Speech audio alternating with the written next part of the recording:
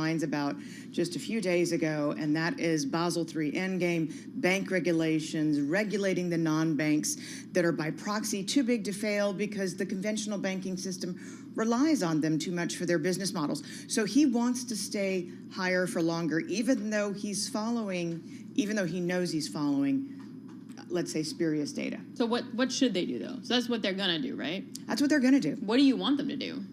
What do you think? You're looking at the data in your models. What do you want them to do? So the data in my models say cut yesterday. Really? They do. Tell me why. Well, so we've seen, 227,000 job layoff announcements so far this year. You've got to go back to the crisis to get to any kind of a year that sets off with that. And what's different from 2023 and 2024 is the complexion of the job cuts that have been announced. In 2023, they were white-collar layoffs. You might be a Google worker making a triple-digit salary and getting 60% of your pay for 6 to 9 months. That's quite the cushion. Mm-hmm. And of course, you don't see that manifest in jobless claims. Right now, we're seeing thousands upon thousands upon thousands upon stores announcing that they're closing. These workers are much lower on the income ladder. They're getting 60 to 90 days of severance. So a much smaller safety net, if you will, and we're going to see this show up in the data. And it's one of the reasons that we've seen this massive disparity between non-farm payrolls and the unemployment rate. One is capturing people who are collecting severance and saying, I don't got a job. Mm-hmm. The other is capturing the IBMs of the world and the Nikes of the world. They're like, I'm paying this person 9 months of severance. Yes, they're employed. They're on the payroll. Okay. Oh, that's interesting. My Paul Sweeney personal kind of inflation gauge is daily national average gasoline prices, regular unleaded, $3.51 a barrel. That's up from almost $3 just back in December. That gets your attention. That is, you think the Fed looks and says, we still have more work to do on inflation? Well, the biggest issue for the Fed right now is that if you look at discretionary inflation, at QA we separate them out. If you look at discretionary inflation, it's doing a whole bunch of nothing. People have largely, we've seen 11 weeks in a row of occupancy fall in hotels. We haven't seen that since June of 2008, right before Lehman collapsed. So we're seeing services spending come down and come down quickly. But what we're not seeing is essentials inflation come down. In fact, it's 3 percentage points above its long-term average right now. And that's energy and food and things that the Fed has absolutely no control over, which Jay Powell himself would tell you, which puts the Fed in a very, very, very precarious position because they're effectively committing a policy error. What's the pushback? Like, where are things actually better? Like, because I think all we hear is how strong the economy actually is. And I appreciate what you said about jobs, which is a great way of phrasing that and a good way of understanding it. Where are the good points, though? Well, I think that push against the cut narrative. Well, we're certainly still seeing people out there spending. We are. But Capital One just showed that their credit card charge-offs have just blown off. You need a bigger scale. It's like Jaws. And those interest rates are crazy. The interest rates are crazy. We're seeing auto loan delinquencies. We're seeing FHA delinquencies for homeowners north of 10%. These are not normal readings that we're seeing, but it is a very bifurcated economy right now. I think one of the interesting shots across the bow that was missed was that Apple is going to be reporting buy now, pay later to credit rating agencies. Once other lenders start also beginning to report, that's going to cut off something that's running at a third of the pace of credit card spending every single month. Wells Fargo did the math. There's a huge cushion for spending with buy now, pay later, but it's undocumented. And I think Apple's and other authorities, they're really trying to get their heads around this because it's supporting so much growth in the absence of, if you look at the Atlanta wage tracker, we've just seen hourly employment growth year over year stumble underneath that of the overall wage tracker.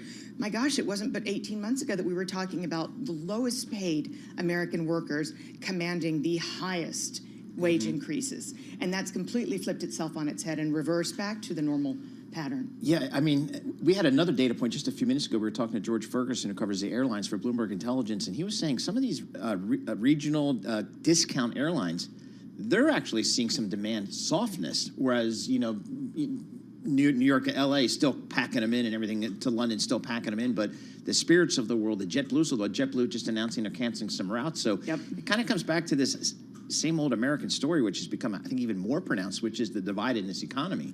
There is a divide in the economy, and nobody talks about the fact that commercial and industrial loans are negative year over year.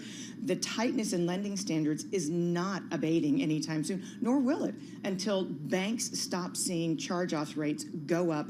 We just got in a full battery of February reports from a lot of these banks, and they're just not pretty. You cannot ease lending standards in these environments, and that's what American consumers, they have to have a lifeline to credit. So, Danielle, you have some fans. We have a write-in here, a question. They're like, we love her. She's so great. When do risk assets reprice lower? That's a really good question. And I'm going to try and answer this as quickly as possible with a hat tip to my friend Michael Green. We have seen, as Bloomberg reported beautifully, a major respiking in early retirees. We saw that going into the end of 2023. I've been on college campuses lately. Offers are being rescinded, so we don't have as many people flowing into the workforce and creating new 401k accounts. And of course, all these white-collar workers are no longer contributing to their 401k accounts. You add these three major factors up, and we're actually starting to see the tide turn in terms of passive flows into the stock market.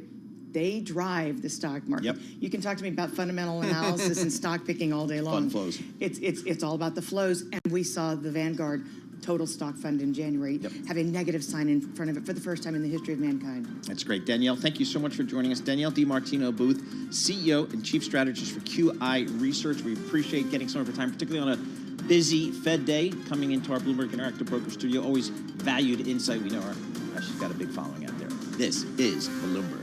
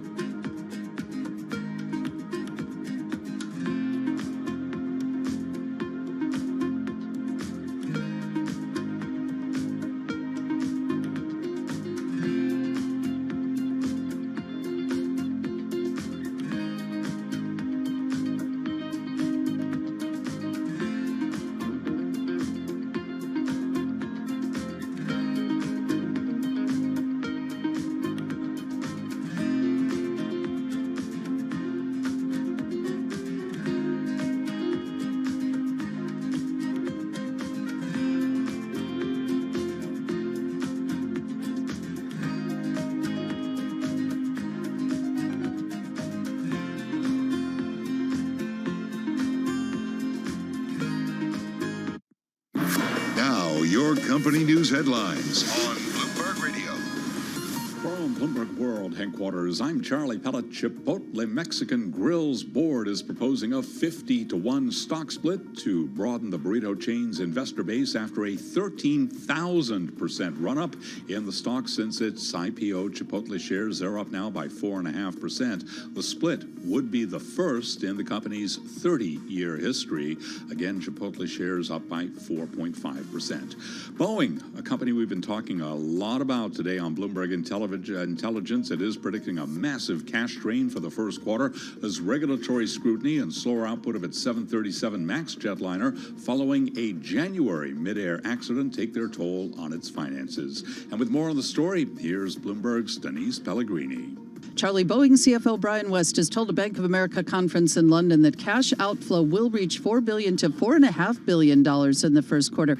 And he says a plan to reach a $10 billion cash flow target by 2025 to 2026 will be at the far end of that window. Well, for the year, free cash flow will be in the single-digit billions of dollars. Company is set to report earnings for the first quarter in late April, weeks after that January incident when that door plug came out mid-flight. Boeing suspended its forecast for 2024, breaking with tradition of guiding investors for the year as it worked through fixing its processes and the intensifying public scrutiny and all the investigations, of course, on its production standards. Charlie. And that's Denise Pellegrini reporting. Boeing shares, they're up now by 2.4%. The owner of Kay Jewelers and Zales Signet Jewelers says some couples could be waiting to get engaged this year because of still high inflation and uncertainty about the labor market.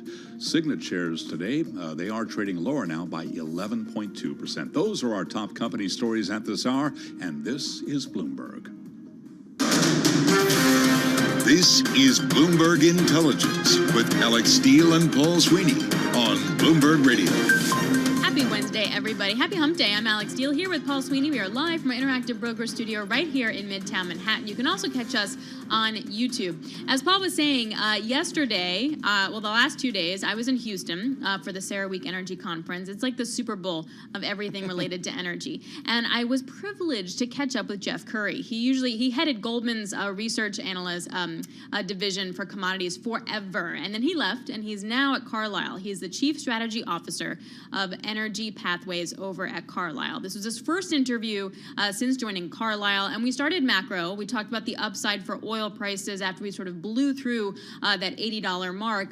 And I asked him, what do you make of this commodity rally? Like, is it supply or is it demand or is it both? It was the beginning of the year. I made the point, being short oil and commodities in a late cycle expansion is like being short natural gas in a blizzard.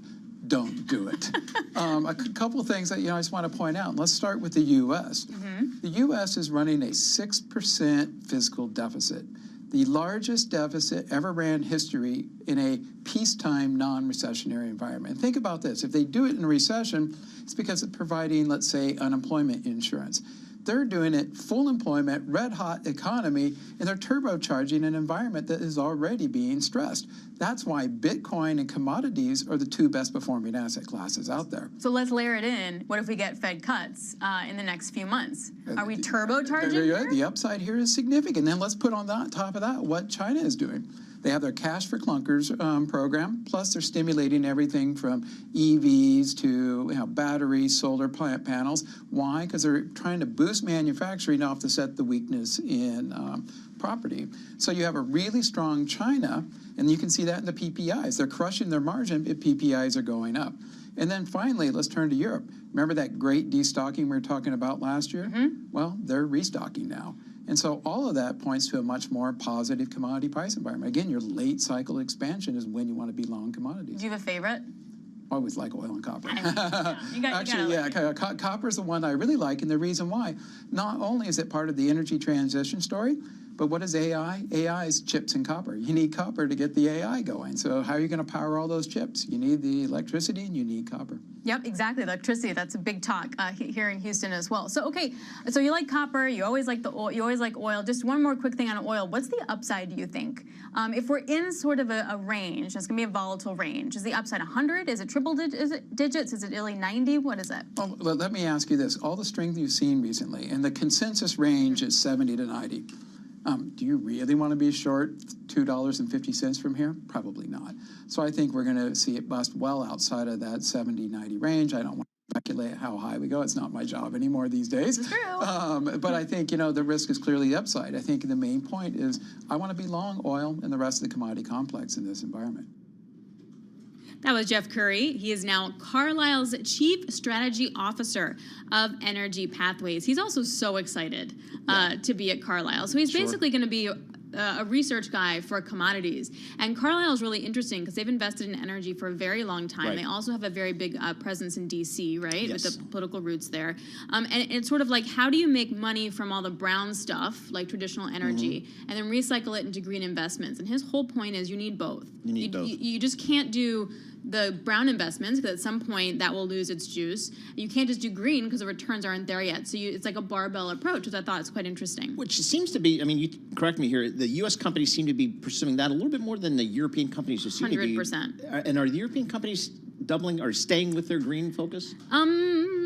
They would say yes, but I think that they're trying to dial some of that back now. But Total is one that has been able to do both. And I was talking to someone about this at CERAWeek, and they were saying, because Total got into like the wind business years and years ago as a business, not to like do good or be green, but as an actual business, and that's why that part is successful. So there are returns to be made. You just have to do it correctly, and I think that Jeff's looking forward to helping do that. It was fun to see him. He must have been fired up to be down there. CERAWeek, the Super Bowl. He hasn't been there forever. Oh, is that Well, right? he lives in London now, so I haven't seen him in person in years. So Very good. that was really fun. All right, very good. Excellent. Good stuff there, Jeff Curry. Coming up, Balance of Power with Joe Matthew, Washington, D.C., right now.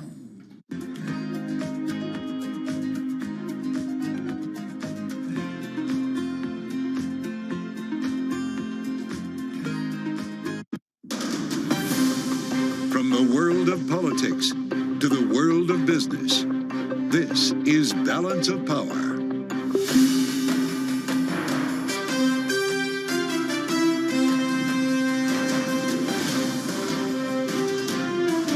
Live from Washington, D.C. Still no bill. Welcome to the fastest show in politics on this Fed Day, as we wait for lawmakers to do their jobs and produce legislation to fund the government. As we creep up on a deadline Friday at midnight, we'll get the latest on the paralysis here and what to expect from Jonathan Tamari at Bloomberg Government. Trump-endorsed candidates have a mostly good primary night. We'll walk through the races with Don Levy at the Siena College Research Institute today with analysis from our signature panel. Back with us, Jeannie Shanzano and Rick Davis, Bloomberg Politics contributors, and it's all after a look at Wall Street. Let's start with trading right now in New York and Charlie Pellet. Hi, thank you very much, Joe Matthew. And right now, whole lot of nothing. Little change with the S&P 500 index up by half a point. We've got the Dow up 15, also little change. NASDAQ virtually flat on the day. It is down 4 points now, a drop there of less than 0.1%. Traders are refraining from making any big bets ahead of the Fed's decision as they brace for whether Jay Powell will be throwing cold water on rate cut hopes. We've got the 10-year now yielding 4.27% with a 2-year at 4.67%. Gold down $1.50 the ounce to $21.56 for gold, a drop now of 0.1%. West Texas Intermediate crude down 2.2%, $81.67 a barrel. Bitcoin right now down 0.7%, 63,380 right now on Bitcoin. We are awaiting the 2 p.m. Wall Street time Fed decision from, and then Jay Powell's news conference at 2:30 p.m. Wall Street time. Investors will be focused on Fed officials' forecast for interest rates, the so-called dot plot. Bob Dahl is president and CEO of Crossmark Global Investments, and he says policymakers will be closely focused on the inflation data. We've got time between now and June to see what a couple more numbers look like. If they are stubborn to the upside, there's no reason the Fed will move in June, in my view. Having said that, there are a lot of people smarter than me arguing that inflation is going to resume its downward trek, and if it does, then probably they go in June. So watch that inflation number, yes. Bob Dahl of Crossmark Global Investments. And our coverage kicks off at 1:30 Wall Street time on Bloomberg Radio and Television. The Fed News Conference, 2:30 p.m. Wall Street time, live right up until the very end here on Bloomberg. The U.S. will be granting Intel $8.5 billion in grants and as much as $11 billion in loans to help fund an expansion of its semiconductor factories, marking the largest award from a program designed to reinvigorate the domestic chip industry. Intel up 0.1%, AMD down 1.7%, NVIDIA now lower by 1.1%. Recapping stocks virtually flat on the day with the S&P up now by 0.5 point. Fed Wednesday, I'm Charlie.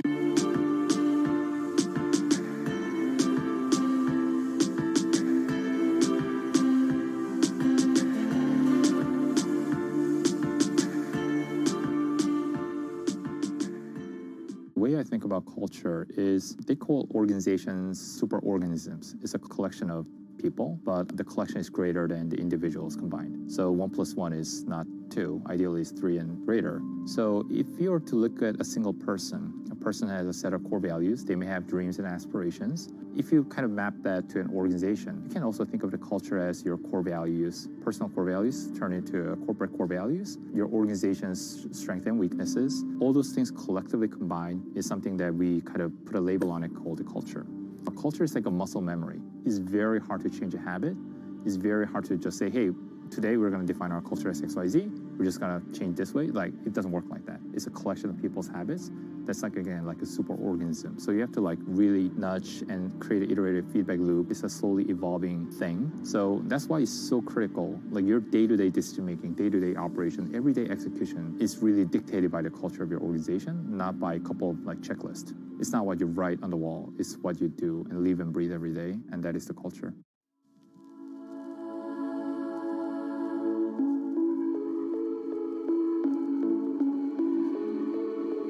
Freedom Caucus, who demand 72 hours.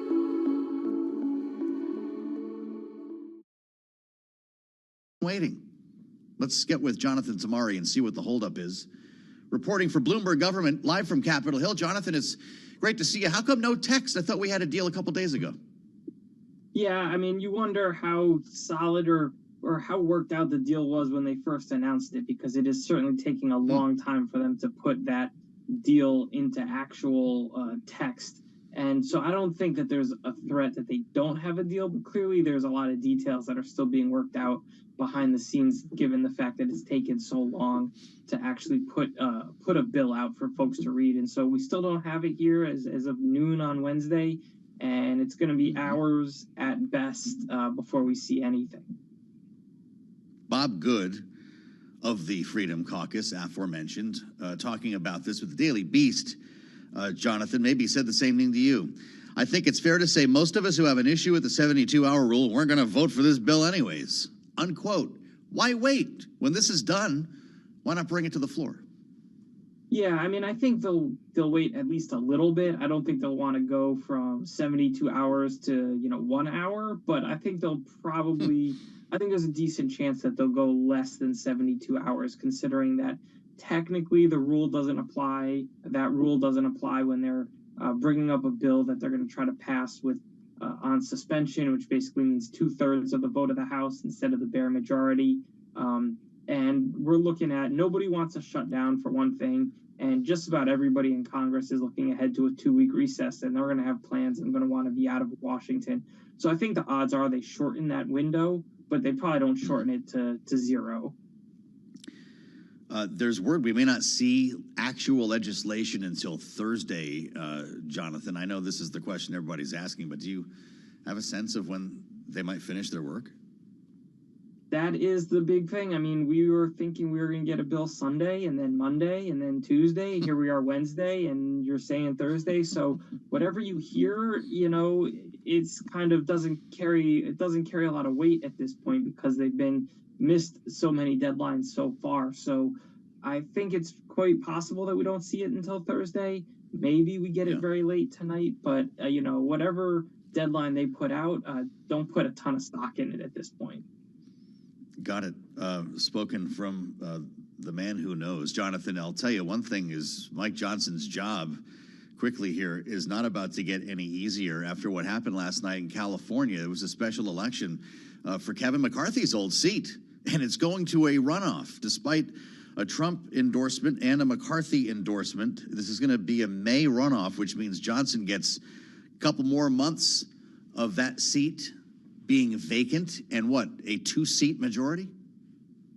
That's right. If the candidate who'd been endorsed by McCarthy and Trump, Vince Fong, if he had won, I believe, a majority, he could have won the seat, wrapped it up last night. Instead, as you point out, got to go to a runoff. So a month a month and change of having this 2-seat majority. And so that means one person's flight delay, a person's personal obligation, an illness, really gives Republicans just about no room to maneuver, which is why we've seen so little of substance actually happen. And so much of what has passed the House has had to rely on Democratic votes because the Republican majority is just too thin. Yeah, ask Al Green. Jonathan, good to see you. Jonathan Tamari, reporting for Bloomberg Government on the Hill. When news breaks, Jonathan's going to be among those writing the headlines on the terminal and at Bloomberg.com. So when he knows, we'll know. As we pick through the ashes of another primary night here, looking for trends, of course, that's our job, and they're not always there. But the Trump trend does seem to be one that is worth examining after last evening, not even for his own performance at the top of the ticket in states like Ohio and Illinois that were voting. This was about Trump endorsements down ballot that could resonate through the campaign cycle. And wanted to connect with Don Levy at Siena College, the Research Institute director, the pollster who helped us make our way through the special in New York. And again, on Super Tuesday is back with us now. Don, it's great to see you. I'd love to hear if you have any trends on your radar and whether you see this as a mostly good night, as I put it, for Donald Trump in his record of endorsements. Ohio was a good night for Donald Trump, with Marino winning, outperforming a little bit relative to how some folks felt he would, taking down a candidate in Dolan who had been strongly endorsed by Mike DeWine, an extremely popular governor.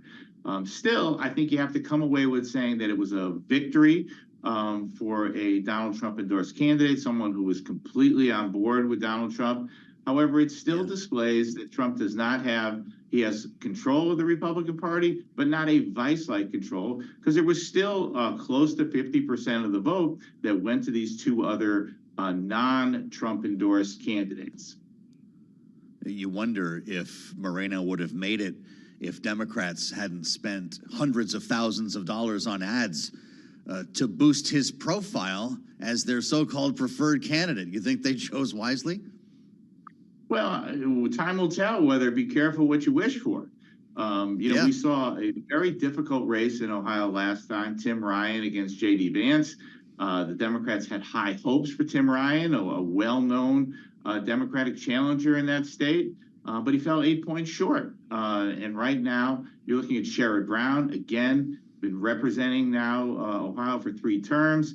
His feet are firmly on the ground in Ohio, but he's going to face a very difficult challenge from Bernie Moreno in this upcoming race in a state that has really gone a long way from having any sort of blue tinge to it at all. Mm-hmm. Now, you mentioned a pretty good night in Ohio. There was another race that we were watching closely, and that was to figure out who would face Democrat Marcy Kaptur. Republicans would love to kick this veteran Democrat out of the House, and the Trump favorite won, Derek Merrin, and did pretty well here.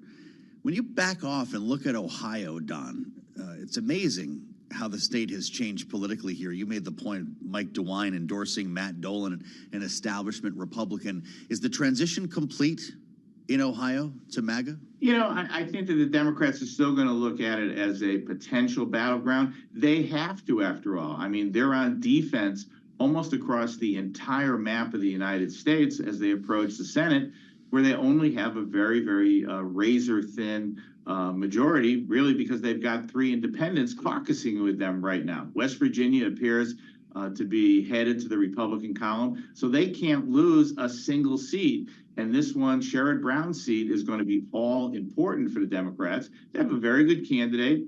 It's going to shape up as a progressive Democrat who understands Ohio against someone that is a Trump candidate in Bernie Moreno. And I think all the issues that we're going to hear on the top of the ticket are going to get repeated in this campaign.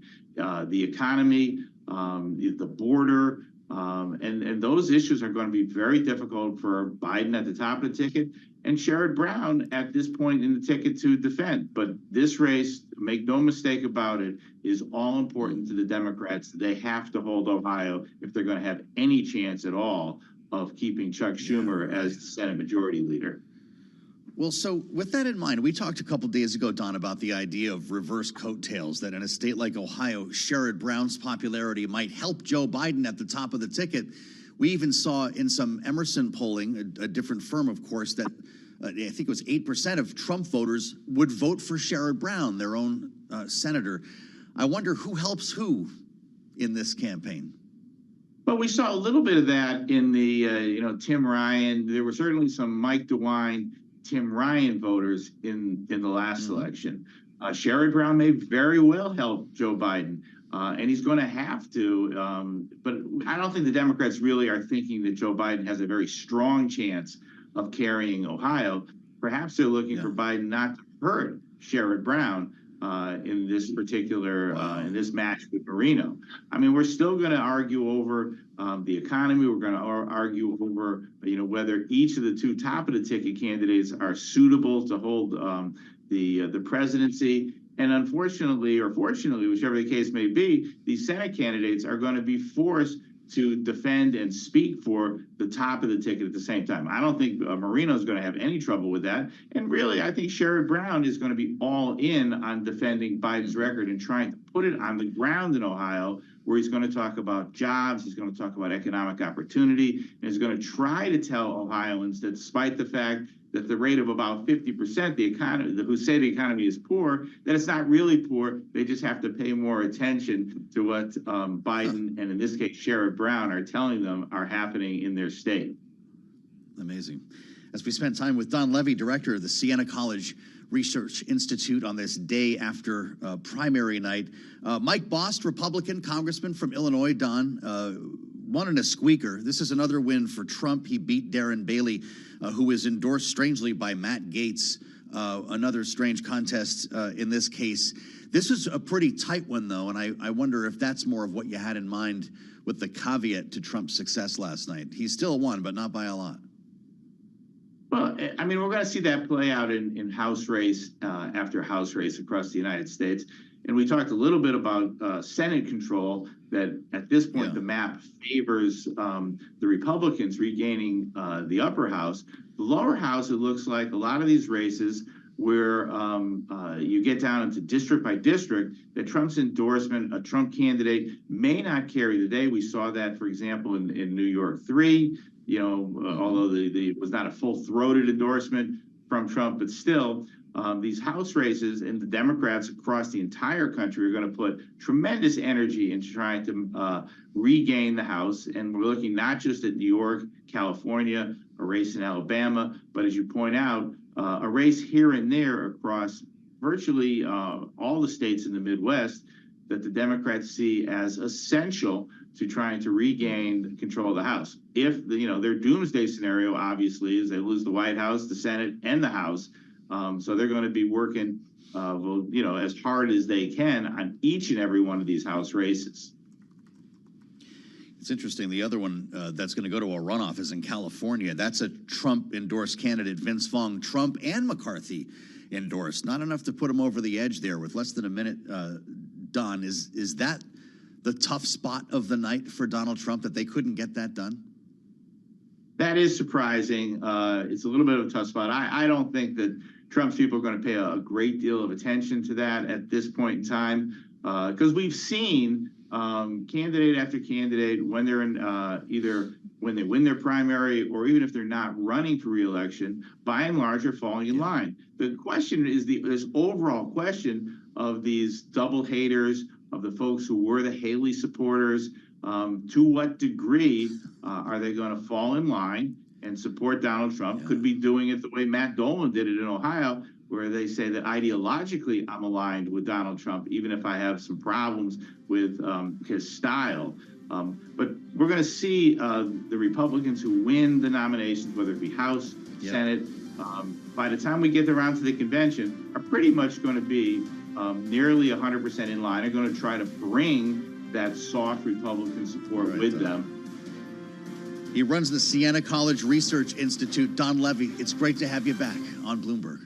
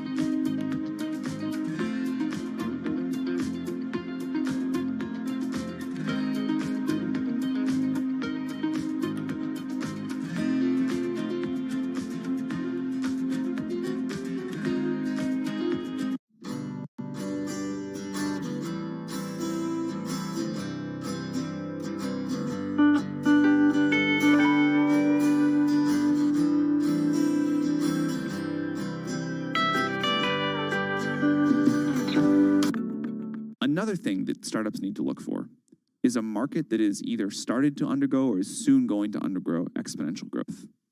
I think this is actually related to one of the biggest mistakes investors make when evaluating startups. Investors always say, well, what's your growth rate? We care about the growth rate. Investors will forgive smallish revenue today if it's growing quickly. For some reason, people don't think about markets this way. But if you think about the most important startups, they are the ones that I start in small markets that are growing very, very quickly. 11 years ago, the market for iPhone apps was $0. It's now huge.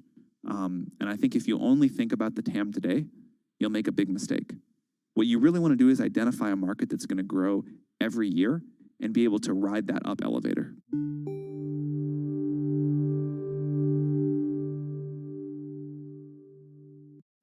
Welcome to the digital age. Are you struggling to stand out here? Don't worry. Meet Blue TV, who is your digital superhero. Blue TV is a multi-purpose online media network that also provides digital marketing services. We are based in Islamabad, Pakistan. We are expert in creative marketing, social media and digital marketing, search engine optimization, web design, page rank, and SERPs, video editing,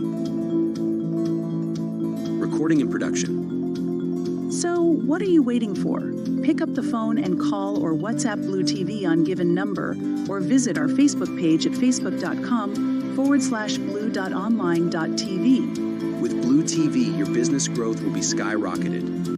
I want a bank that shows me what I spend instantly. We're Monzo. Give us a go.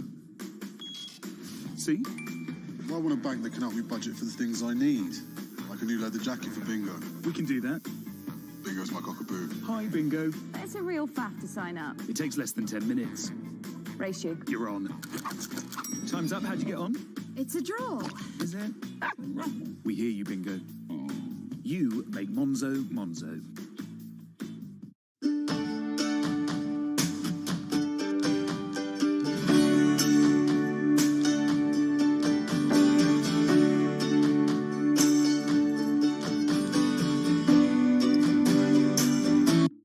My general advice is continue to seek out companies or people that are maybe one stage or two stages ahead of you. And I think this is generalizable to not just to startups, but anyone seeking fast growth in their own professional lives, in their careers too. What does greatness look like?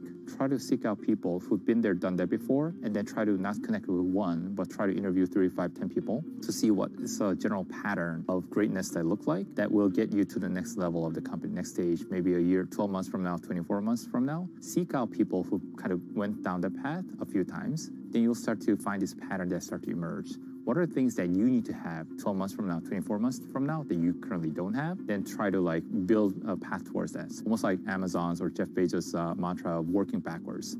Think about what your end game or next stage look like, and then figure out your steps to getting there and who do you need to work with, upgrading or coaching your existing team or recruiting from somewhere else to really level your leadership. Because ultimately, the job of a CEO is to do 3 things, right? One is get the strategy right for your company, making sure it's executed, get the right teams onboarded, getting the resources, whether it be fundraising or allocating your resources. So strategy, people, or team, figuring out how you need to navigate those things to get to the next level.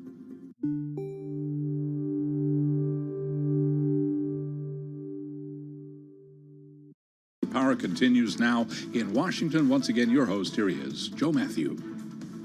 All right, Charlie Pellet, thank you, and welcome to the Wednesday edition of Balance of Power, live from Washington. We carry on this International Day of Happiness.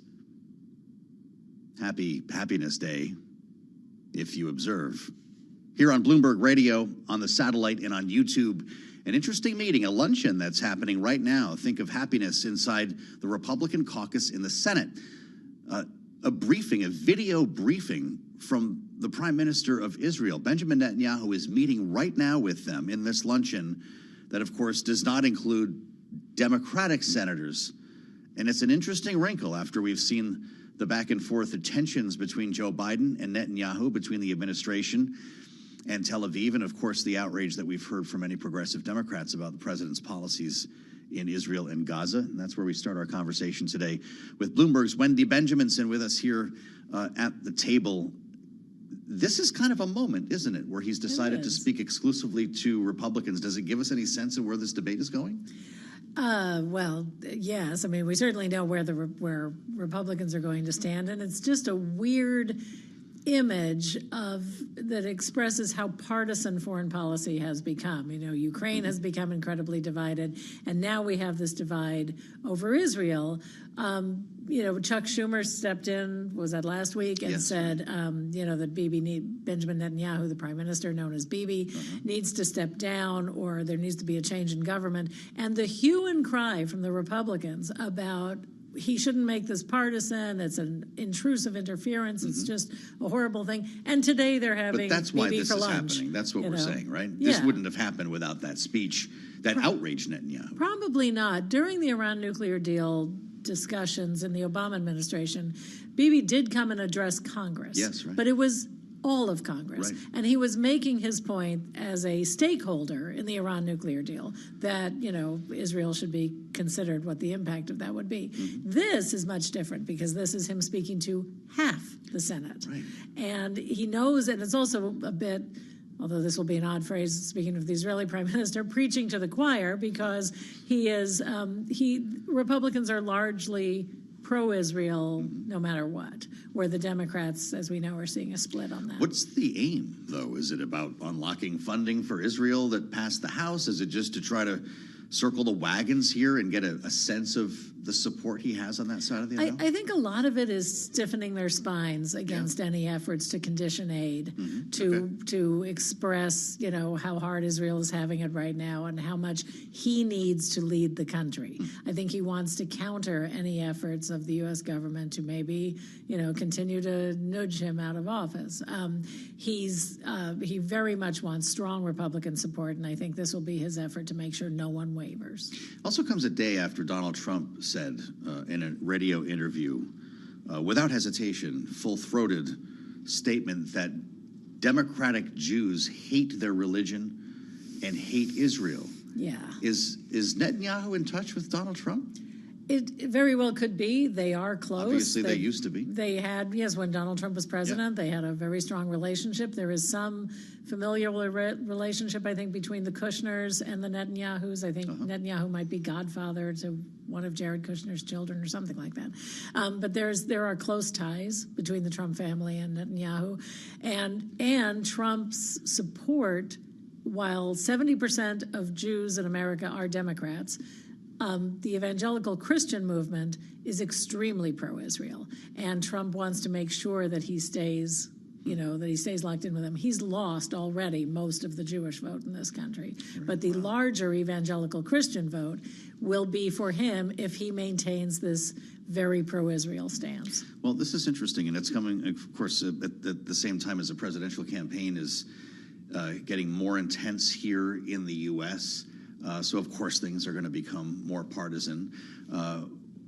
Wendy, we're, of course, waiting to find out if it's just going to be two people here. No Labels has been talking about getting this done. Recently, they had some committee meeting, a secret meeting about how to choose a candidate last week. But all the reporting has been that no one will say yes, that it's It's a not party. What do they call themselves? A nonprofit or a movement? A movement. It's a movement without a candidate. Right. Is that how this story ends? Yeah, it could be. I mean, it's almost like the more they keep trying, the worse it gets. It for does them. seem that way. You know, they tried with Joe Manchin. He said no. They've tried with Nikki Haley. She said no. And then they went through a slate of candidates, all Republicans, which speaks to this, which I don't know that it's anything more than gossip, but this theory out there that No Labels is really a never Trump Republican front and not no labels at all.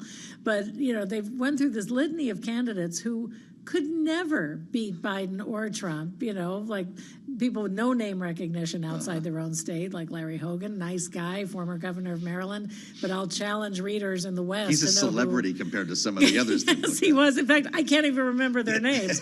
So, you know, what Joe Lieberman, the former senator from Connecticut, an independent, says they might come up with a candidate, but we're at this point, I think, largely the political media is like, wake us when you got somebody, okay? Well, sure, yes.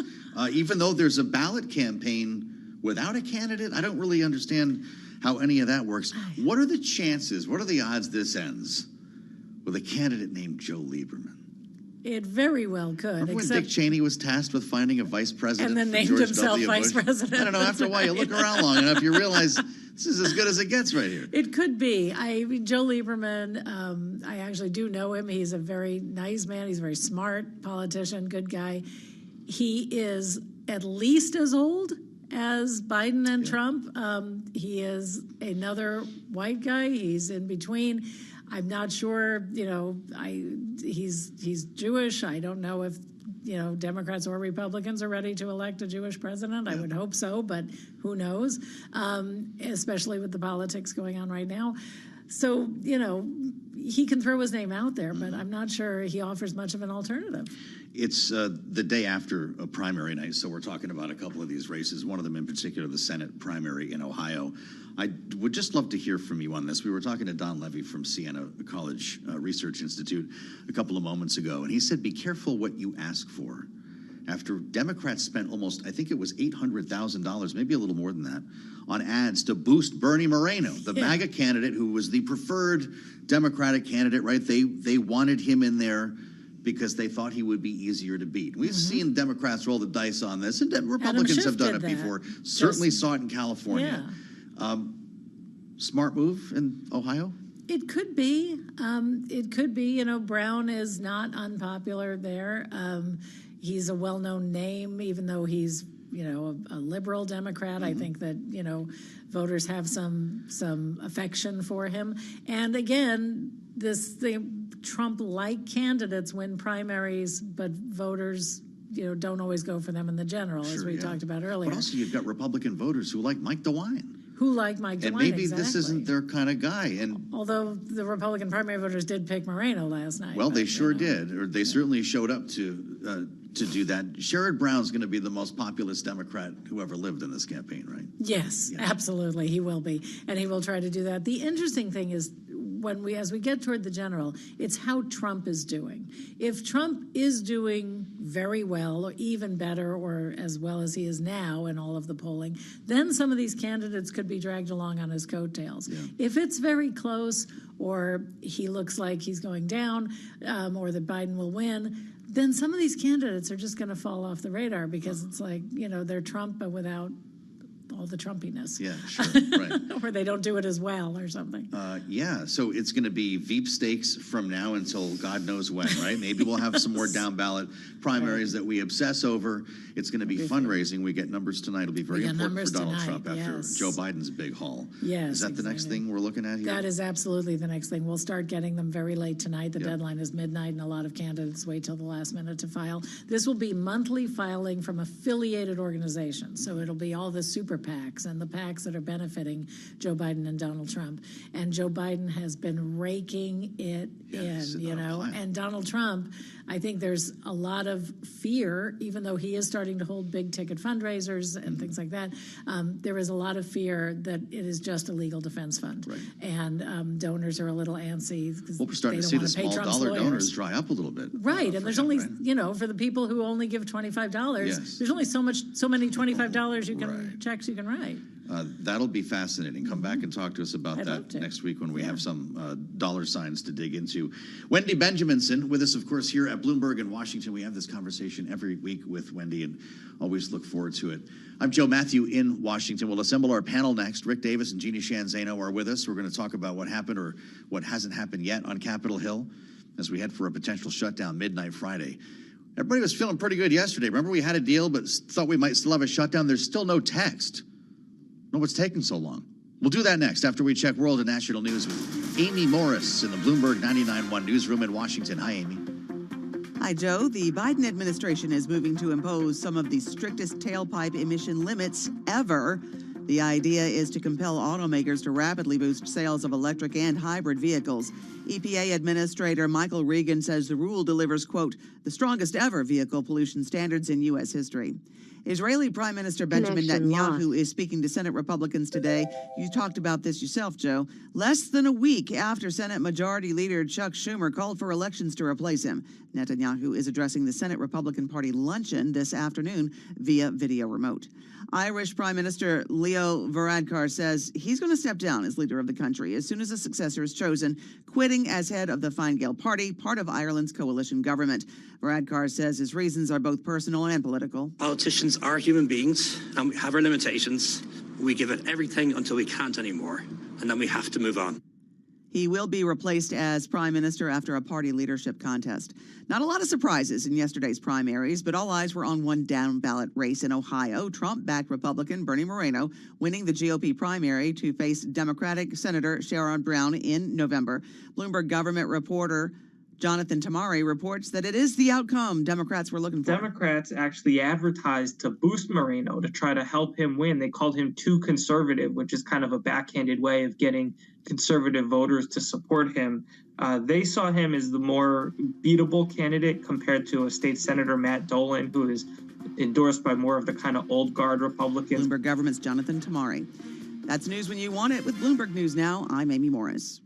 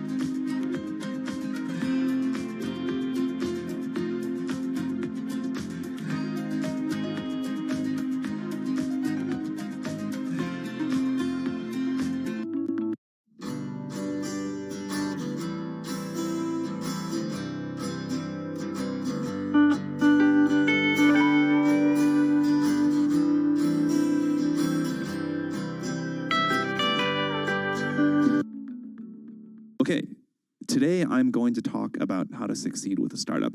Obviously, more than can be said here in 20 minutes, but I will do the best I can. The most important thing, the number one lesson we try to teach startups is that the degree to which you're successful approximates the degree to which you build a product that is so good, people spontaneously tell their friends about it. Startups always ask us for the secret to success. They always want to believe it's something other than this, because this is really hard to do. But this is it. If you can build a product that is so good, people spontaneously tell their friends about it, you have done 80% of the work that you need to be a really successful startup.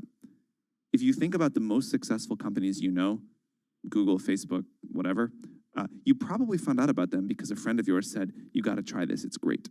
So this is the bar. Something that people love so much they tell their friends about it. One important indicator for a product like that is a product that's simple to explain and easy to understand. If you can't explain in a few words what you do, and if at least some people don't say, oh, that's pretty interesting, that's usually a mistake. It's usually a sign of unclear thinking or a need that is not big enough.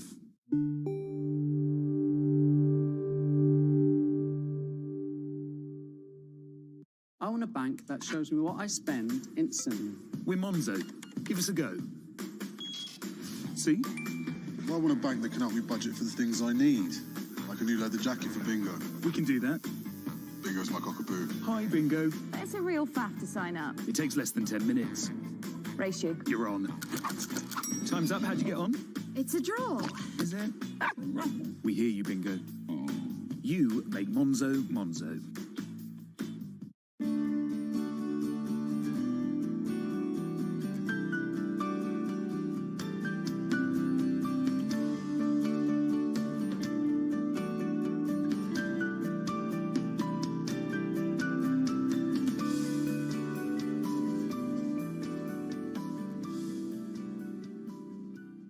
From the UK, and I'm the inventor of the gel razor. And today I'm looking for an angel investor to fund my project, the gel razor, whether that's a working concept and working prototype, or manufacturing possibilities with investment, or to get me a licensing deal secured.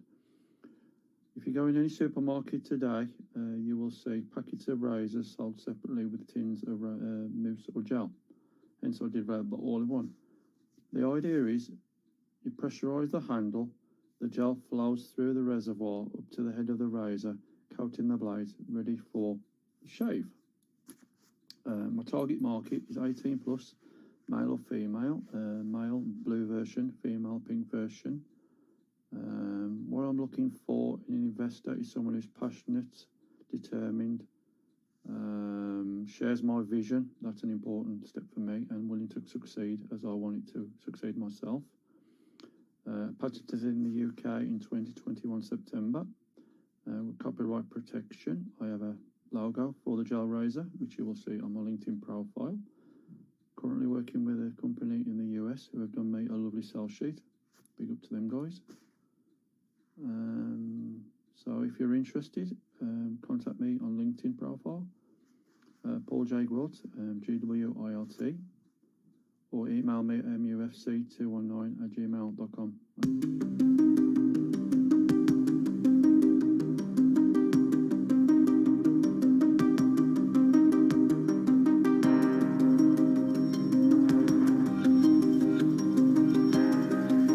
Been doused by cooler growth numbers. At Goldman Sachs, economist Jan Hatzius says inflation remains on a downward path, supporting a June rate cut. Meantime, funding markets are standing by the Fed as it determines whether to loosen its QT safety valve, a tool that also controls rates. Vinny Del, Giudice, Bloomberg Radio. The U.S. will be awarding Intel $8.5 billion in grants and as much as $11 billion in loans to help fund an expansion of its semiconductor factories. Intel now lower by 0.5%. Rival Advanced Micro Devices down 3.3%. NVIDIA down by 1%.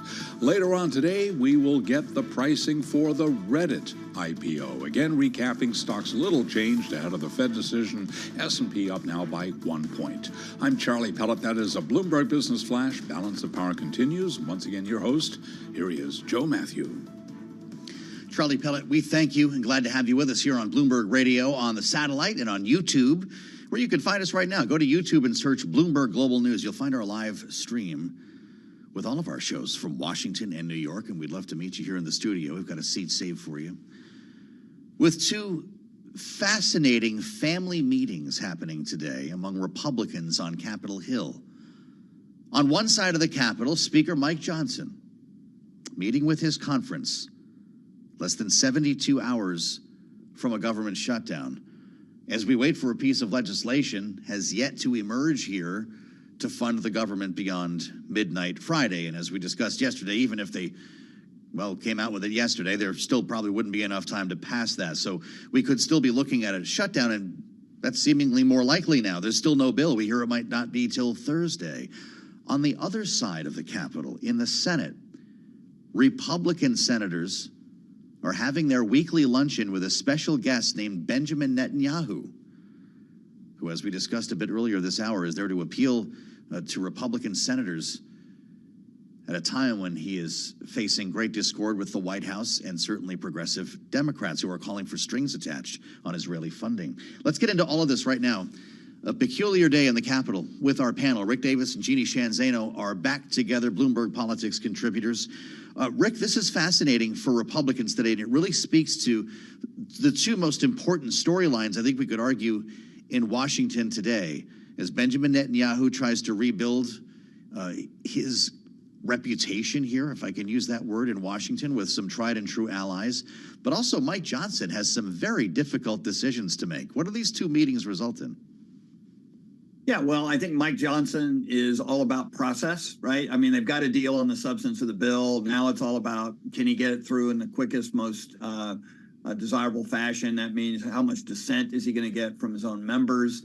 Freedom Caucus doesn't like this deal, so they're likely to put up a complaint, which means they're going to grind around the process so that it's going to take some time. And as you point out, if they follow all the rules that they currently have, there's no way that this can get done in a time, before Friday at midnight. So I'm sure he's going to be talking about, lifting that 72-hour rule and trying to expedite this deal. And maybe the caucus goes along with him, right? I mean, he seems to have now forged a little bit of a leadership style to the point where he's getting a few things done. We all thought this might wind up as a government shutdown because of the way that they were having a trouble getting a deal done. But the bottom line is he's trying to move a bill fast. On the Senate side, it's all about substance. I mean, this is about Republican support for Israel, Republican support for Prime Minister Netanyahu, especially in the face and maybe because of the attacks of Chuck Schumer. And I don't think there's anybody who doesn't think the Schumer argument was over the top, and I think Netanyahu's taken advantage of it by rallying his support within the Republican Party.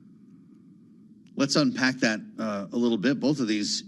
Jeannie, Mike Johnson, what's the point of 72 hours? I know that that's the rule of the House, but all the same people who want to enforce it are going to vote no on this legislation. Bob Good said so himself from the Freedom Caucus. Do you think this thing moves more quickly as a result? Yeah, I mean, they're looking at a 2-week vacation. So that's our always positive incentive for them to move this right along. It's still not clear. We know that Mike Johnson has been working hard to try to move this as quickly as possible, waive this 72-hour rule. If they can't, this thing is going to be held up. And then you go to the Senate side. And of course, the Senate is looking at, by some counts, about a dozen amendments. Again, vacation, or not vacation, really, recess, moving ahead may help them move faster, but one senator can hold that up. So this is going to be, a struggle right to the bitter end. I think they will probably get there. But if, at the same time, we could see a short-term shutdown or a partial shutdown for a very short term over the weekend while they finalize this thing, which would, it not be the worst thing in the world, but certainly no way to run a government. Interesting. Do you think that Benjamin Netanyahu would be meeting with Republican senators, Jeannie, if it were not for what Chuck Schumer said? He was scheduled to meet with them a week ago and, of course, had to delay that because he had a conflict. I think more eyes have gotten onto the meeting because of Chuck Schumer's comments. But let's also remember, followed up by Donald Trump's comments. So this idea of dual loyalty, that you cannot to be a democratic voter and love your religion, Jewish, and love the country or the nation of Israel. So all of these things coupled together. And, you know, so I do think it's an important meeting for Republicans to have with Netanyahu, but I think it's a continuation of this idea that Benjamin Netanyahu is Israel. And the reality is you can be pro-Israel and have differences with its leadership, just like you can be pro-America and have differences with its leadership. So it's really important that we stress that both things are possible at the same time. Well, it's all about closed-door meetings today as we spend time with our panel, Rick and Jeannie. There's another Republican Senate closed-door meeting today, Rick, that's going to focus on succession plans and replacing Mitch McConnell. There are a number of members of the Republican Senate, like Ron Johnson, who want to see different rules. They're calling for a different way of doing business. And as someone who spent enough time working as an influential Republican staffer in the Senate, I wonder if you think this is the end of an era. Yeah, it very well could hearken into a different era, right? I mean, I think without question, the withdrawal of Mitch McConnell as the leader of the Republican caucus in the Senate, the longest serving leader in the history of the Senate, is by definition the end of an era. But that era was seen as a very strong leader. In other words, there wasn't a single priority within the caucus that didn't get vetted through his office. In many cases, he took on the task of legislating himself, which was at that time a break with tradition. There were periods within his leadership where committee chairmen were more powerful than they are today. And I know that a number of the members are looking to try to rebalance that. So whoever they get to be the next leader, whoever they choose, they'll be choosing people who they hope will flow some of that power out of the leader's office and into the committee chairmanships.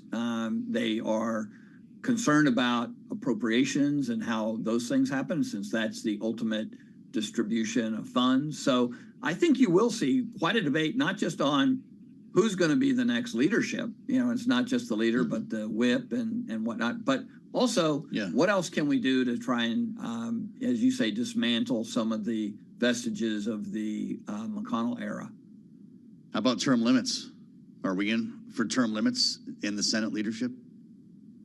Probably not. It's been opposed by every leader in the past. By definition, Mitch McConnell would have been breaking every rule there is about term limits, and I don't think there's an appetite for it at the top. Rick Davis and Jeannie Shanzano with us, our signature panel, back next hour as we find our way through an important day here, a Fed day. And I'll remind everyone that a little more than a half an hour from now, our special Fed coverage will begin here on Bloomberg Radio, on the satellite, and on YouTube. Kaylee Lyons will also be joining the conversation in about 10 minutes. One of the most important stories that I can point you to this week is one that I've been looking forward to talking to Michelle Jamrisco about, who covers the White House for us here, and has everything to do with the grocery store. With Joe Biden back on the road today talking about Bidenomics, and on this Fed day with inflation in the air, this is the most real way of looking at this problem. And it was a special project with several of our top reporters here in our Washington bureau at Bloomberg. Michelle Jamrisco, it's great to see you. Welcome back. We all go to the grocery store, and so we all relate with this one. Based on what I'm reading in your column, about 3 times a week. That's a lot more than we even go to get gas to get that daily reminder. And in this case, people are more worried about groceries than anything. I was struck by the numbers that you found here based on polling. More concerned about the price of groceries than gasoline, rent and housing, restaurant meals, and clothing. This is the biggest problem Joe Biden is facing, and from what you're reporting, it might not be any better by the time we vote. Yeah, and one thing to point out, I mean, some of those things you can kind of fudge and adjust. You know, gas prices are going down, actually, so that's okay. Clothing, you can make different decisions.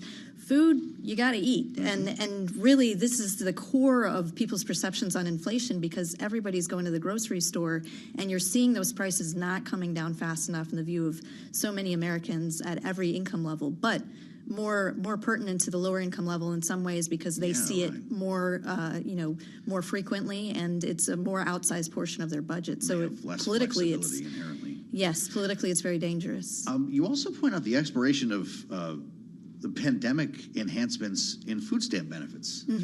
Just made life a lot more difficult for all of them. Yeah, I mean, there's a number of different initiatives and cost savings that were undertaken during the COVID era that the administration has been pushing to kind of bring back. Of course, some of these have been caught up in the sort of budget debates that we've been having for months now. But there is a real debate about, okay, how do you bring back some of these low-income, welfare and other, cost savings benefits, supports that were in place for emergency reasons, but perhaps need to be in for a little bit longer. So that is one policy debate that we can continue to have, but the bottom line is there's a lot at stake here that can't easily be resolved through different measures. You go back a couple of years coming out of COVID, and I can remember Brian Deese standing on the North Lawn talking about supply chains every day.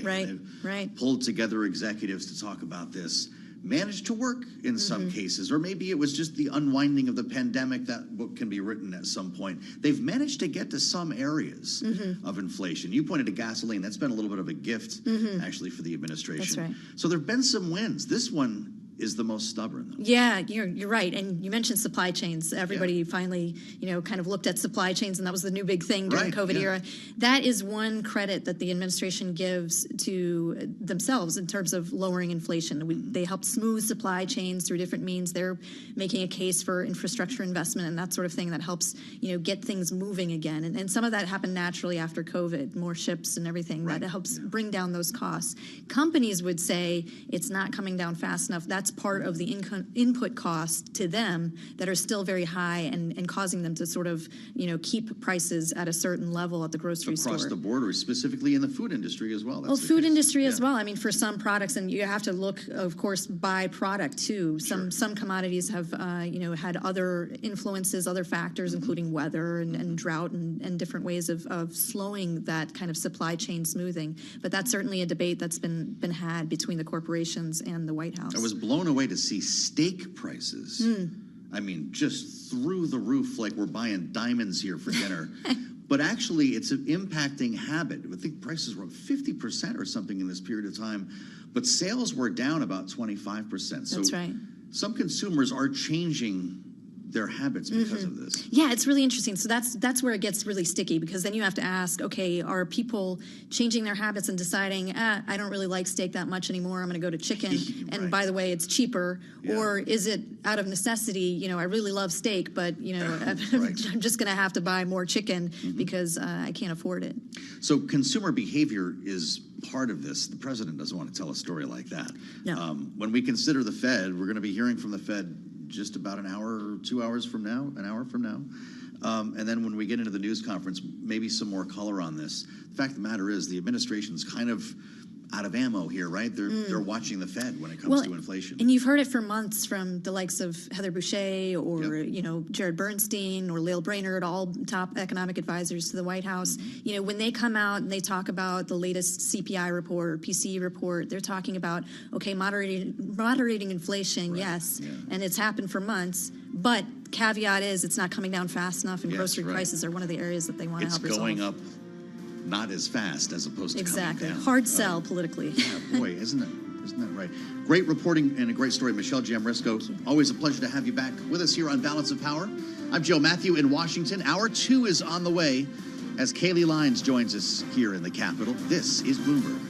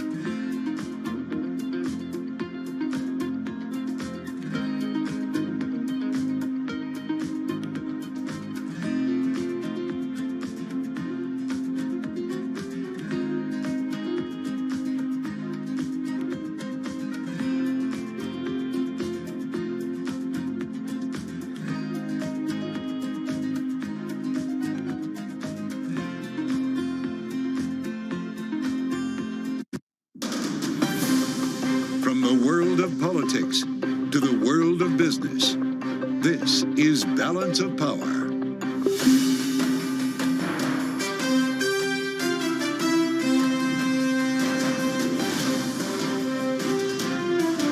Live from Washington, D.C.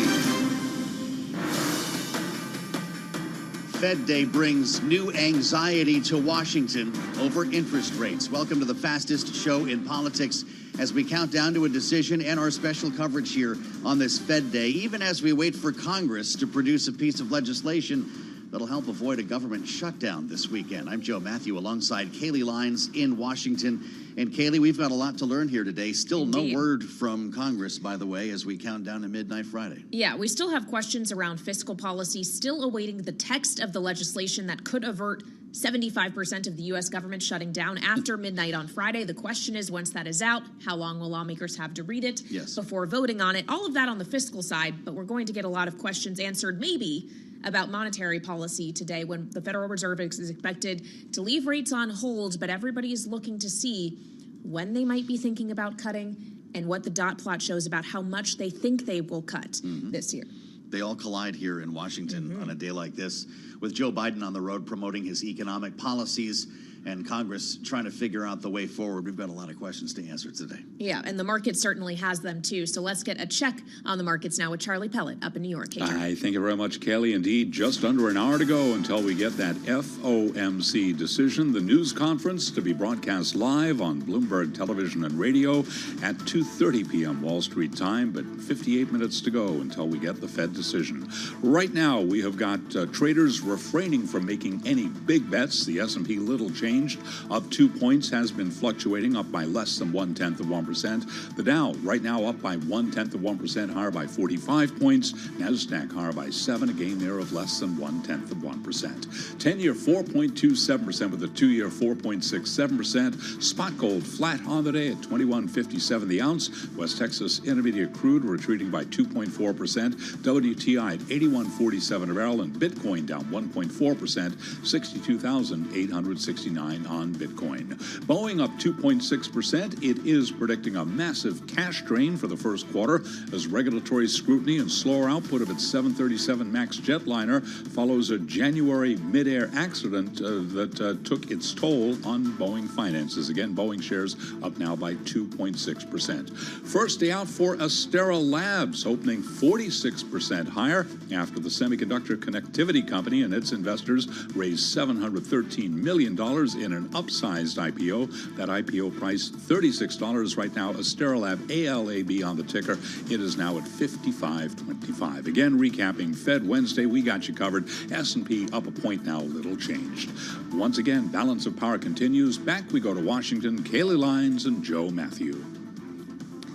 All right, Charlie, thank you very much. And of course, here in Washington, just as is the case in New York and probably pretty much everywhere else, we're all watching the Federal Reserve decision. And it's not just market consequence that it may have, Joe, but political consequence as well. Certainly there are political pressures here for Chairman Powell. Just this week, you saw a letter written to the chairman from a number of progressive Democrats in the House and the Senate, including Elizabeth Warren, that reads in part, "We believe it is critical for the FOMC to present the public with a clear and rapid timetable for reducing interest rates, ideally beginning at the May meeting in order to ensure a strong labor market and full employment for working Americans." There are a lot of people who are looking for the Fed to cut, but we may not get that today. Yeah, we won't be holding our breath for that. There are clues to listen for, however, and Enda Curran joins us to talk more about that. We're just about an hour away, and it's good to see you. What should our listeners and viewers be looking for today, realistically, to learn about the next steps? So they won't get a rate cut today. I think that's pretty much expected. But it's all about, will Chairman Powell signal they're still on track to bring down borrowing costs later this year? Or will he say, wait a minute, the inflation prints since the year began have been a little bit harder than we expected. So it's going to be very important what he says on that, because prices have proven stickier. As Michelle was on your show earlier saying, grocery prices, car insurance prices, you name it. The inflation story hasn't gone away. So does he warn that we're still worried about inflation, too soon to cut rates?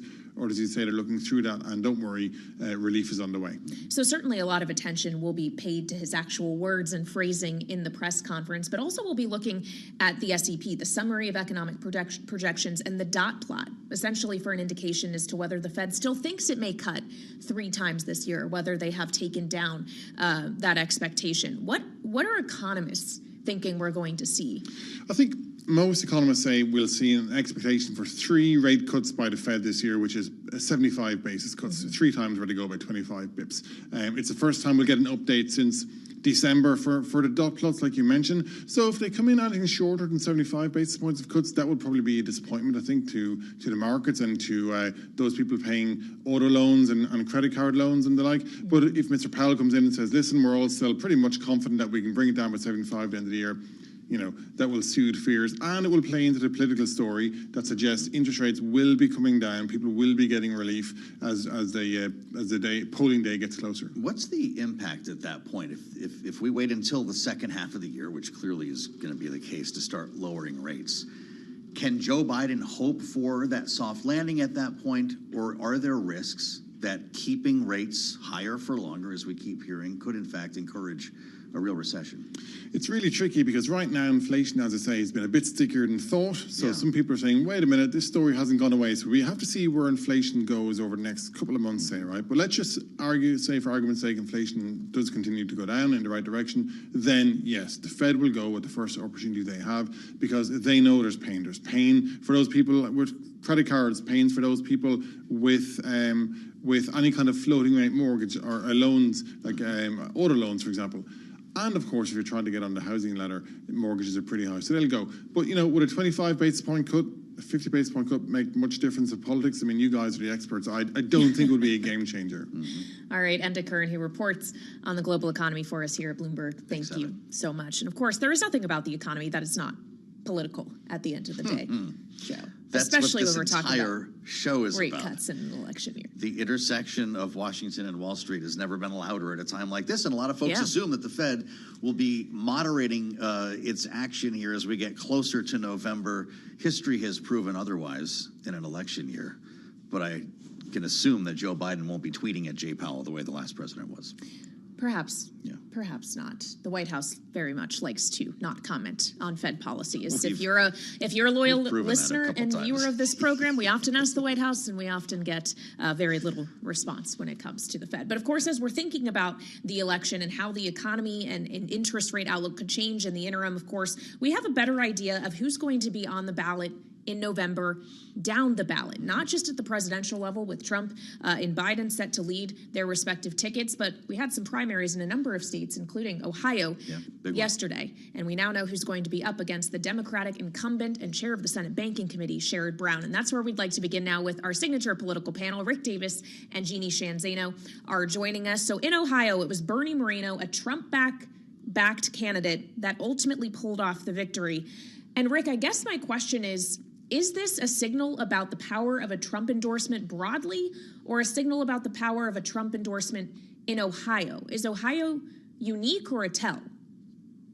Well, I think Ohio is a tell. I think that Donald Trump has had for quite some time, since becoming the Republican nominee since 2016, a ability to influence these primaries. We've seen it time and time again. People have, questioned whether or not Donald Trump was going to have impact in these off-year elections. And here we are in a presidential year. He's the nominee, and he's still having an impact. I mean, Moreno was, trailing Dolan 2 weeks ago. And Donald Trump came into Ohio and flipped the script. And at first we saw polls, change in almost 10% in a week. And we thought, wow, that's phenomenal. That's a lot.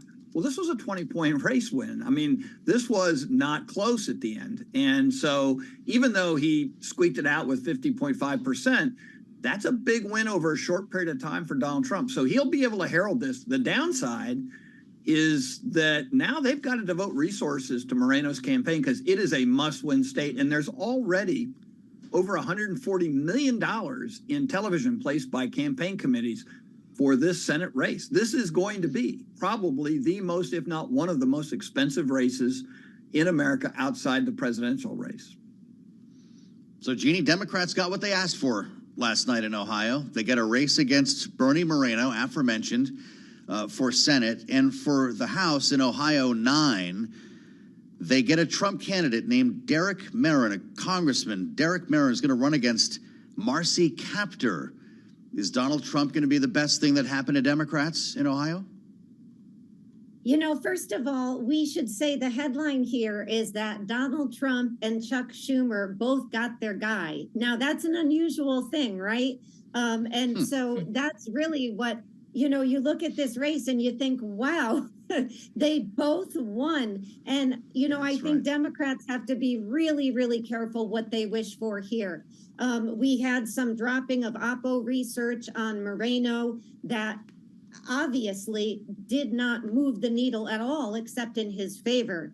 You know, maybe there is more of that to come, but I think Democrats have to be very careful here. It is not clear to me that Bernie Moreno is somebody who is going to take a big loss like we've seen in some of these past races, say in Georgia or Pennsylvania in the past with Donald Trump endorsed candidates.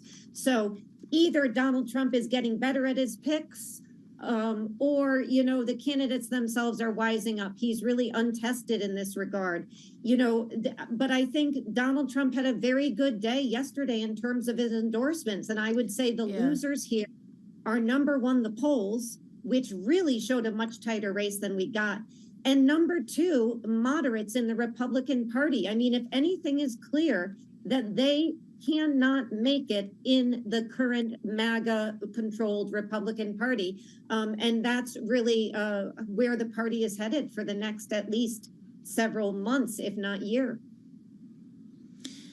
Well, Rick, we were discussing the idea of the Trump endorsement and Trump-backed candidates and how they perform in general contests versus primaries on the evening edition of Balance of Power last night. And something that was brought up was we saw what happened to a number of Trump-supported candidates in the midterms in 2022. But a difference that was raised is that Trump wasn't at the top of the ticket in 2022. He will be in 2024, together with all of these down-ballot candidates. How does that make a difference in this cycle? You know, I think that we're in an era right now where all politics is national. You know, we used to say, oh, all politics is local, and how you vote for your member of Congress is different than how you would pick a president.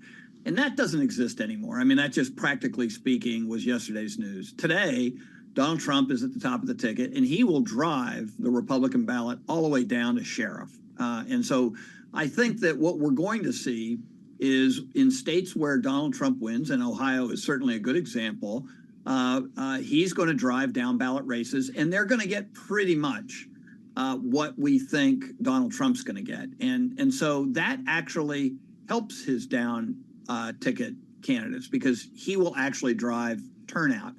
I think that, and this is another good example, the race you were just talking about, Marcy Kaptur, that's a district that Donald Trump won. And you got a Democrat sitting on the House seat there. So is Marcy Kaptur going to be able to get enough ticket splitters who are going to definitely vote for Donald Trump? And that district's not going to change again. It's not going to be a Biden district. And is she going to get enough to be able to outweigh that influence from the top?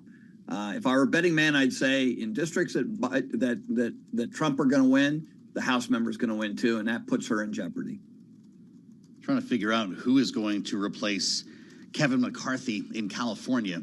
And last night did not go very far to helping us understand that. This was, I guess, the tough spot of the night for Donald Trump, Jeannie. Representative Vince Fong, state representative, not only endorsed by Trump, but also McCarthy himself is going to a runoff. What does that tell us about that district? Is it just too crowded? Is there more at work here? Yeah, I mean, he lived to fight another day. It's obviously not the outcome they wanted. You know, I think in the end, he probably does come out okay in this.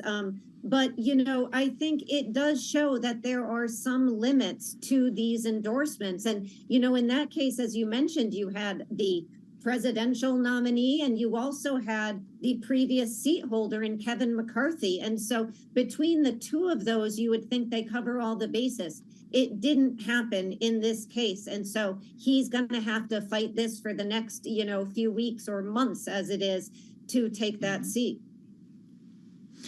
I know to this point we've largely talked about the primaries yesterday as only being significant for what it told us about all these different down ballot races, but it's also worth noting that while Trump and Biden won all of their respective primaries, Trump was polling 70 to 80% of the vote, Jeannie. People were still out there voting for Nikki Haley and Ron DeSantis, who have suspended their presidential campaigns. How significant is that?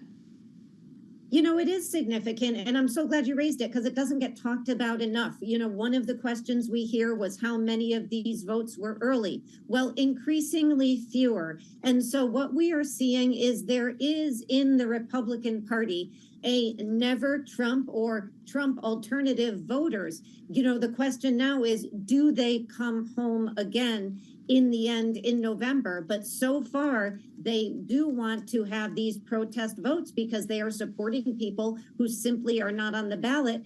And you look at the Democratic side, and Joe Biden is, you know, polling 80, 90%. So 9 out of 10 voters in many cases. So he is not getting that similar, you know, anti-Biden vote that we have been worried about as it pertains to issues like Israel and Palestine, for instance.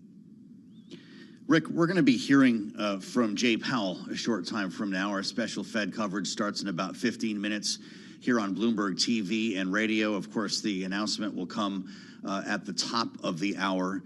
And then there's going to be a conversation with reporters that will generate the headlines that produce the stories that Americans are going to be reading at Bloomberg.com, on the terminal, and elsewhere. This is key to Joe Biden's potential success, his success or failure on the campaign trail coming up here.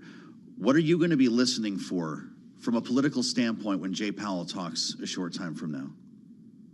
Yeah, I mean, obviously, if you're sitting in the Biden campaign, you're looking for what is the quote that I want to retweet that's going to make it sound like the economy is out of danger of a recession or coming out of a recession, or the rates are going to come down to the point where you can make some kind of political hay with it. I mean, so much of Fed speak gets lost in the political rhetoric that it's sometimes very hard to find anything that you would point to that would be sellable politically. And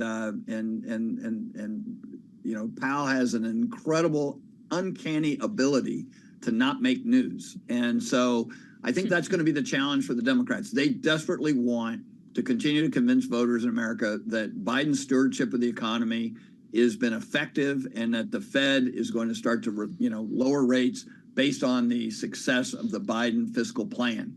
And there may not be anything that they can really tout today, and that'll be a disappointment for the Biden campaign. Rick Davis and Jeannie Shanzano, our signature panel here on Balance of Power. Great conversation. Thanks to both of you. As we work our way closer to the Fed decision today, a conversation next with Mark Zandi, the chief economist at Moody's Analytics. I guess we could call him a dove. Kaylee, he thinks the job might be just about done. Yeah, we'll see if Chairman Powell doves today. This is Bloomberg.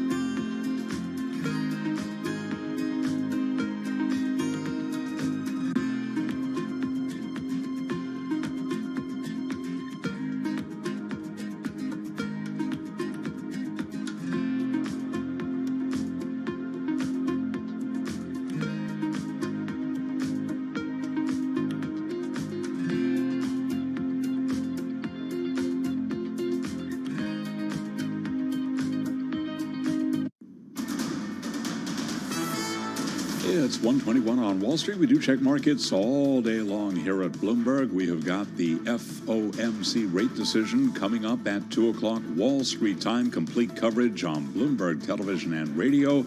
And then 2:30 p.m. Wall Street time, Fed Chair Jay Powell's news conference. We got it live on Bloomberg television and radio.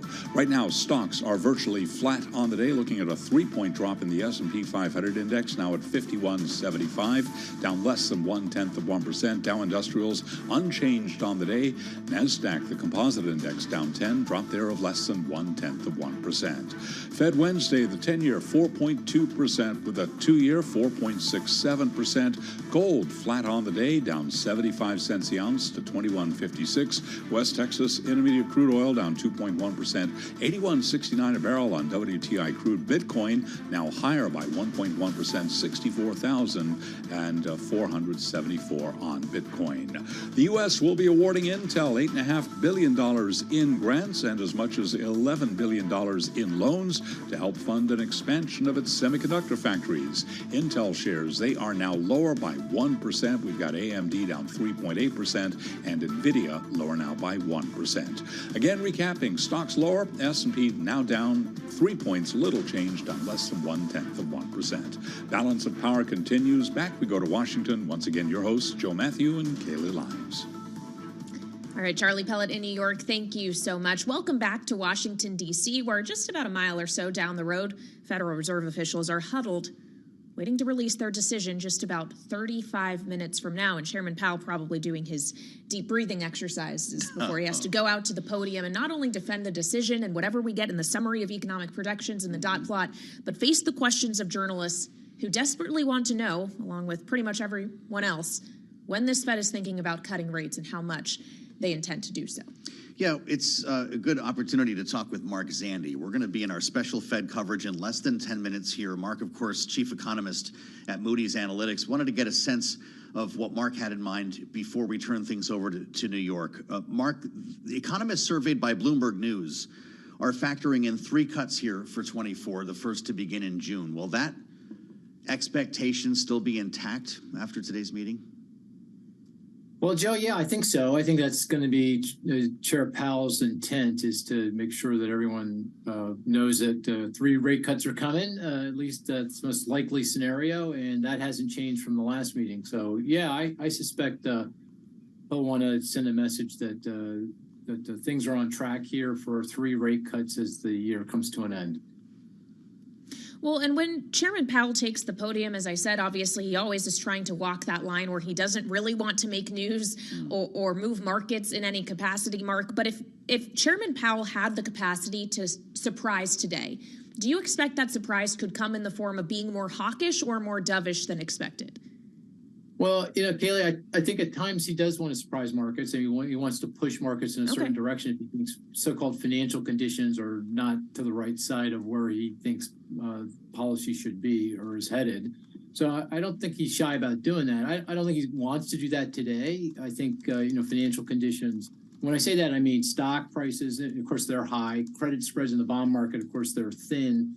But we also have very tight lending conditions in the banking system. The value of the dollar is very strong. Mortgage rates are high. So you kind of take all those things together. Conditions are, I think, about right where he wants them. So I don't expect him to want to make news today.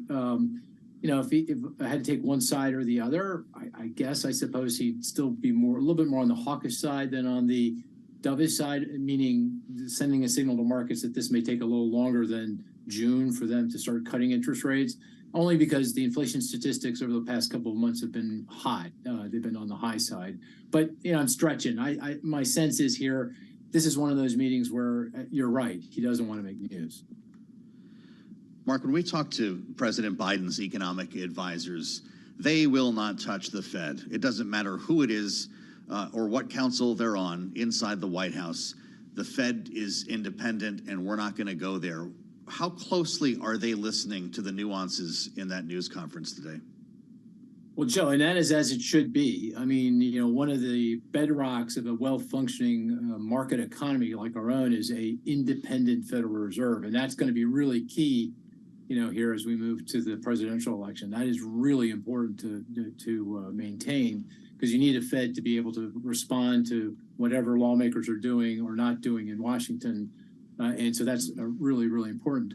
But, I'm sure they're hoping, like most Americans, that, rates are going down, that we've got inflation back in the bottle or headed in that direction, that the economy's at full employment and, feels like the Fed has met that objective, and that it's time to cut interest rates. And, it's not going to be this month. It's probably not going to be in May, but hopefully by June we start seeing lower interest rates. And that will have a benefit to particularly lower income Americans who took on a lot of credit card debt and consumer finance loans, home equity lines. I mean, they're tied right to what the Fed's doing. So I think they'd be looking for hopefully rate cuts later this year.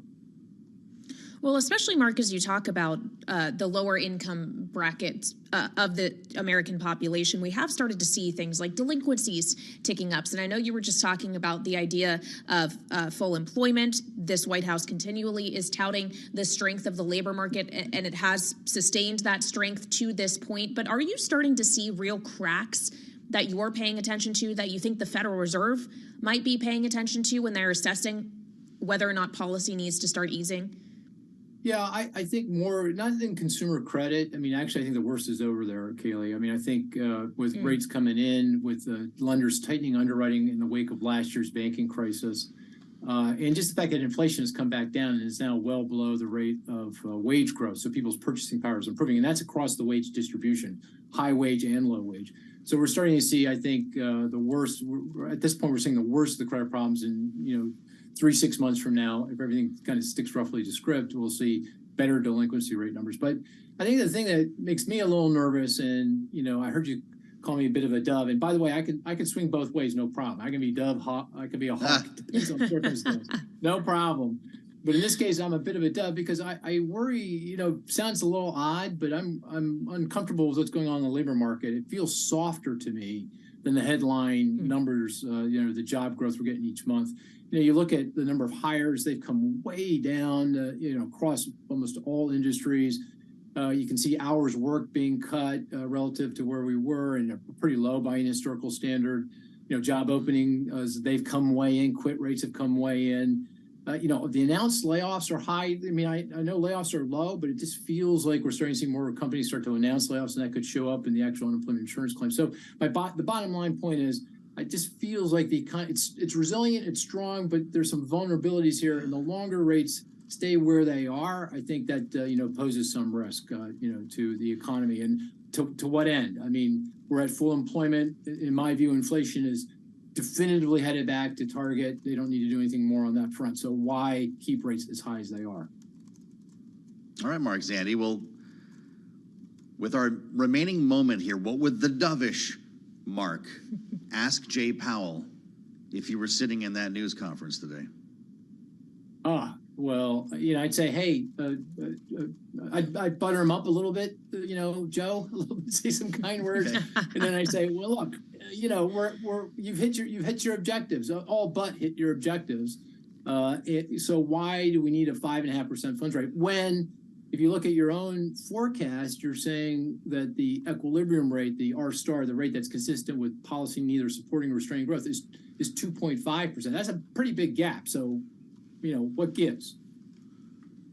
I'm sure you Mark could say Zandi, this more eloquently than I could, but I just love that you start with "Hey." The strategy: butter him up first. Yes. We just learned something. Indeed. Getting tips from Mark Zandi of Moody's Analytics. Thank you so much, Mark, as always, for joining us here on Bloomberg Television and Radio. We have just about 30 minutes to go on this. And, of course, It's not just the decision. We basically know what the decision will be. They will leave rates on hold.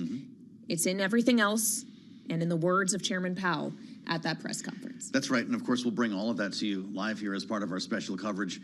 Bloomberg's Michael McKee is in the room, right? And he'll be always asking the most his own buttering up. Interesting question of the day. Is that true? I'm not sure he follows that. I don't have think to talk to Michael about that later. He's going to join us, by the way, in the later edition of Balance of Power that starts at 5 p.m. Eastern Time. Kaylee and I will be there live here from Washington, where that Fed decision is imminent.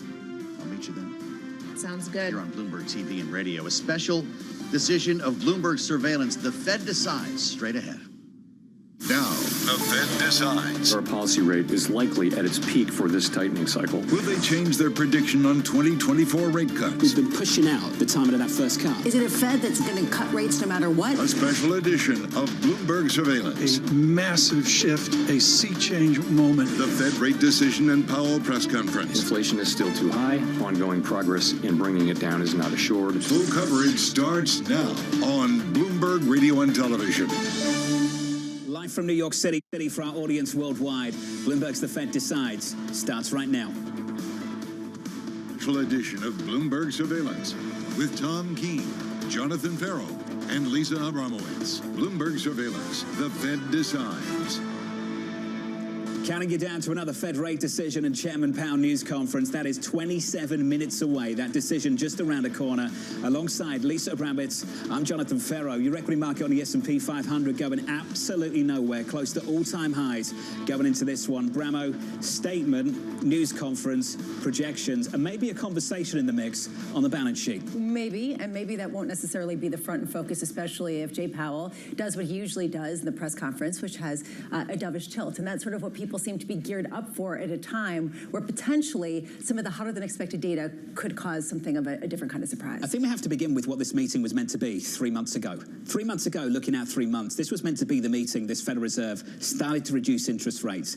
It's not that meeting anymore. In fact, we're trying to work out if it's even June after the data we've had over the last 2 months. We're trying to work out what they're even looking at, what data matters to them, how they interpret some of the hotter than expected CPI and PPI data, whether they're taking a look at an economy that the stock market is saying is rip-roaring hot, and they're saying it's going to cool more substantially. Do they give us any hints, given the fact that basically they're saying we want to cut, we don't know what's happening, we have patience to wait? Is it going to be a snoozer, or are they going to drop a bomb to basically say, hold up, we have to reassess? These are the scores going into this one. The equity market yesterday closing at record highs, pulling back just a touch on the S&P 500, going virtually nowhere, down not even 0.1%. In the bond market, very close to the highs of the year across the curve. In the last 24 hours, we've backed away from those levels just a little bit. Done about 2 basis points on a 10-year, 427.48 on 10s. On a 2-year, Bramo, we're down about a single basis point to 467. No drama, but I will say what we do have drama with is some of the best and brightest coming and talking with us. Coming up,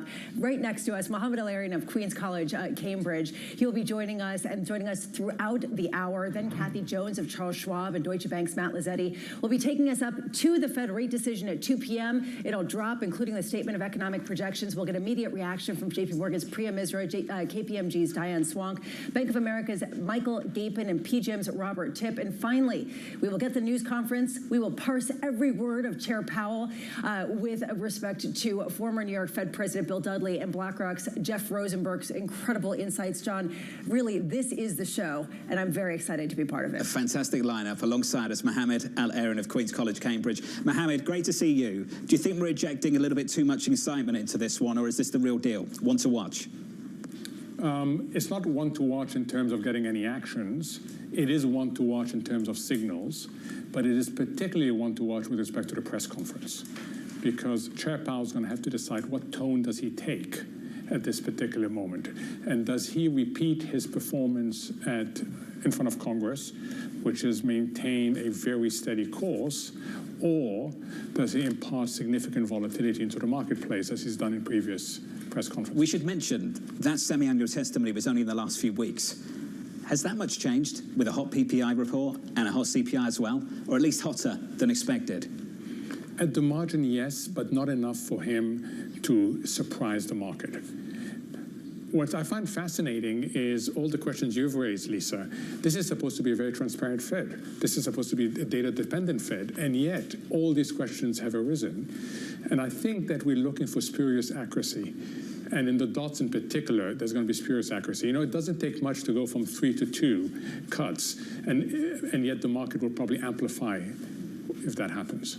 Amplify means sell off, right? Is that what you're saying? Amplify means that basically if they go from 3 to 2, you get sort of a sell off in bonds and stocks as people reassess just the willingness of the Fed to cut in the face of hotter than expected inflation data. That's probably what's going to happen. It shouldn't happen. This is really spurious accuracy. We should say 2 to 3 cuts starting in June, July.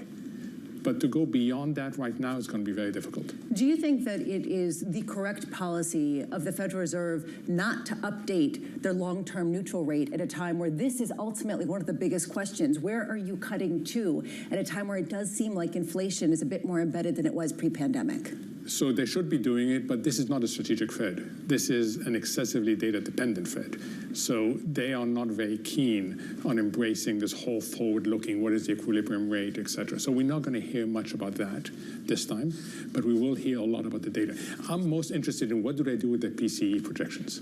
Do they leave it at 2.4 for core headline, or do they take it up? That's the one you should look at. We've got to gauge his confidence as well. We know he was getting a little bit more confident, but looking for more confidence. This is how ridiculous some of this has become. Do you think, based on the data we've had over the last month, that he has lost confidence, gained confidence? Which one? So if he is consistent with being so data dependent, he should have lost some confidence. We've had 3 hotter than expected inflation prints. That tells you something. But if he were to look forward, we get back to this whole issue of what is the right inflation rate for this country and how quickly should you get to 2%. That is why his press conference is going to be so Every delicate. time we bring this up, you mentioned this point, you think they should push out the timeline for this, don't you? I do. By how long? By a couple of years. You think it's going to be that difficult to get back down to target? Yes. Why? Because we're living in a world where the supply side isn't flexible enough.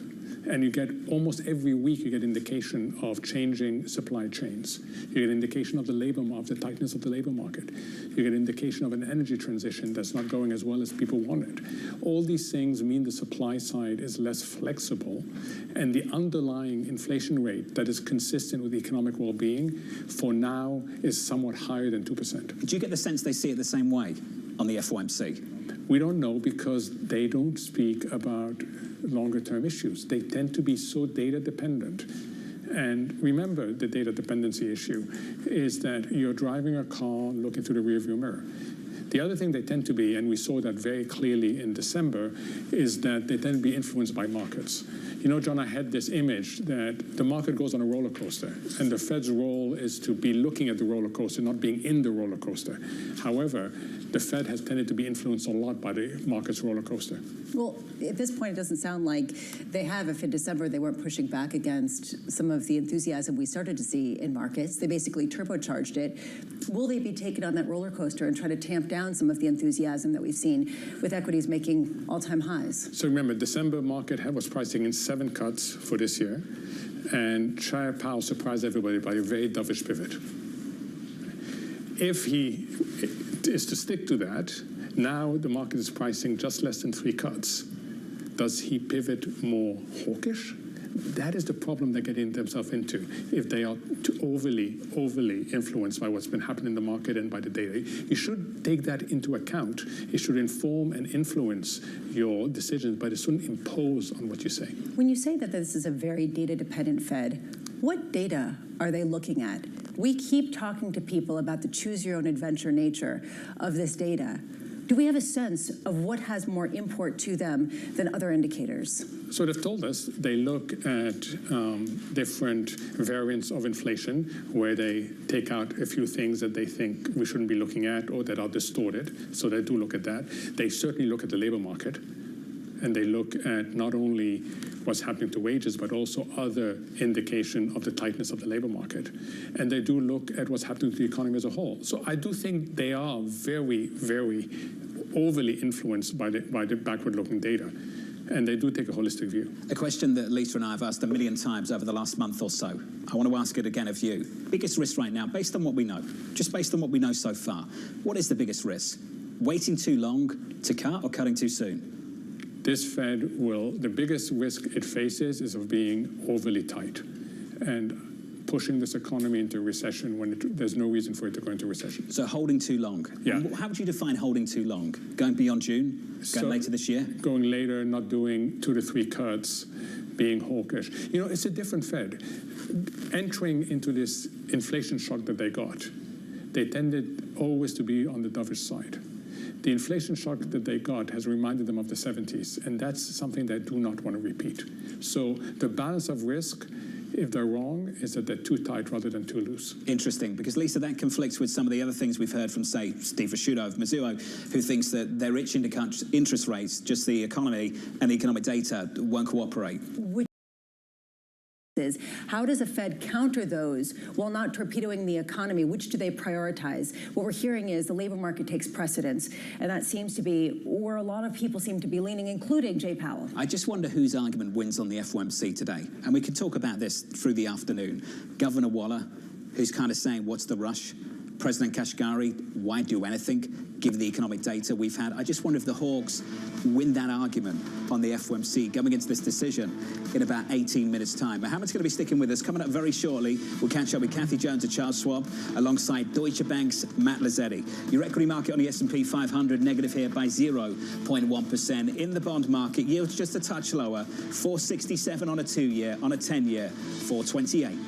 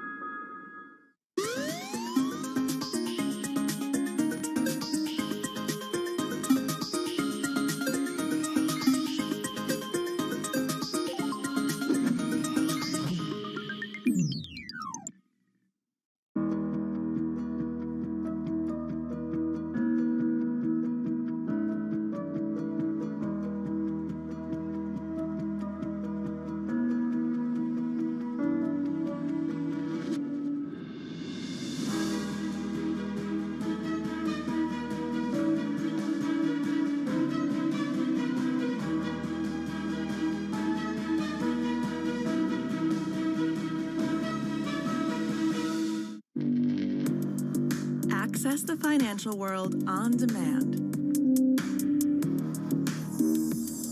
Hear from leading economists, policymakers, and industry experts via live and on-demand webinars, only from Bloomberg. Start exploring to see what's moving the markets. Visit Bloomberg.com/webinars.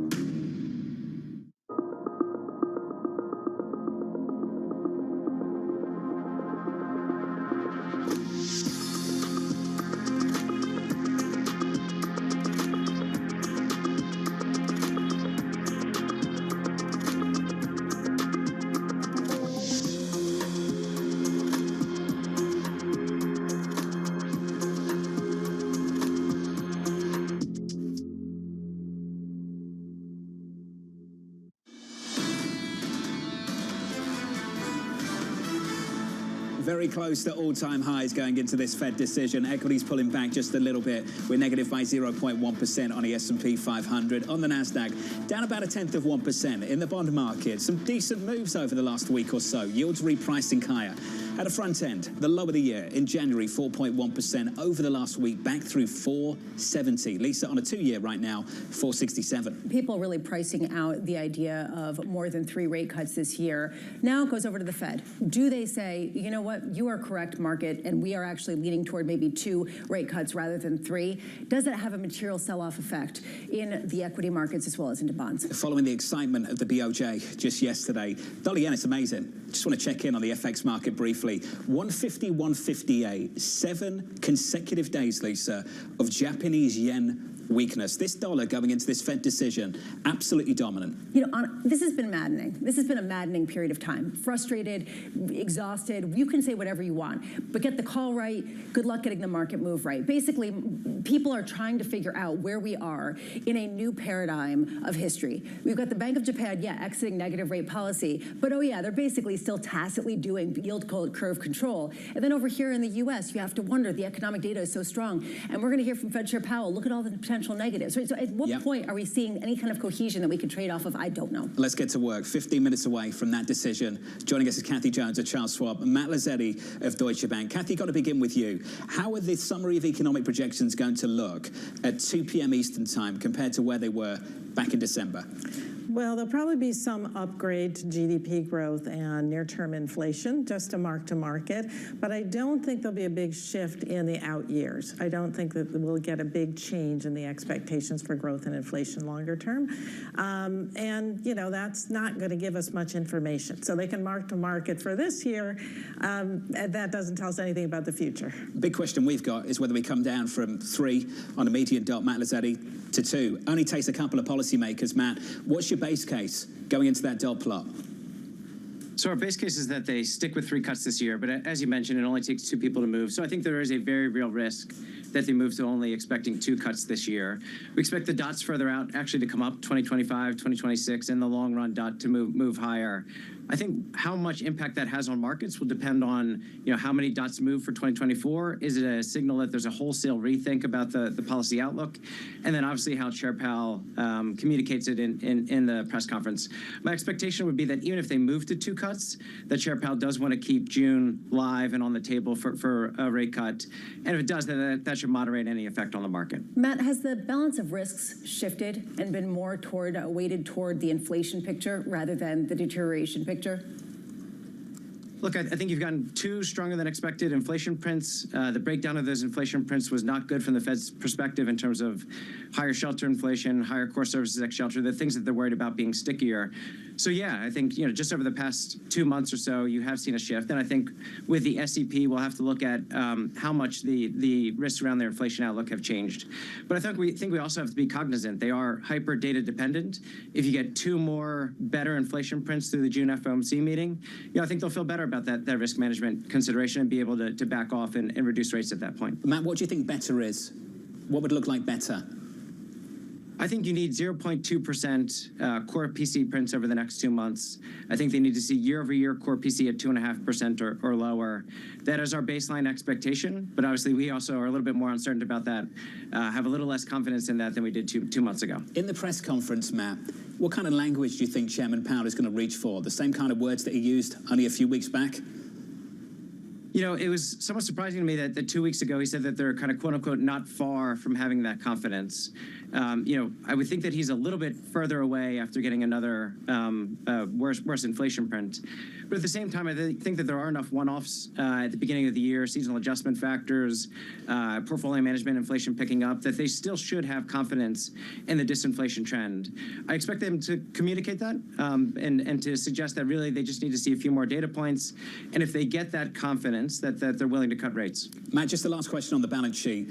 We were told this was going to be a big meeting on the balance sheet. How big is it? What kind of decision should we expect, if we should expect any decision at all? I think it's a big meeting in terms of discussions. I don't think it's a big meeting in terms of decisions or announcements. So they're going to have an in-depth discussion about the balance sheet, mostly focused on what do they need to see to slow down the pace of QT.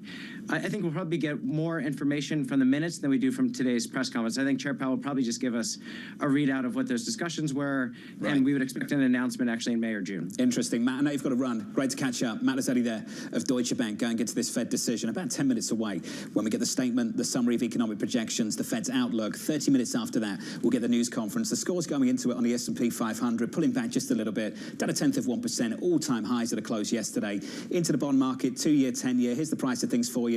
The yield, we're down a basis point on a 2-year, 4.67. With us around the table, Kathy Jones of Schwab, Mohammed Al-Erin of Queen's College, Cambridge. Mohammed, we're talking about the balance sheet as well. Let's have that discussion now. What kind of considerations need to go into the decision that they're potentially going to make at this meeting or even the next one?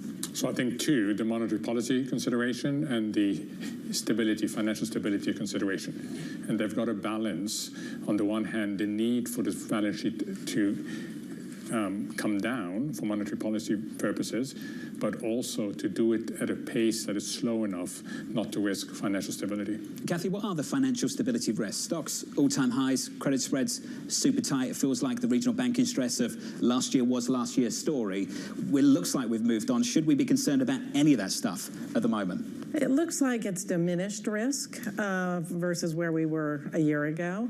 But nonetheless, we're getting to a point, in the repo market where it becomes important that there's enough liquidity in the system. And they're trying to figure out what that balance is precisely in terms of drawing down a QT to keep enough in the system and still continue to reduce the balance sheet. And they're really stuck with those mortgages. I mean, part of the problem, they're just stuck with these mortgages for now, and that's going to be a problem. Kathy, let me take you back a few months where everybody was wondering about the functioning of the Treasury market in view of massive issuance by the government. The question was who was going to buy, and you have QT on top of all that. What has happened to all that discussion? Households have stepped up. When we look at who has been buying, it's the usual suspects have continued to buy, but the increase above issuance largely has been households.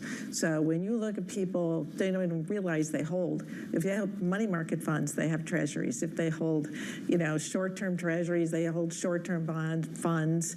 Chances are they hold treasuries. And as those yields hit 5%, had a big jump in households. So I think that 5%, in my view, has been the level that's really pulled in a lot of capital. And when it comes to issuance, I don't sit around. I don't put that high in my list of concerns. There'll be a buyer. Mohammed, Kathy's talking about all this cash sloshing around. And when we were at Bank of America yesterday, they talked about how savings accounts are 40% higher now than they were pre-pandemic. Where is all of this coming from? Especially because the Fed's supposed to be draining the system of liquidity. So I think the household liquidity is A, how much it benefited from the pandemic, and B, let's not forget, when we see strong employment, strong wages, that generates income, generates all sorts of financial balances. I think what's fascinating, and Kathy, I would love to hear your view on this, is how did we go from 7 cuts to 2 to 3 while stocks reached record high? Had we been here in December, and I would have told you the market will be proven wrong, and it will price in 3 cuts by March, I doubt we would have said, and stocks would mark one record high after the other. So how do we explain that? Yeah, fortunately, I don't do equities, so I don't have to explain what's going on in the equity market. Because the equity markets do bonds. Yeah, I have my colleague Liz Ann Saunders, I think, is going to be on later, and she can explain that to you. I do think when we were pricing in 7 cuts, it seemed we never changed. We had 3 to 4 this year. I don't really know what people were looking at, except the previous history from the Fed was always when they hit an inflection point, they tended to go pretty quickly. And at that point, the numbers were deteriorating. But now, we've come back. The economy is more resilient than expected. Inflation's a little stickier than expected. So we've righted the ship here, and we had some communications from the Fed that also pushed back on that notion. What they're doing in the equity market, though, I have no idea. Before you even ask that question, guess who wrote in? Neil Dutta, Renmac. This is what Neil had to say. If they move the 2 dots from 3 and come down to 2 on the median dot, and they're revising up growth and inflation, is it really a big deal? Earnings are up big. He's talked about nominal GDP. Equities are doing well. And this brings up the Mark Cabana question over at Bank of America.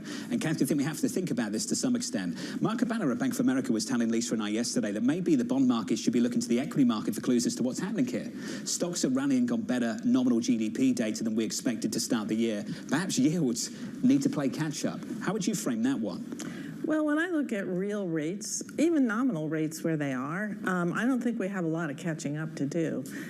If you're running inflation, say core PC at 2.9% right now, and we have a Fed funds rate of 5.5%, that's a pretty big spread. That's a pretty wide real rate. So does the bond market really need to readjust if the Fed stands still for a little while or pushes back more slowly? We've also seen some softness, underlying softness in the labor market, and I think that's been a little bit lost in the conversation recently. Some of those numbers are looking not so great. The quits rate, when you look at part-time employment versus full-time hours worked coming down. A lot of noise noise in the data, but I think if I were at the Fed, I'd want to get more numbers on the labor market before I made a big decision one way or another, which is why I don't think we're really going to see big change. The thing I was getting at with all of the cash sloshing around, Kathy, is how much is the Fed fighting the battle that fiscal spending has created?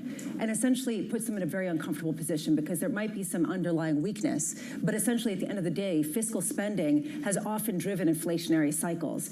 How much are you looking to understand what they view as their role in this tension that's very political and something they don't want to touch with a 10-foot pole? Right. No, it's a tough job. I'm glad I'm not trying to stand up there in front of everybody and answer those questions about fiscal policy at the press conference today. But it's true. Fiscal policy has been very supportive to households, and you have a lot of jobs, and when people have jobs, they spend money.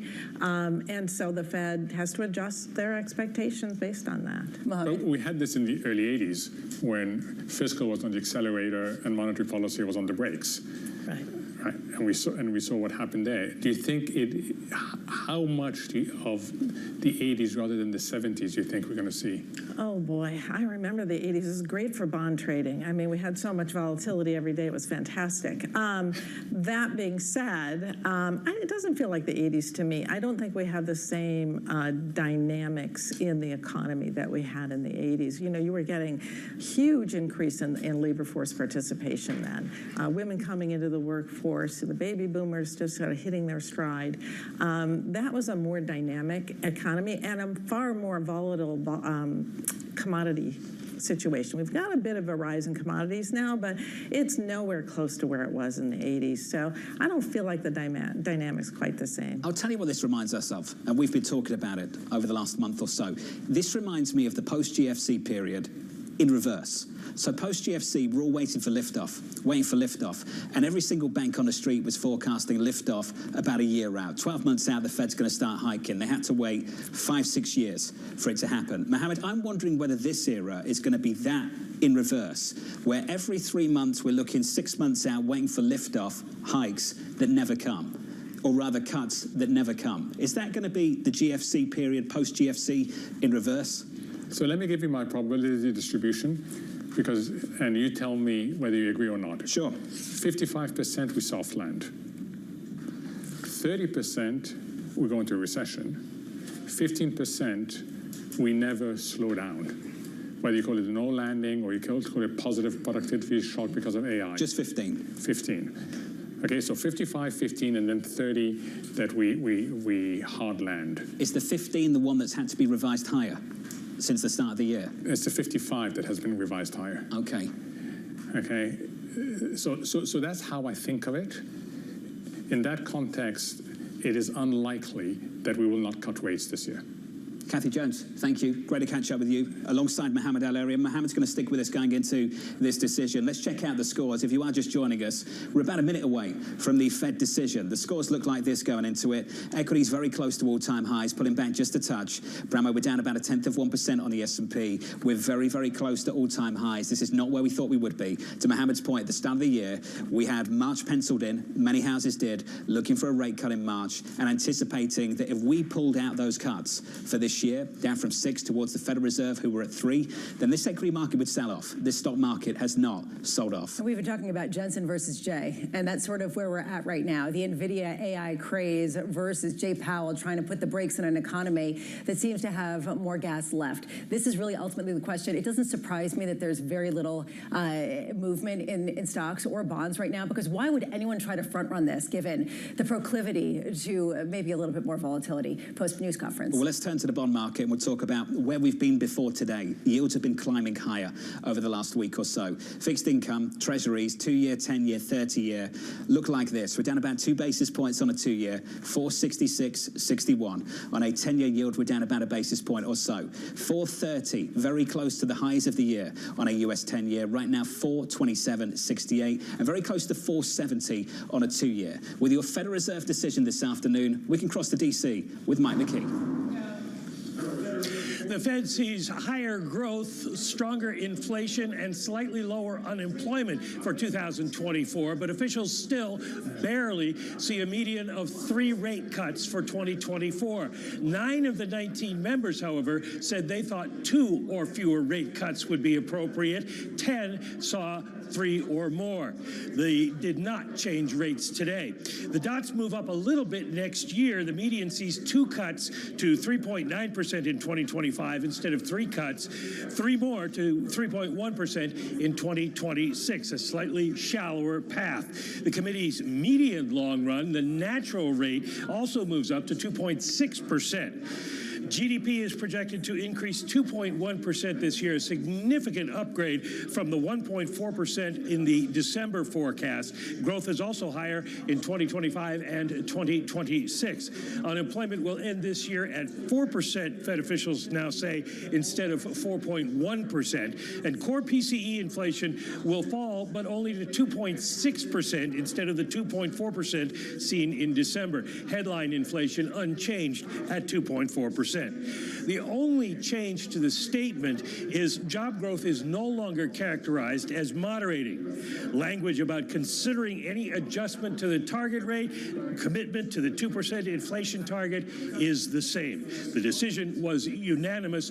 And finally, there was no mention of the balance sheet in the statement beyond keeping the $95 billion in Treasury and mortgage rate caps each month. Mike McKee, I'm going to turn to the price action in a moment, but I've got one question I need to ask you right now.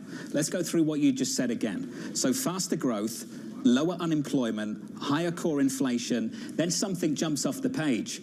It's exactly the same median dot with some changes around the surface, I know, in and around. It's more nuanced than that. But ultimately, the exact same median dot than December, as December. Mike, can you make sense of that? How have we just revised growth higher, revised unemployment lower, and core inflation up for 24 and left the median dot unchanged? Well, you have to look at it as the median dot because others did change their views around that dot, but nobody moved significantly higher to push rates up. One person did. They needed 2 to move it up, to move the median rate up. But as I noted, 9 of the 10 now say 2 cuts or less. So it is certainly possible if we see similar inflation and jobs numbers going forward that this could change again. And at the next meeting in June, when they put out a new forecast, they could go to 2. I guess no wonder people are buying stocks right now. Mike, we'll come back to you in just a moment. On the S&P 500, positive by 1/3 of 1%. Here's the price action for you. Stocks higher. On the Nasdaq, up by 0.4%. In the bond market, a rally at the front end. We're down about 4 basis points to 4.64 on a US 2-year yield. And the dollar a little bit weaker here. The euro at 108.85. Brad, my first reaction to this, just to see faster growth for 2024, lower unemployment and higher core inflation, and a median dot. And we can get into the changes beneath the surface, I know, but a median dot that's unchanged in the face of all of that. If you're in equities at the moment, that sounds pretty bullish to me, doesn't it? This is a Federal Reserve that suddenly, under the hood, seems to be accepting higher than expected inflation for a longer period of time, taking longer to get down to that neutral rate, because there is no other way to interpret all the numbers that you just laid out. Hotter inflation than expected for the next couple of years, faster growth, and the fact that they're still planning for similar types of cuts highlights where the bias is right now for a Federal Reserve that still does want to cut rates. If you're just tuning in, joining us around a table, Mohammed El-Arian is alongside us together with Priya Misra, fixed income portfolio manager at JP Morgan Asset Management. Priya, I want to cross over to you. Just your first thoughts on the projections and the statement that we got just moments ago. I think this is a Fed that really wants that soft landing to continue. They saw a path of that for that soft landing. Now, we have had better inflation data, higher inflation data than the Fed would have liked, I think, the last 2 months. But it's 2 months. You know, you just go back 4 months. We had really weak inflation data in November and December. Jan and Feb came in a little higher. I mean, it was never going to be a straight line down to 2%. I think the Fed is saying we're going to be patient. There's a long time between now and December. Those projections are December projections. That growth getting higher higher, I wonder if they're telling you the supply side's working, whether it's population growth, whether it's supply chains coming back, that's allowing growth to be strong, that's allowing the labor market to be okay. And the Fed is saying, be patient. We're going to get close to that 2%. It might take a little bit longer. We can start normalizing. Well, it's fueling a rally in gold. Gold is up by 0.6% off the back of some of this. Mohammed, your thoughts on what we've just heard from this Federal Reserve?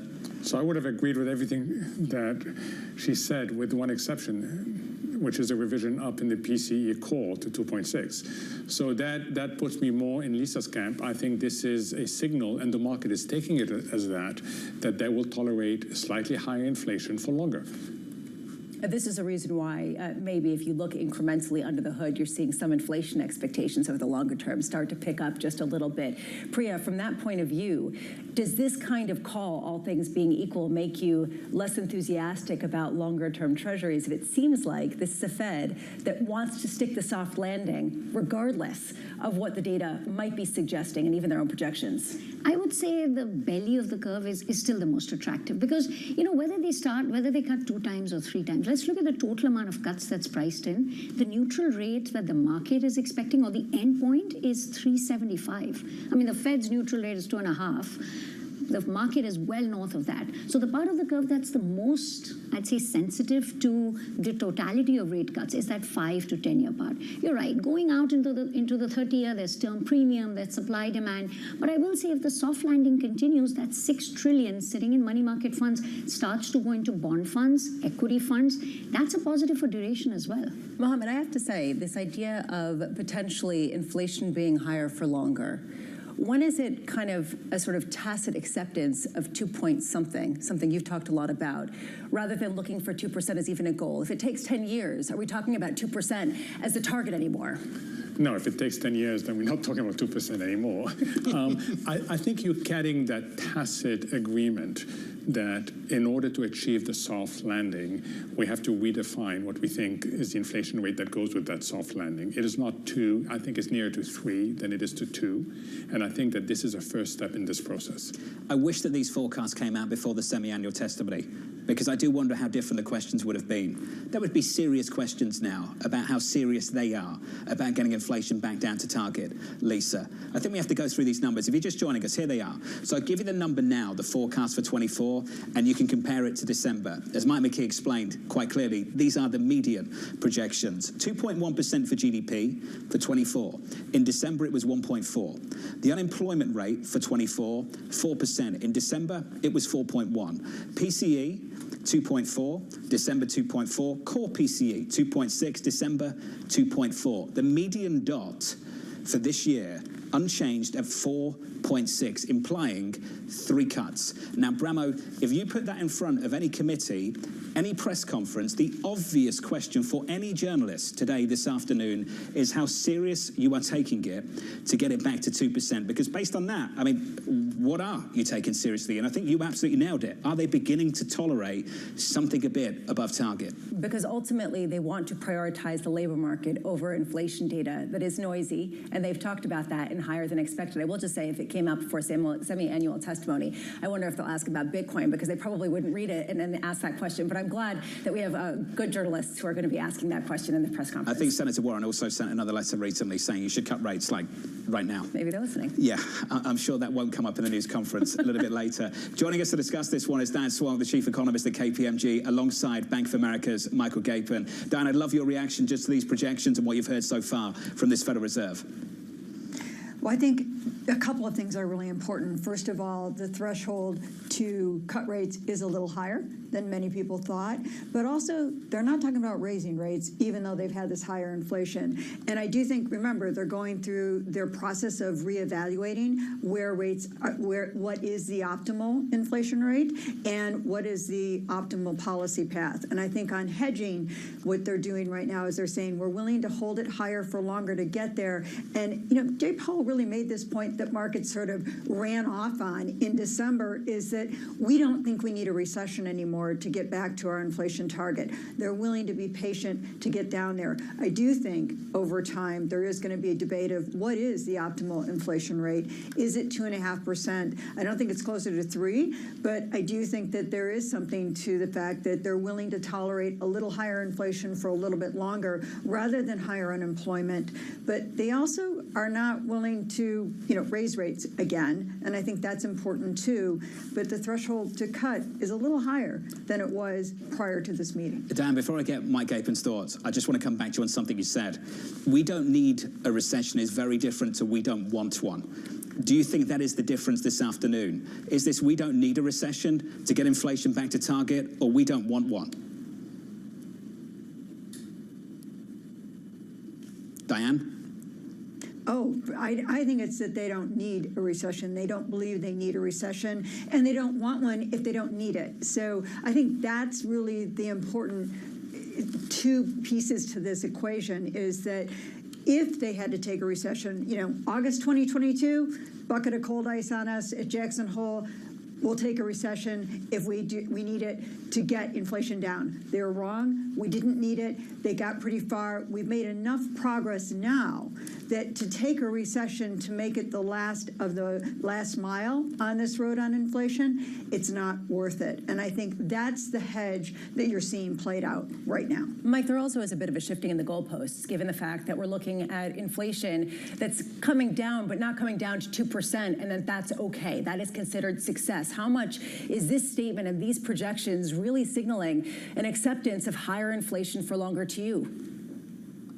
So to me, it's not. I mean, I think they're looking at changing policy today or setting policy today and trying to get to their macro objectives over the 3-year forecast horizon. They're still saying we'll get there in 2026, which is the same story that they've given in the past. So yes, they have to tolerate a little higher inflation in the near term this year and next year, but I don't think they're giving up on that 2% goal. I think the flavor to the revisions to me says the median member is fully embracing this supply side story, and the economy can run faster, at least temporarily, without generating significant overheating pressures. So to me, that's the main message from the statement, although I acknowledge with revising up the inflation path 0.2 this year, 0.1 next year, does say we may have to have a little higher inflation in the meantime, but I don't think they're giving up on that 2% target. Priya, I see you vigorously nodding. You agree?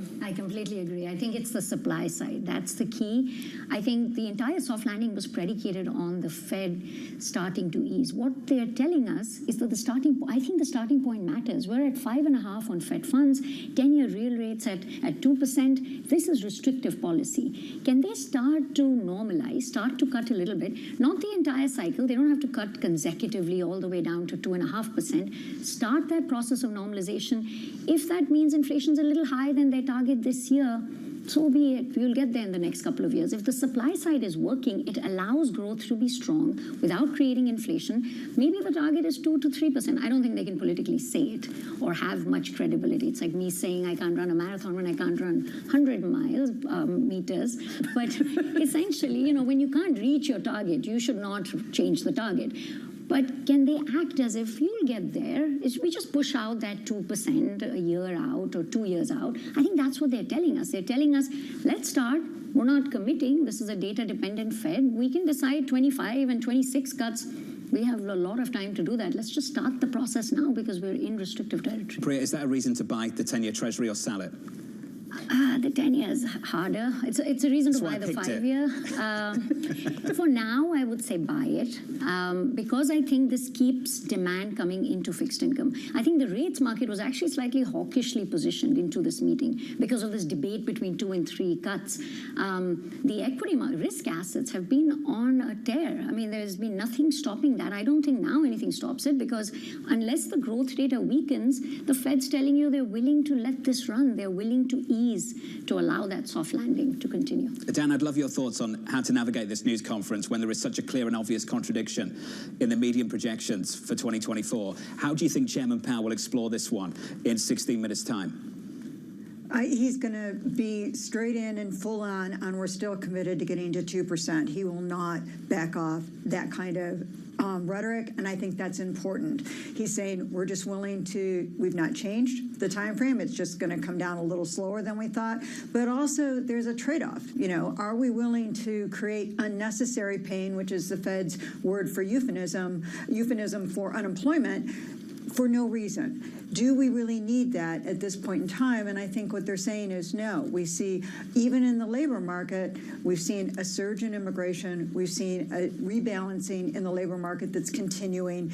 If the labor market were to get significantly softer, they would cut more rapidly. I think that's the other side of this that is interesting, is that are starting to see sort of a division within the Fed on what are the balance of risks.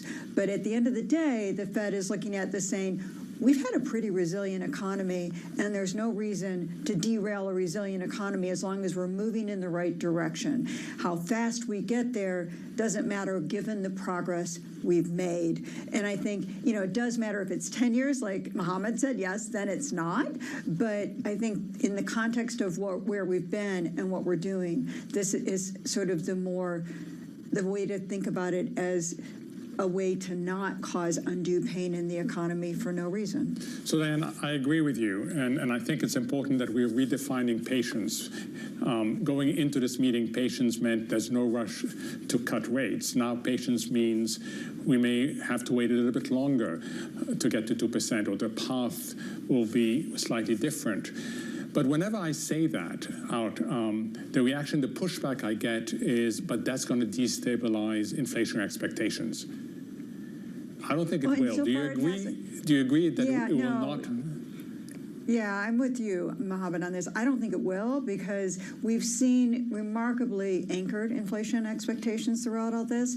Now, if it did begin to, the Fed would be changing its tune pretty quickly, right? So this is something they're looking at. They're looking at that inflation expectations have been fairly well anchored, and that's a good sign for them that this is an okay path to take. But you're absolutely right. If we were to see inflation expectations shift on the basis of this, they'd have to change their tune and their strategy. Mike Gapen, I want to give you the final word going into this news conference. What would you look for? Well, I think that the balance, so what's been discussed here is essentially, you know, do you really have a higher bar to start? Are you less confident about starting? We all seem to think that they still have a lot of confidence about disinflation remaining in place. So I would kind of address those two confidences. And honestly, I would try and tease out any information on the balance sheet discussion. The market, I think, needs to know, does taper start when overnight reverse repo balances are just low, or do we have to get to zero on that? I do think some information there would be helpful. I think we'll be getting some questions on that, no doubt about it. Mike Gapen of Bank of America, the brilliant Diane Swank of KPMG. To the two of you, thank you. If you are just joining us, 13 minutes away from a news conference with Chair Jay Powell of the Federal Reserve. No change to interest rates, plenty of changes to the outlook for 2024. Faster growth, lower unemployment, higher core inflation, and then I guess the news is where there is no change. The median dot still implying 3 cuts for 2024. Now, you're all making me feel a little bit uncomfortable because you all agree with each other, so I've got to be that guy, and I think Lisa's on the same page as me. There's going to be a lot of people watching this that just think, well, hang on a minute. There's a huge contradiction in this, in all of this, that you've revised higher inflation, revised lower unemployment, you're looking for a faster economy, and your projection for rates stays unchanged. That sounds super dovish, and I would say displays a real tolerance for above-target inflation, with equities at all-time highs and credit spreads very, very tight. Why are we wrong when people come on this program and say we are sufficiently restrictive? In fact, some people come on this program and say significantly so. Where is the evidence of that based on what we're seeing this afternoon? Where is the evidence, Mohammed? So the evidence was given to you earlier by Kathy, which is if you just look at one price, which is where the policy rate is, relative to where core PCE is, that's where you get the restrictive. But I agree with you. If you look at the financial conditions as a whole, these are very loose financial conditions. One thing that I'm looking at in the statement is that the Fed took out language saying job gains had moderated. It really was the only change to the statement. Priya, from your perspective, everyone's been saying it's all about the labor market. If we don't see moderation in the labor market, and if it's actually reigniting, how are we going to get down to 2%? From here, if maybe people are saying it's restrictive, the equity markets and the credit markets didn't get the message. So I think the labor market is coming in better balance. It is moderating. It may not be moderating in terms of NFP numbers every month. It's moderating in terms of the quits rate. It's moderating in terms of job vacancies or average hourly earnings, ECI. You look at measures of wage inflation, it is moderating. I think that's what gives the Fed comfort that those inflation expectations will be anchored, that even if core PCE is a little bit higher, that's largely due to shelter or medical insurance. There's lots of little components of PCE that might be keeping it a little bit higher for longer. But as long as the labor market suggests that wages are moderating, I think it gives the Fed that confidence. And I would say for them to start to cut, I think cuts in 2024 are about inflation. PCE has gone from 5.5% to 3%. That's a reason for them to cut 75 basis points. Cuts next year are about growth in the labor market. To me, Mohammed, this all goes back to your point, which is this a Federal Reserve that is operating without an overarching kind of thesis? They're basically just trying to cobble together people's different opinions and putting something out there, and then it sends us all in a tailspin trying to explain some sort of cohesive theory behind it and where we're going. Is that what this smells like? We're trying to sort of rationalize and come up with a theory behind this when it's really this person thinks this person thinks this is a good kind of happy medium. Go figure out what to do with this. So if you want to be generous, you'd say this is such an uncertain economy. There's so many things changing on the structural side that they have no choice but to behave like they're behaving. If you want to be less generous, you'll say this is a Fed that actually took a view. It looked through data in 2021 and ended up really undermining its credibility. And therefore, it is very hesitant to do anything more than simply look at past data. So it's up to you whether you want to be generous or less generous. The decision 9 minutes away. We'll find out if Robert Tipp is feeling generous of PGIM. He joins us now. Robert, you've had about 20 minutes to chew over this one. Your thoughts on it?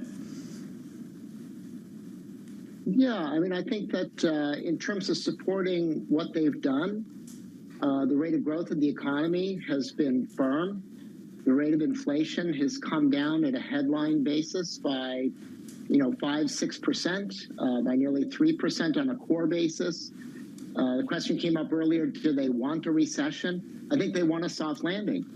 And they got conditions restrictive enough to bring down inflation quite a bit. Wage growth has decelerated, and they managed to do that while unemployment has remained low. Growth has continued. So I think it's been a very successful go. Did they start late? They did start late. But I think their pandemic practice, was a little bit late. I don't think we have a lot of active central banker data points in terms of how you're supposed to do it. So I think so far, so good. And I think they're trying to hone the message so far here. You sound very positive on all of this. Does that mean that you're a buyer of bonds of all durations because you think that ultimately they will get to the goal that they're looking for, along with the soft landing that's always been called sort of the unicorn that never arrives? Well, I think the unicorn arrived in 2019. After the 2018 cycle, we were on our way to a soft landing. That was interrupted by pandemic, so maybe not. The late 90s, another soft landing after the 94 cycle. So I think they are there. I think the problem is a lot of people saw the dot-com bubble burst. They saw the GFC burst. And we don't have that kind of a backdrop now. And a lot of people are used to seeing funds rate up, funds rate down, crash, big problems. They're not used to seeing it. It doesn't mean it never happened. So it has happened, and it looks like we're on our way there. Is this a buy point for fixed income? It is. Strategically, when you get to the end of the Fed rate hiking cycle, that's where you're going to be seeing the peak in interest rates. That was probably at the end of September last year. We're getting into that buy zone at the end of 2022. We remain there now. We're seeing a lot of support for the market. I think that's why the risk premiums in the market are so narrow, but they're likely to remain narrow. But I think overall, they're managing a very successful course here. So, Robert, clearly a soft landing is your baseline. So speak a little bit to your level of confidence in that. And what do the tails look like if the Fed were to end up making a mistake? And we hope the Fed doesn't make a mistake. But if it were, what do you think the most likely mistake would be? Right. Well, I think the data has not only bifurcated, it's trifurcated. Right. So when you look at the employment, I was a little surprised that they went, unidimensional, that it's, a super employment market. I mean, the household survey has been flat for a few months. Unemployment rate has inched higher. Jobless claims at a state level have gone higher, triggering some people to wonder about whether the SOM rule is kicking in, signaling a potential recession. And of course, recessions are very hard to spot. So I think if there was going to be a problem here, you're not going to wake up one day and see data consistent with a 3.5% growth. But is it possible that we could have downshifted to 0.5% or 1%? The job growth has really dropped off here, and you've lost a little bit of momentum. I think that's the more likely side that things could break on. Having said that, they're at 5.3%. They have tightened in real terms. They've made the case they didn't really want to do that. Now they're making the case they want more information. I think if they see slower data, that would, trigger them to make some cuts, which would end up, probably preempting a recession. So the most likely mistake would be kind of a growth recession. I would think that would be the next most likely scenario there. Priya, is there a downside to keeping inflation hotter for longer, in the idea that this is actually really problematic for particularly lower income households? As Mohammed and I were talking about before the show, that this is sort of, very much a tax on particularly people with lower income, specifically for those who are not in the market and can't capitalize on some of the gains that we see in the equity markets and could have a drag on the economy. Sure. I think as long as the job market is fine and wages are running above inflation. So you talk about that inflation number being high. Where are wages? If wages are running 4% and inflation's at 2.5%, there's still positive real income growth. So I think as long as you have positive real income growth, that danger that you talk about is less of an issue. I do worry about the danger from, is the Fed easy for too long, or does it let the market run on this narrative of rate cuts? If inflation stays high enough, at some point, the Fed's idea of continuous rate cuts is going to get questioned. And I think that no market is pricing that in. I think risk assets are expecting rate cuts this year, rate cuts next year. So if that inflation tends to be that last mile problem actually exists and we find we're unable to get close to 2%, I think then we should reprice all those long end rates higher, which is a problem for, you keep talking about credit spreads. Is that a problem for spreads or overall risk assets? I think that's the danger I worry about. I don't think we're there yet. It's still, it's noisy data, but I think that is something we should watch as we see the totality. And I hope Jeff Owls asked about that. Is it 3-month moving average? Is it core, super core, shelter? Yeah. I mean, we have so many variables. We look at revisions, wages. So hopefully he's asked exactly, and I'm sure he's going to give a non-answer answer, which is everything, but maybe some nuggets in there. It's core and super core that we look at. I think just a sense of what gives them that confidence that overall we're going to get to 2%. Frances Don of Manulife was on a programme earlier on this morning. She said exactly the same thing. Just tell us what you're looking at. It seems to change from meeting to meeting. Robert, I know you've got to go. It's got to catch up, sir. Robert Tipp of PGIM going into this news conference 3 minutes away. Mohammed, what do you want to hear from the chairman in this news conference? What do you want to hear him address? What I'd like him is to come across as steady, to not get the market excited, to not cause undue volatility. That's what you want. What do you expect? It's hard. I would not like to be at. Not generous view. I would not like to be at that podium after this outcome. I really would not like to be there. Why is that? You think the members have put him in a little bit of a sticky spot? Yeah. To explain this? I mean, you've repeated over and over again that the data revisions and the projection, the revision to the language, the revision to projections are inconsistent with the non-change to the rate cuts. How difficult is this going to be, Priya, in 2 minutes? I think he's pretty good at doing that. I think he might, at least try and get that delicate balance. I mean, he is going to be asked about financial conditions. They've eased a lot. I think explaining that's context dependent. Financial conditions by itself, the Fed should not have a view on. It's relative to the economy. We're in a soft landing. Financial conditions should be easier. Now, all he can do is explain the reaction function. We didn't get any data today. Explain the reaction function. They remain data dependent. I'm also looking for anything on QT, because we have tax season coming up. That overnight reverse repo facility might get to zero in the next 2 months. What are they doing then? Are they getting close to tapering? They're going to debate this, and we get a September 19 event. That's a big shock to the system. I don't think is priced in. You know, John, everyone's been talking about the fact that we haven't heard about the balance sheet. It wasn't in the statement. And to me, this is actually a wild card because it's this sort of tacit tightening. They're going to allow it to run off for longer than people previously expected because this is one tool that they can do without getting into the rate cutting dance. Does that help him today, considering that he doesn't think it's passive tightening and this is just watching paint dry? Does that help him? Well, based on what Priya was just saying, it sounds like this might be watching paint dry as well, because she was basically like, he's not going to give an answer. And Mohammed's like, please don't shake anything up. There's a reason that we're waiting for these comments, though, on the balance sheet. It's because at the last meeting, he sat there in the news conference and told us that it would be a big meeting for a conversation about the balance sheet. So maybe you hear about that up front when these comments begin. Maybe that's one way to kill the mood in the room, just to talk about the balance sheet roll-off and just go into exact detail about what this means. There are a lot of questions. I want to hear financial conditions first and foremost. Exactly how he responds to that. Does he brush it off in the same kind of way that he did back in December? It's not a major deal, but it's the beginning of something that could be a big deal. There's just a clear and obvious contradiction in the outlook for 2024.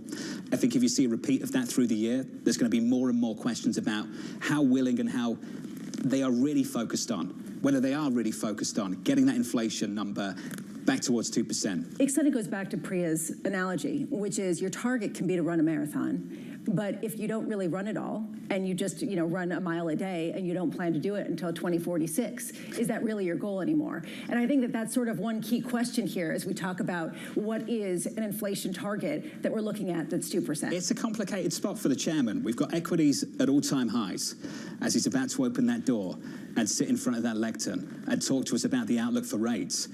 Equities at all-time highs, and at the same time they're revising their inflation projections higher, and also still forecasting the same amount of cuts for 2024. I think that's a sticky spot for any Fed chair to walk into any room and speak for 60 minutes on this subject. Which is the reason why he will probably say we're data dependent, which also means nothing to a lot of people who say, what are you looking at? This is a very difficult moment as Jay Powell walks to address all of the complexities that we are facing. Here's the chairman of the Federal Reserve. Good afternoon. My colleagues and I remain squarely focused on our dual mandate to promote maximum employment and stable prices for the American people. The economy has made considerable progress toward our dual mandate objectives. Inflation has eased substantially, while the labor market has remained strong, and that is very good news. But inflation is still too high, ongoing progress in bringing it down is not assured, and the path forward is uncertain. We are fully committed to returning inflation to our 2% goal. Restoring price stability is essential to achieve a sustainably strong labor market that benefits all. Today, the FOMC decided to leave our policy interest rate unchanged and to continue to reduce our securities holdings. Our restrictive stance of monetary policy has been putting downward pressure on economic activity and inflation. As labor market tightness has eased and progress on inflation has continued, the risks to achieving our employment and inflation goals are moving into better balance. I will have more to say about monetary policy after briefly reviewing economic developments. Recent indicators suggest that economic activity has been expanding at a solid pace. GDP growth in the fourth quarter of last year came in at 3.2%. For 2023 as a whole, GDP expanded 3.1%, bolstered by strong consumer demand as well as improving supply conditions.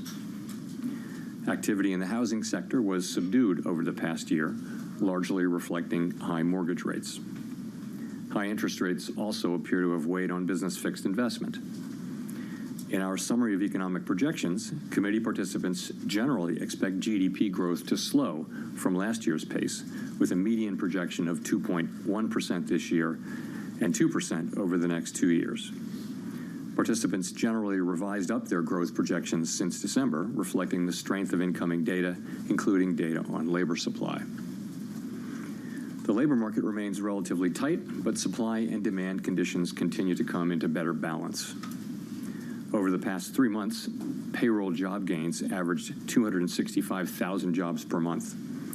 The unemployment rate has edged up but remains low at 3.9%. strong job creation has been accompanied by an increase in the supply of workers, reflecting increases in participation among individuals aged 25 to 54 years, and a continued strong pace of immigration. Nominal wage growth has been easing, and job vacancies have declined. Although the jobs to workers gap has narrowed, labor demand still exceeds the supply of available workers. FOMC participants expect the rebalancing in the labor market to continue, easing upward pressure on inflation. The median unemployment rate projection in the SEP is 4.0% at the end of this year and 4.1% at the end of next year. Inflation has eased notably over the past year, but remains above our longer-run goal of 2%. Estimates based on the Consumer Price Index and other data indicate that total PCE prices rose 2.5% over the 12 months ending in February, and that excluding the volatile food and energy categories, core PCE prices rose 2.8%. Longer-term inflation expectations appear to remain well anchored, as reflected in a broad range of surveys of households, businesses, and forecasters, as well as from measures from financial markets.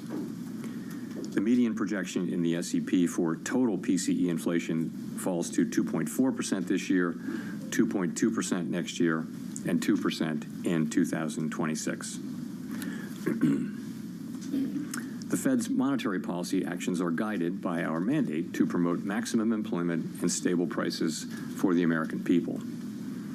My colleagues and I are acutely aware that high inflation imposes significant hardship as it erodes purchasing power, especially for those least able to meet the higher costs of essentials like food, housing, and transportation.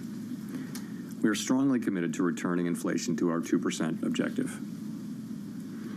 The committee decided at today's meeting to maintain the target range for the federal funds rate at 5.25% to 5.5%, and to continue the process of significantly reducing our securities holdings. As labor market tightness has eased and progress on inflation has continued, the risks to achieving our employment and inflation goals are coming into better balance. We believe that our policy rate is likely at its peak for this tightening cycle, and that if the economy evolves broadly as expected, it will likely be appropriate to begin dialing back policy restraint at some point this year. The economic outlook is uncertain, however, and we remain highly attentive to inflation risks. We are prepared to maintain the current target range for the federal funds rate for longer, if appropriate. We know that reducing policy restraint too soon or too much could result in a reversal of the progress we have seen on inflation and ultimately require even tighter policy to get inflation back to 2%. At the same time, reducing policy restraint too late or too little could unduly weaken economic activity and employment. In considering any adjustments to the target range for the federal funds rate, the committee will carefully assess incoming data, the evolving outlook, and the balance of risks. The committee does not expect it will be appropriate to reduce the target range until it has gained greater confidence that inflation is moving sustainably down toward 2%. Of course, we're committed to both sides of our dual mandate, and an unexpected weakening in the labor market could also warrant a policy response. We will continue to make our decisions meeting by meeting. In our SEP, FOMC participants wrote down their individual assessments of an appropriate path for the federal funds rate based on what each participant judges to be the most likely scenario going forward. If the economy evolves as projected, the median participant projects that the appropriate level of the federal funds rate will be 4.6% at the end of this year, 3.9% at the end of 2025, and 3.1% at the end of 2026, still above the median longer-term funds rate.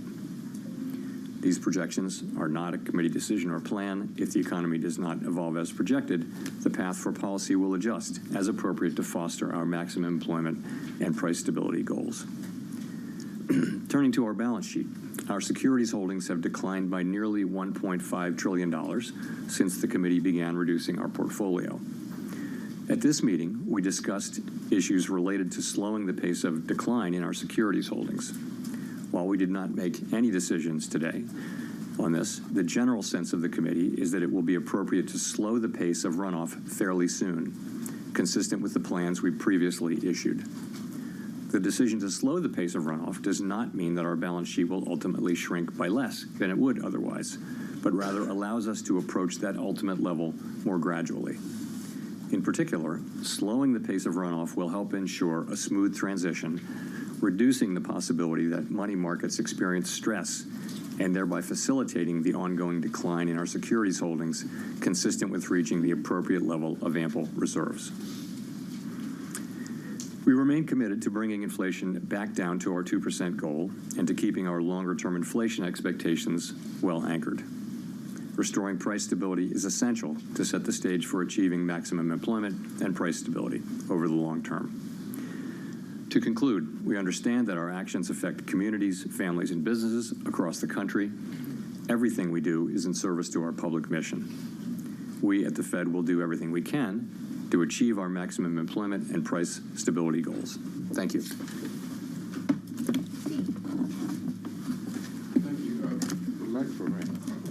Steve Leisman, CNBC. Mr. Chairman, the projections show somewhat higher core inflation. They also show somewhat stronger growth. What should we infer from this notion that on average rates were kept the same this year, but inflation is higher and growth is higher? Does it mean more tolerance for higher inflation and less of a willingness to slow the economy to achieve that target? Well, it doesn't. No, it doesn't mean that. What it means is that we've seen incoming, as I pointed out in my opening remarks, we did mark up our growth forecast, and so have many other forecasters. So the economy is performing well. And the inflation data came in a little bit higher as a separate matter, and I think that caused people to write up their inflation. But nonetheless, we continue to make good progress on bringing inflation down. And so... When you just to follow up, when you say that you're willing to either maintain the rate for longer, what is the tolerance of the Federal Reserve for inflation coming in above its 2% target? So we're strongly committed to bringing inflation down to 2% over time. That is our goal, and we will achieve that goal. Markets believe we will achieve that goal, and they should believe that, because that's what will happen over time. But we stress over time, and so. I think we're making projections that do show that happening, and we're committed to that outcome, and we will bring it about. Rachel. Hi, Chair Powell, Rachel Siegel from the Washington Post. Thanks for taking our questions.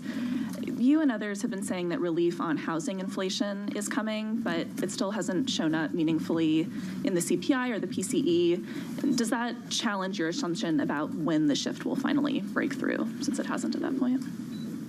So I think there's some confidence that the market rents, lower market rent increases that we're seeing will show up in measures of housing services inflation over time.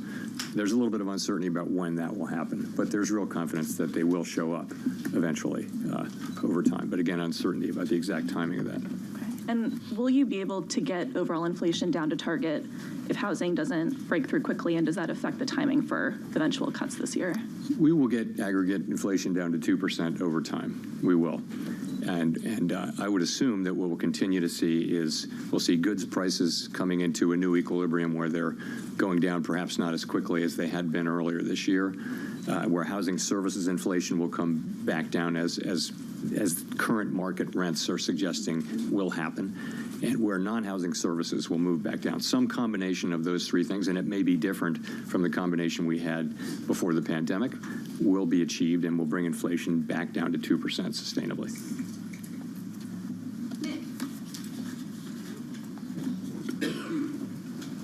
Nick Timmeros of the Wall Street Journal. Chair Powell, during your congressional testimony this month, you said that your test for making the first change to interest rates does not require you to be terribly comfortable that inflation is at 2% because interest rates are well above neutral. At the same time, you said here after the last meeting that the first cut is highly consequential. Can you reconcile these views for me? If rates are well above neutral, why would the first cut be highly consequential?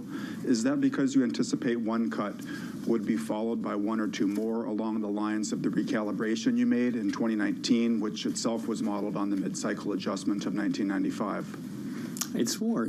I would put it more in the context of what I said in my opening remarks, that the risks are really two-sided here. We're in a situation where, you know, if we ease too much or too soon, we could see inflation come back, and if we ease too late, we could do unnecessary harm to employment and you know, people's working lives. And so, you know, we do see the risks as two-sided. So it is consequential. We want to be careful. And fortunately, with the economy growing, with the labor market strong, and with inflation coming down, we can approach that question carefully and let the data speak on that. That's really what I was thinking. How much of that inflation that we've seen so far this year do you chalk up to one-off calendar adjustment effects following a period of high inflation versus some change in the trend we saw in the second half of last year? So I want to start by saying I always try to be careful about dismissing data that we don't like. So you need to check yourself on that, and I'll do that. But I would say the January number, which was very high, the January CPI and PCE numbers were quite high.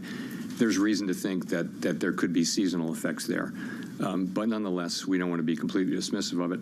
The February number was higher than expectations, but we have it at currently well below 30 basis points core PCE, which is not terribly high. So it's not like the January number. But I take the two of them together, and I think they haven't really changed the overall story, which is that of inflation moving down gradually on a sometimes bumpy road toward 2%. I don't think that story has changed. I also don't think that those readings added to anyone's confidence that we're moving closer to that point. But you know, we didn't. Last thing I'll say is we didn't excessively celebrate the good inflation readings we got in the last 7 months of last year. We didn't take too much signal out of that. What you heard us saying was that we needed to see more, that we could, you know, we wanted to be careful about that decision, and we're not going to overreact as well to these 2 months of data, nor are we going to ignore them.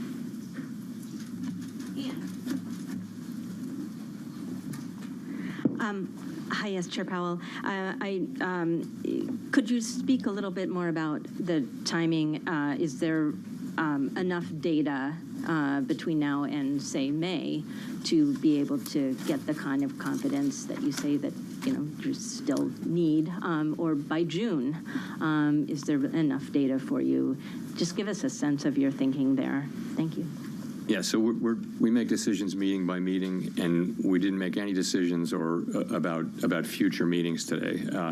Those are going to depend on our ongoing assessment of the incoming data, the evolving outlook, and the balance of risk. So I really don't have anything for you on any specific meeting looking forward.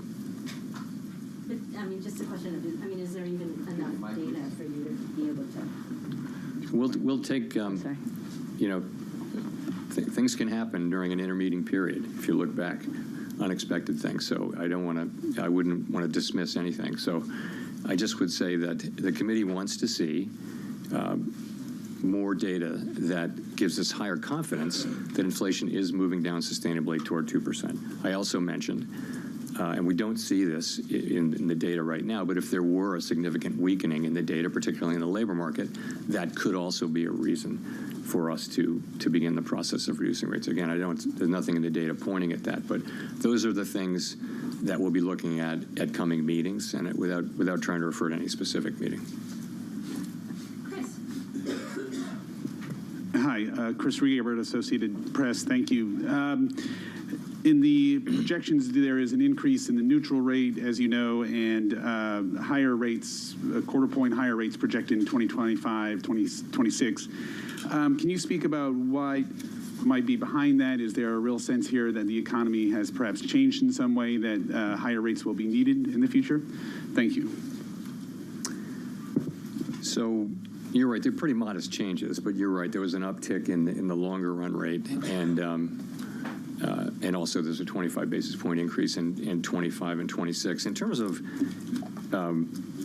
are rates going to be higher in the longer run, if that's really your question, I don't think we know that. I think we think that rates were generally low during the pre-pandemic, post-global financial crisis era for reasons that are mostly, you know, important, slow-moving, large things like demographics and productivity and that sort of thing, things that don't move quickly. But I don't think we know. I mean, my instinct would be that rates will not go back down to the very low levels that we saw where all around the world there were long-run rates that were at or below zero in some cases. I don't see rates going back down to that level, but I think there's tremendous uncertainty around that. Great. And just a quick follow on the projections, you also have 2.6% core inflation for the end of this year. It's already at, or you mentioned it being 2.8 in February. I mean, that doesn't sound like much disinflation at all. So are you still confident? Or the last press conference, you sounded pretty optimistic you would get more confidence to the end of this year. Is it right to say that this suggests you're not seeing a lot of disinflation this year compared to what we've seen 2023 and so forth? I think that higher year-end number reflects the data we've seen so far this year, because you're now in this year. So I think that. Sorry, say your last part of your question again. Well, just are you still optimistic that you'll get the confidence you need this year? I think if you look at the SEP, what it says is that it is still likely in most people's view that we will achieve that confidence and that there will be rate cuts. But that's really going to depend on the incoming data. It is. The other thing is, in the second half of the year, you have some pretty low readings, so it might be harder to make progress as you move that 12-month window forward. Nonetheless, we're looking for data that confirm the kind of low readings that we had last year and give us a higher degree of confidence that what we saw was really inflation moving sustainably down to 2%, toward 2%.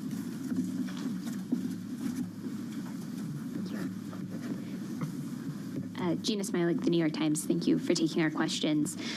Per your comment to Ann that a weakening in the labor market would be a reason to potentially cut rates, or at least a consideration in making a rate cut, would continued strength in the labor market be a reason to hold off on rate cuts? And just in general, if labor supply continued to rebound in 2024 the way it did in 2023, what would stronger hiring and possibly stronger growth mean for the path forward on policy? Yeah, so if what we're getting is a lot of supply and a lot of demand, and that supply is actually feeding demand because workers are getting paid and they're spending, and that's, what you would have is potentially kind of what you had last year, which is a bigger economy where inflationary pressures are not increasing. In fact, they were decreasing. So you can have that if you have the continued supply side activity that we had last year with both with supply chains and also with growth in the size of the labor force.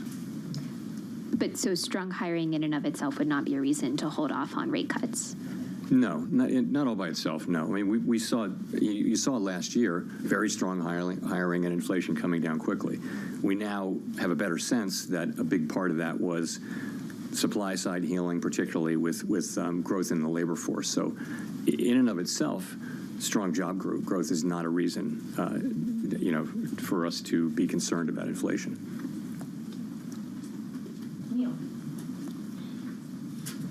Hi, Chair Powell. Neil Irwin with Axios. How do you assess the state of financial conditions right now? And in particular, do you view the kind of easing in financial conditions since the fall as consistent and compatible with what you're trying to achieve on the inflation mandate? So we think there are many different financial conditions indicators, and you can kind of, see different answers to that question. But ultimately, we do think that financial conditions are weighing on economic activity, and we think you see that in a great place to see it is in the labor market, where you've seen demand cooling off a little bit from the extremely high levels. And there I would point to job openings, quits, surveys, the hiring rate, things like that are really demand. There are also supply side things happening, but I think those are demand side things happening. We saw, that's been a question for a while. We did see progress on inflation last year, significant progress, despite, financial conditions sometimes being tighter, sometimes looser.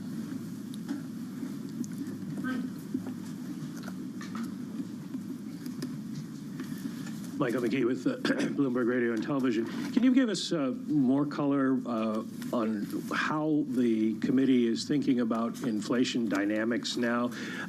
What we've seen at the beginning of the year, are they more one-off increases that will fade, or is there more of a secular turn with goods prices rising again and service prices staying sticky?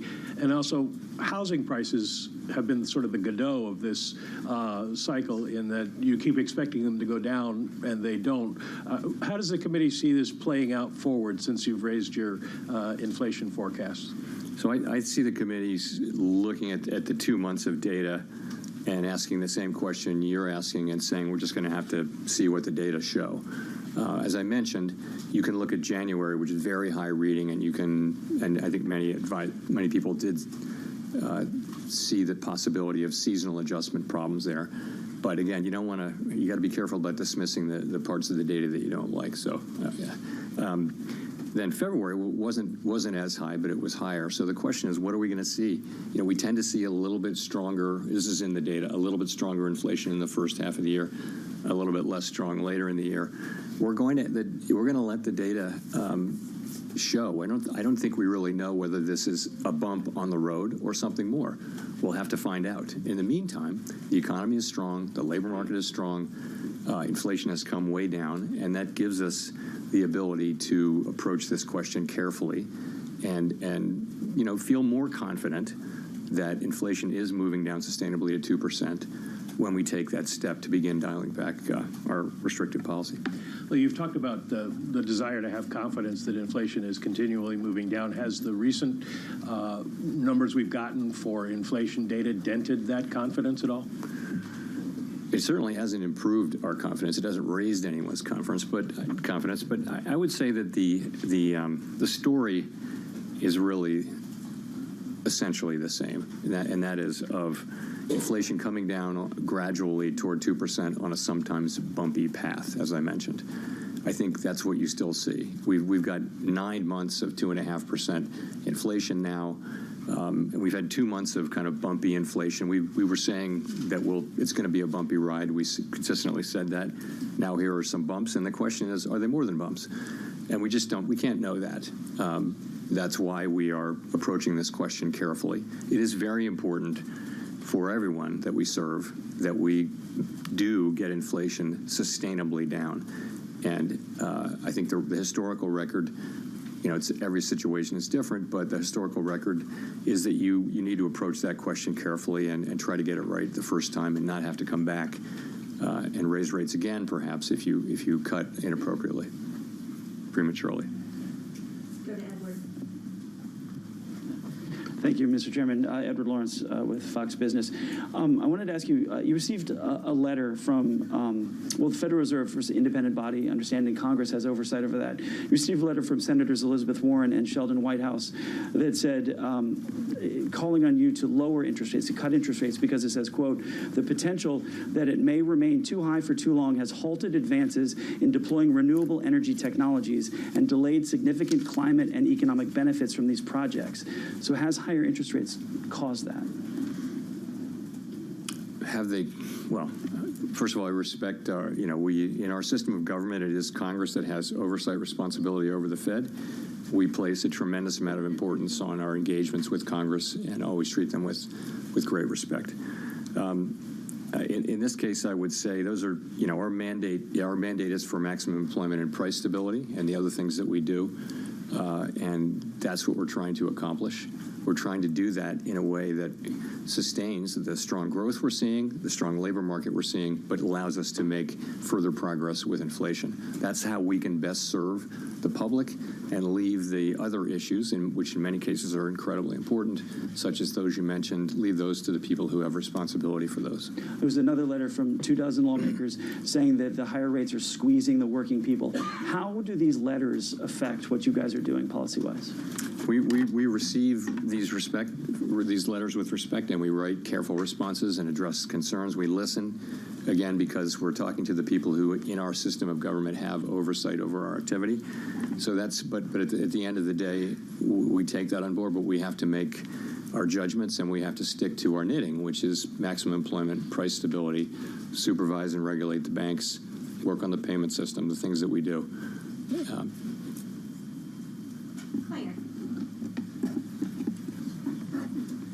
Thank you. Claire Jones, Financial Times. Thanks a lot for the opportunity to ask a question. As chair of the FOMC, would you want to see unanimity on the committee or something close to it, meaning no more than one dissent before you begin cutting rates? Thank you. We're a very consensus-oriented organization, and we do try to achieve consensus and ideally unanimity. People do dissent. It's something that happens. Life goes on, and it's not a problem. We've always had dissents. And so you respect thoughtful dissents very much. It's like you may not agree with some arguments, but you really want to understand them. So you may read a book that takes a position that you have long opposed just to understand that book. So I treat dissents with real respect as well. So Simon, one will be Simon Rabinovich with The Economist. Can you hear me? Yes. Okay, great. Obviously, inflation is some ways away from target. Unemployment, though, if you look at the projection for the full year, 4.0%. In February, we were already at 3.9%, so quite close to the median projection. Are you concerned at all that, notwithstanding the very strong jobs growth, that in fact there may be some cracks appearing in the employment market? You talked about a significant deterioration in the labor market being a condition for easing rates. What would constitute that in your books? Thank you. So we, of course, monitor it's one of our two goal variables. We all monitor the labor market very, very carefully, and I don't see those cracks today. And we follow all the possible stories that are out there about there being cracks. But the overall picture really is strong labor market. The extreme imbalances that we saw in the early parts of the pandemic recovery have mostly been resolved. You're seeing high job growth. You're seeing big increases in supply. You're seeing strong wage growth, but wage growth is gradually moderating down to more sustainable levels. In many, many respects, the things are returning more to their state in 2019, which we can think of as normal for this purpose. That's job openings and quits, and surveys of workers and businesses are always interesting on this. How tight is how easy is it to find a job? How easy it is to find a worker? Those surveys have both come down. So the labor market's in good shape. You do see things like the low hiring rate, and people have made the argument that if layoffs were to increase, that would mean that the net would be fairly quick increases in unemployment. So that's something we're watching, but we're not seeing it. Of course, initial claims are very, very low, and if anything, have tracked down a little bit. So watching it carefully, don't see it. And when I say something, I use the term unexpected weakening in the labor market. So, we do expect the unemployment rate to, the forecast is that it would move up, I think, closer to what we see as the longer run sustainable level. That's just people's forecast, individual forecasts. But we're talking about something that's unexpected. That's where I'll leave it, though.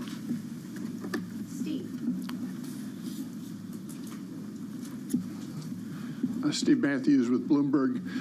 You mentioned at the beginning of the press conference that the committee felt it might be appropriate to slow the pace of asset runoff fairly soon.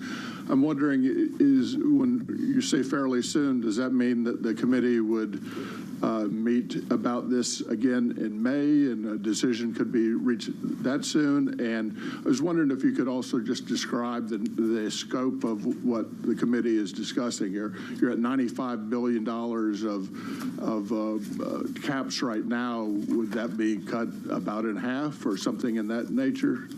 Thank you. So that is what we're discussing. Essentially, and we're not discussing all the many other balance sheet issues. We will discuss those in due course. But what we're really looking at is slowing the pace of runoff. There isn't much runoff among MBS right now, but there is in treasuries, and we're talking about going to a lower pace. I don't want to give you a specific number because we haven't had an agreement or a decision, but that's the idea. That's what we're looking at. And in terms of the timing, I said fairly soon. I wouldn't want to try to be more specific than that, but you get the idea. The idea is, and this is in our longer run plans, that we may actually be able to get to a lower level because we would avoid the kind of frictions that can happen. Liquidity is not evenly distributed in the system, and there can be times when, in the aggregate, reserves are ample or even abundant, but not in every part. And those parts where they're not ample, there can be stress, and that can cause you to prematurely stop the process to avoid the stress, and then it would be very hard to restart, we think. So, as something like that happened in 19, perhaps. So that's what we're doing. We're looking at what would be a good time and what would be a good structure. And, fairly soon is words that we use to mean fairly soon. And will there be a discussion about returning to an all treasuries balance sheet at some point? So that our longer run goal is to return to a balance sheet that is mostly treasuries.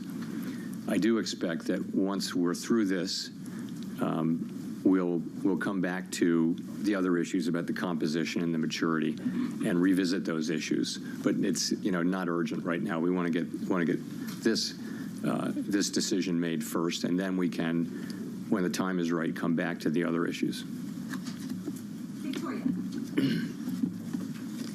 Hi, Victoria Guida with Politico.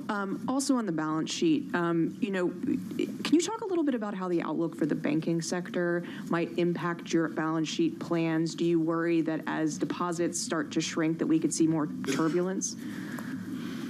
We'll be watching carefully, but one of the reasons we're slowing down, we will soon enough, fairly soon, I should say, slow down, is that we want to avoid any kind of turbulence. I wasn't thinking particularly about banking sector turbulence, but we had some indicators the last time. This is our second time in doing this, and I think we're going to be paying a lot of attention to the things that started to happen and that foreshadowed what eventually happened at the end of that tightening cycle, where we wound up in a short reserves situation, and we don't want to do that again. And I think now we have a better sense of what are the indicators. It wasn't so much in the banking system as it was around, for example, where federal funds is trading relative to the administered rates, and where secured rates are relative to the administered rates. Those sorts of things. We will always be watching the banking system for similar signs, though.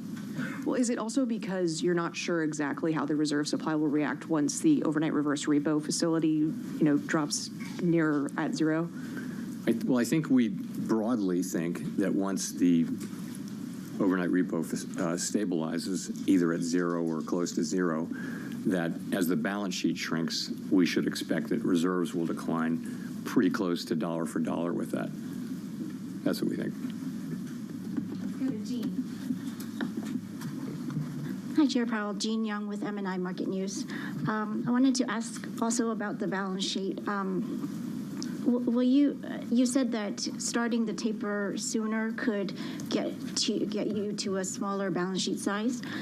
Does that mean you don't have to make a decision on when to end QT at this point? And will you be setting up the process for deciding that sooner, or will you wait until we're close to the end? So it's sort of ironic that by going slower you can get farther, but that's the idea. The idea is that with a smoother transition, you'll run much less risk of kind of liquidity problems, which can grow into shocks and which can cause you to stop the process prematurely. So that's where, in terms of how it ends, we're going to be monitoring carefully money market conditions and asking ourselves what they're telling us about reserves. Right now we would characterize them as abundant, and what we're aiming for is ample, and which is a little bit less than abundant, right? So there isn't there's not a dollar amount or a percent of GDP or anything like that where we think we have a really pretty clear understanding of that. We're going to be looking at what these, what's happening in money markets, in particular, a bunch of different indicators, including the ones I mentioned, to tell us when we're getting close. Then, though, you reach a point ultimately where you stop allowing the balance sheet to run off, but then from that point, there's another period in which non-reserve liabilities grow organically, like currency, and that also shrinks the reserves at a very slow pace. So you have a slower pace of runoff, which we'll have fairly soon. Then you have another time where you effectively hold the balance sheet constant and allow non-reserve liabilities to expand, and then that ultimately brings you ideally in for, brings it into a nice easy landing at a level that is above what we think the lowest possible ample number would be. We're not trying for that. We want to have a cushion, a buffer, because we know that demand for reserves can be very volatile, and we don't want to, again, find ourselves in a situation where there aren't reserves. We have to turn around and buy assets and put reserves back in the banking system the way we did in 2019-20.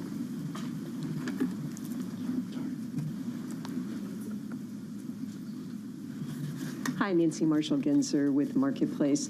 Chair Powell, you said you're waiting to become more confident that inflation is getting to your 2% goal before you cut rates. Can you just sum up more specifically what data you're looking at that would give you that confidence?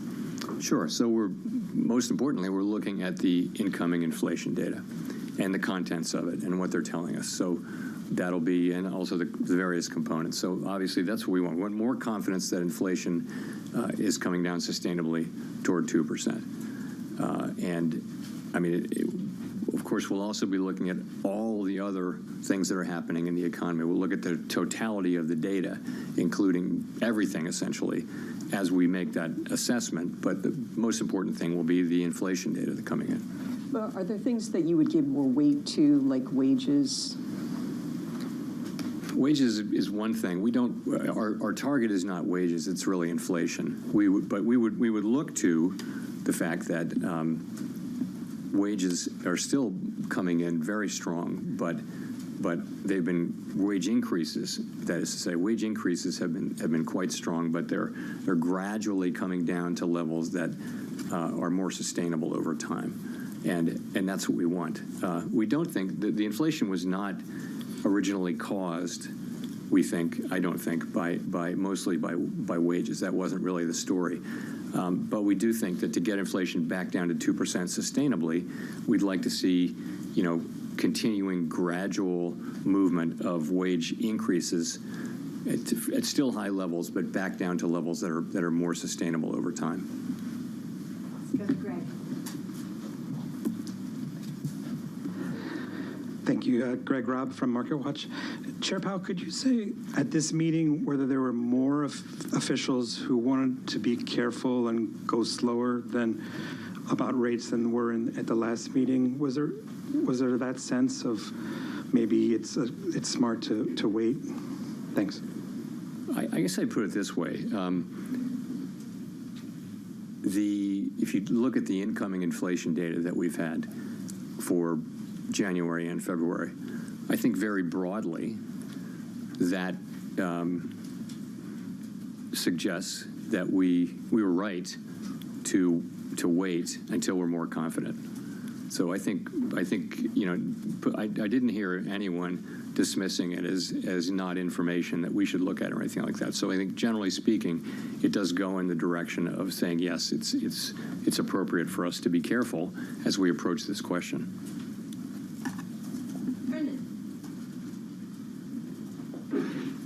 Thanks, Chair Powell. Brendan Peterson with Punchbowl News. I wanted to ask you about central bank digital currency stuff.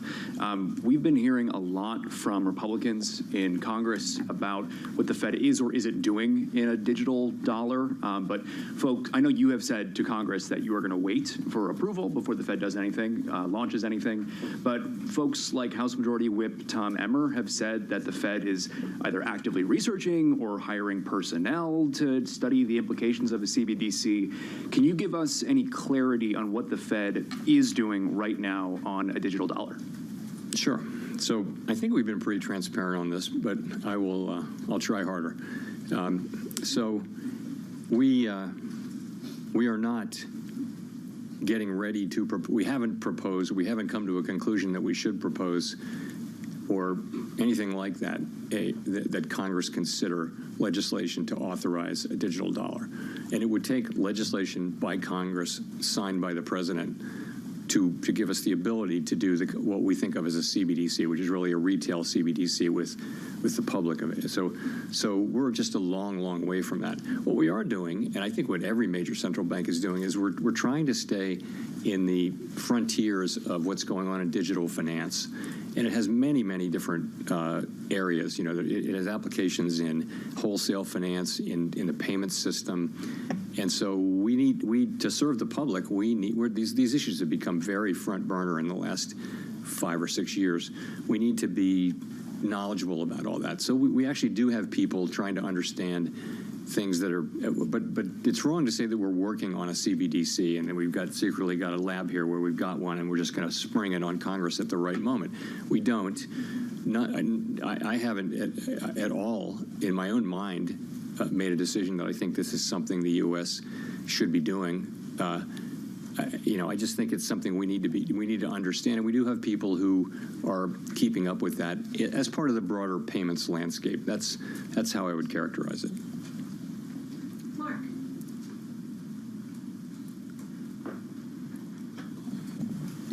Thank you. It's Mark Hamrick with Bankrate. Mr. Chairman, April 27th will mark the 13th anniversary since a Fed chairman began holding regular news conferences. How important has that higher transparency been in your view, both for the proper functioning of the central bank and also in accomplishing your mission? And is there more that you and your colleagues can do on the transparency front, and what might that look like?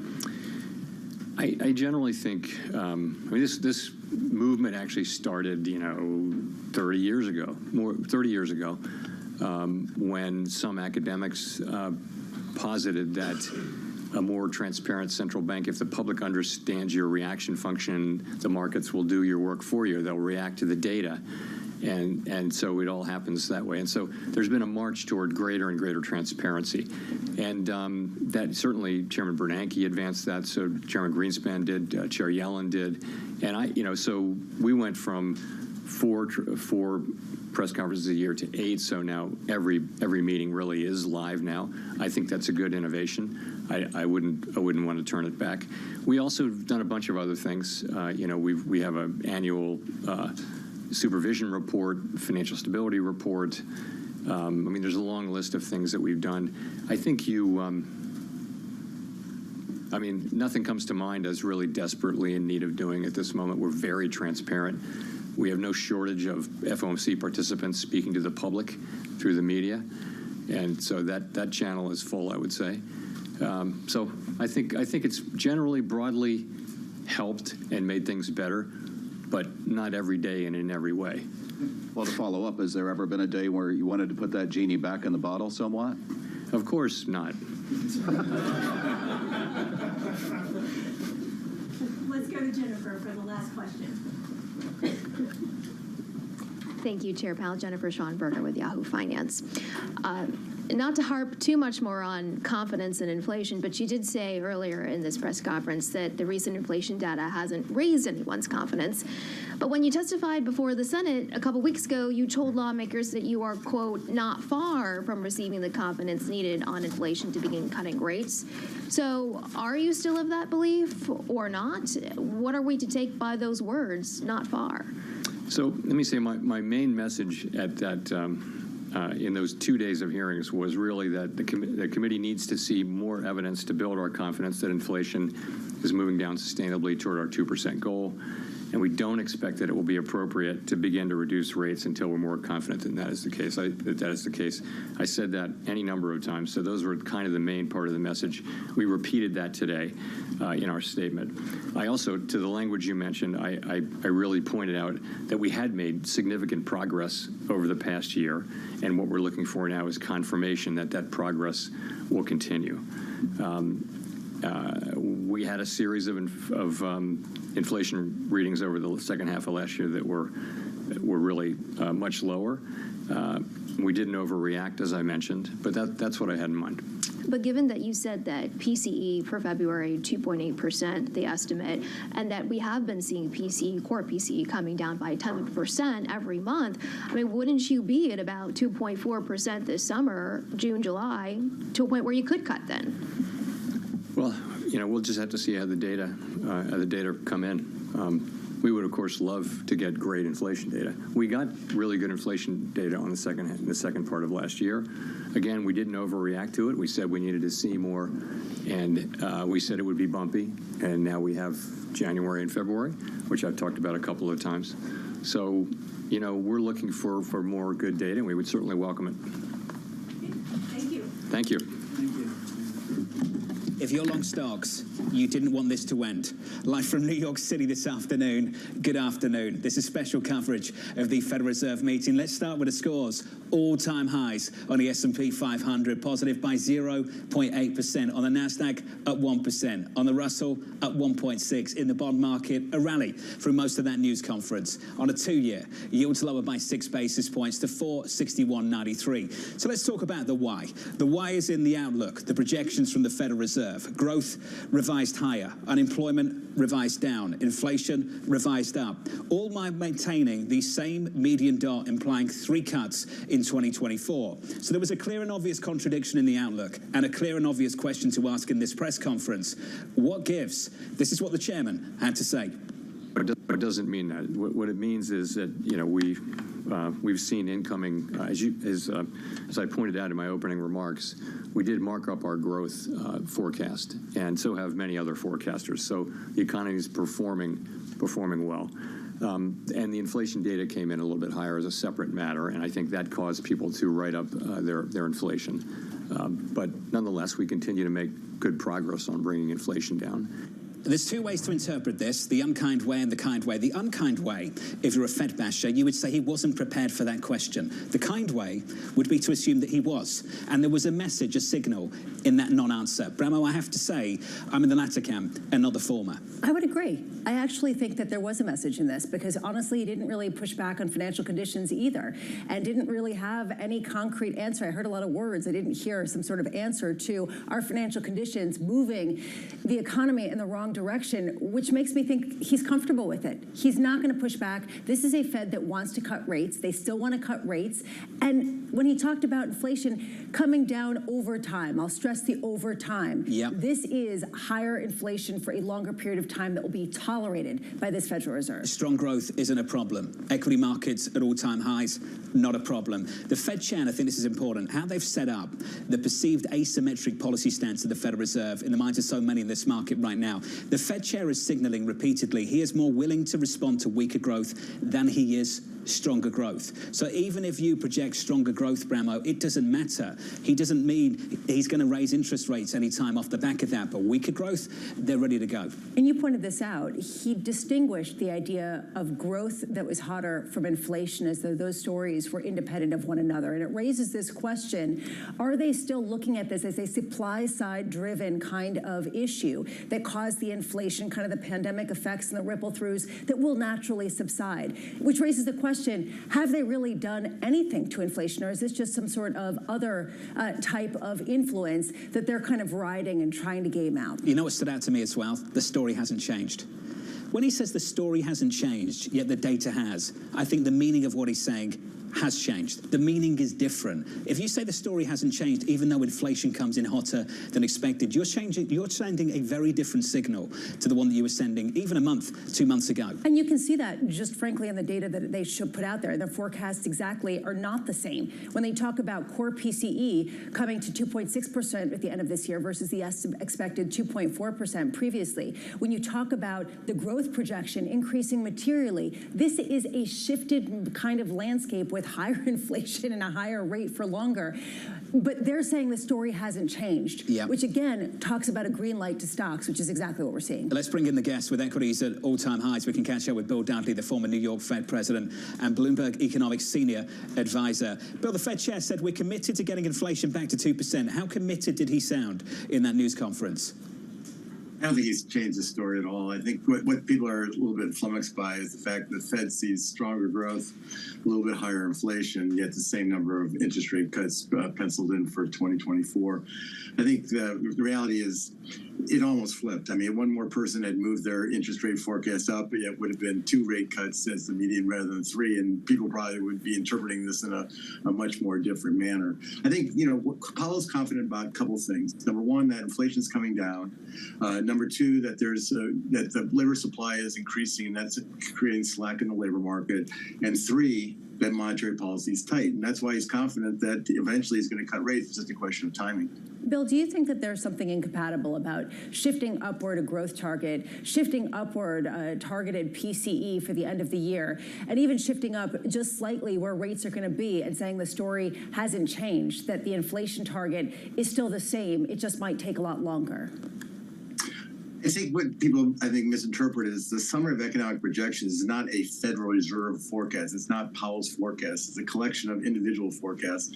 And the Fed doesn't coordinate the S&P. They're not trying to, go out and ask people to write down certain numbers to tell a certain story. It's just a collection of individual forecasts. And as we see in this case, one dot moves, you have a slightly different story. So I think that Powell's basic message is that the underlying story hasn't changed. We didn't completely buy into how good the inflation numbers were in the second half of next year. We're not completely put off by the bad inflation readings in January and February. We still think monetary policy is tight. We still think we're going to get more confident about getting inflation down to 2%. And so we still think we're going to cut rates this year. Timing is uncertain. And he said over and over again, it depends on the data. Bill, not all dots are created equally.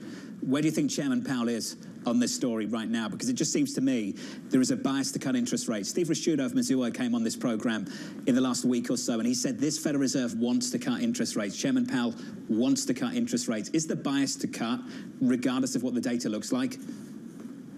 I wouldn't go as far as to say the bias is cut no matter what the data looks like. I mean, the Fed's still committed to trying to get inflation down to 2%. But I think what's driving Powell is the fact that he thinks that monetary policy is restrictive. So if you stay at the current setting, the economy will gradually slow, and that will set the stage for less strength in the labor market, which will then motivate cutting interest rates. That's what he's highly confident about. When he got the question today about financial conditions, he showed no concern at all about financial easing and making the economy too strong. I thought that was noteworthy because in the past he's talked about financial conditions a lot as an important way that monetary policy gets transmitted to the real economy. But this time he did not take the bait on financial conditions easing. And of course, when he doesn't take the bait on financial conditions easing, what does it do? It causes financial conditions to ease more. It's a green light to buy stocks. That's exactly what's happening. The S&P 500 at all-time highs and up another 0.8%. Bill, we often hear that we're restrictive. And there are some people that come on the program and push back against that exactly because stocks are at all-time highs, credit spreads are very tight, and unemployment is still below 4%. What do you point to if you were back on the FOMC just to demonstrate more clearly to people as to why this FOMC believes we are sufficiently restrictive? Well, first of all, the economy does seem like it's slowing. I mean, we grew 4% in the third quarter, 3-something in the fourth quarter. It looks like we're going to get something like 2% in the first quarter. And there are signs of weakness. I mean, if you look at industrial production over the last year, it's actually been down. If you look at hours worked, they've been soft. So I think the Fed is getting enough evidence that the economy is slowing that gives them confidence that monetary policy is actually restrictive. And of course, as loans mature, they get repriced at higher interest rates. And so, as time passes, you stay at the current level of interest rates, that's going to exert more restraint because it's going to drive up financing costs for a lot of smaller businesses and for consumers. I guess I want to just sit on the whole idea then of financial conditions and the idea that he didn't push back and that's why it's a green light to buy stocks. Is that correct in your view, that this isn't something that's going to move against them in terms of allowing capital markets to really foster a lot faster growth and potentially even more inflation, like we hear from lenders themselves, even to middle market companies, day after day? I don't think it's a green light to buy stocks because it could be the wrong decision. Maybe financial conditions are making the economy too strong. Maybe they will keep inflation too high. And in that case, then the Federal Reserve won't cut rates, and then financial conditions will tighten. I mean, one reason why financial conditions are as easy as they are is because the market is highly confident that the Fed's going to cut rates, not just in 2024, but also in 2025. You look at the SOFR futures market; they have rates coming down to about 3.5% over the next couple of years. So it's that prospect of rate cuts that's really providing support to the stock market and to credit spreads.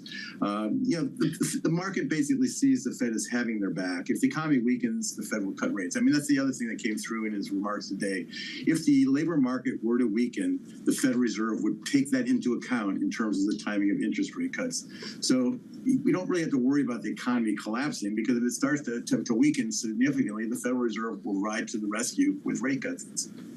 I'm looking right now at Fed funds futures, and it points to yesterday a 57% chance of a June rate cut, and right now it's something around 68, 69% chance. So increasing the expectation for a rate cut in June, despite the fact that the data didn't give Jay Powell any extra confidence. Some people would look at this and say, okay, maybe they see signs of restrictiveness, although what he pointed to was the quits rate, which is the common sort of thing that people point to as signs of weakness. Other people would say, why the urgency? Is this politically motivated to get going before the election takes off because then they could potentially be influenced even more there? Is there something else weighing on the decision-making process that's pushing the Fed to err on the side of being a bit more dovish and allowing this economy to run hot? Well, I think as he said, as inflation comes down, then the Fed can focus on both sides of their dual mandate, not just the inflation side, but also the growth side. And so I think the Fed more and more is conscious of the fact that they want to do enough to bring inflation down to 2%, but they don't want to overdo it and inadvertently cause a recession. So in some ways, the Fed is trying to have their cake and eat it too, right? They want to ease, but not so soon that they run the risk of easing prematurely. Just to go through these forecasts, it's a big upward revision to GDP. December projection was 1.4%. New projection is 2.1. Core PCE, it goes up from 2.4 to 2.6. And I just want to get into the details of that with you, Bill. Constant Hunter just wrote in, said, why is the equity market up so much with a basically unchanged dot plot? Because productivity is expected to continue, which will allow stronger growth with little additional inflationary pressure. This scenario is good for risk. Can you talk to us about that, Bill? The relationship between stronger growth and maybe muted inflation that doesn't climb that much off the back of a hot economy. How important is that missing ingredient that has been missing over the previous 10 years, say, that productivity that maybe we're starting to see come back through in a stronger way? I mean, productivity could be part of it. We don't really know what the productivity trend has been. It was very weak during the pandemic, and it's been very strong over the last year. I think the big thing where the Fed's taking some comfort from is the fact that the labor force growth has picked up dramatically, both because of participation rates among working age population has increased quite a bit, and also immigration. So, the real question is how long is that strong labor force growth going to last? If it lasts all the way through 2024, that allows the economy to grow, more quickly without it generating a tighter labor market. So the growth rate of the labor force is going to be a very, very important factor determining exactly when the Fed can cut rates and at what growth rate.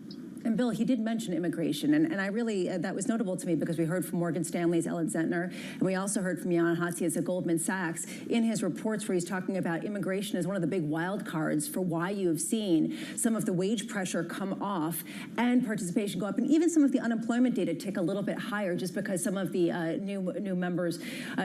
new migrants to this country are filing for claims. How much is that changing the dynamic in ways that is unappreciated? Well, I think, what's happened is we had a very sharp restraint on labor supply during the pandemic. because we weren't letting anybody into this country except people who were coming over illegally. And then all of a sudden you have a catch-up for all those people that wanted to come into the country, in 2020 and 2021, 2022, now coming in 2023. So the real question is that just a temporary period of catch-up, or do we have a sustained growth of faster labor force growth? So I think that's a wild card for the outlook, frankly. Hey, Bill, enjoyed this. Fantastic to catch up with you, sir. Bill Dudley there, the former New York Fed president, reacting to that news conference with Chairman Powell. This afternoon, all-time highs on the S&P 500, up 0.9%, up more than 1 full percentage point on the NASDAQ right now. The small caps outperforming positive by 2.2% on the Russell 2000. In that news conference, Mike McKee asking a couple of questions. He's back out of that news conference for us now. Mike, your reaction to that one, please. Well, basically, I think Bill Dudley has it right. The chairman was trying to tell people that the situation hasn't changed, even if the Fed is being more realistic, shall we say, about growth and inflation. Now, the thing he left out is that a significant number of members of the committee did raise their inflation forecasts, and that has some implications down the road in that with only one dot needing to switch, we aren't guaranteed 3 this year. We could see, if we get another bad inflation report, this easily flipped to 2 dots instead of 3 dots. But for right now, he's saying there isn't really a change. Bill Dudley pointed to the fact that there was no pushback to the financial conditions point. And this was notable because this is the second press conference in a row that people asked about financial conditions easing, and he didn't take the bait. How much signal is there in this that essentially he is not bothered by the fact that we're seeing stocks at all-time highs? Well, the Fed doesn't really worry about stocks hitting all-time highs except for if there's some sort of bubble that bursts that they have to deal with. They view it as just another way that people are collecting income. Now, it could be a bubble, but they're looking at the cost of doing business. And right now, what we're seeing is the prime rate is unchanged. Mortgage rates have come down, but only a little bit. Credit card rates have actually gone up on average. Companies are still borrowing, and credit spreads have come down, but they're not borrowing as much as they were. So at this point, is it restrictive? Is it not restrictive? Financial conditions reflect what's happening in the stock market and to a lesser extent the bond market, but not necessarily what's happening in the real economy. Do you get the sense, Mike, that there's a bit of herding cats here? I mean, as Bill was talking about, Bill Dudley, former New York Fed president, that there is a sense it's not a collective view of what's going to happen. It's each Fed member coming out with their projections and him having to cobble together a narrative about that. Is that essentially what we saw, in particular with the first answer to this question of trying to pull together all of these new pieces? Yeah, I think the first question was one that any one of us would have asked because it was so obvious. The Fed is raising its inflation forecast, its growth forecast, and not changing the fact that it wants to cut 3 times. Make sense of that. I'm not sure he completely made sense of it, except for the fact, as Bill Dudley pointed out, that not everybody switched their vote. We needed one more dot to move, and we could have seen that.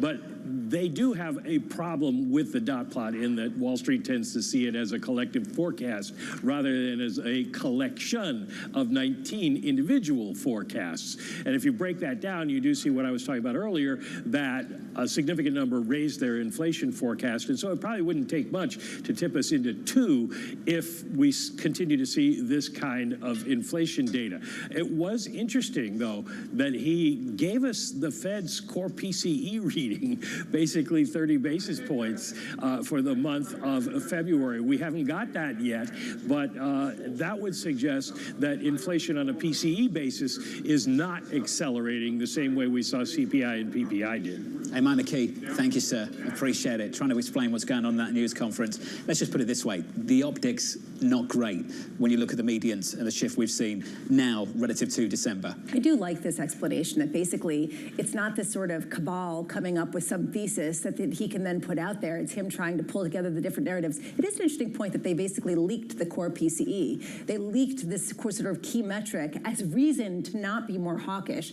and push back against the market. So Peter Cheer had this to say, the median didn't change for 24, but the average changed by 11 basis points, and at 4.81%, it's closer to 2 cuts than it is to 3.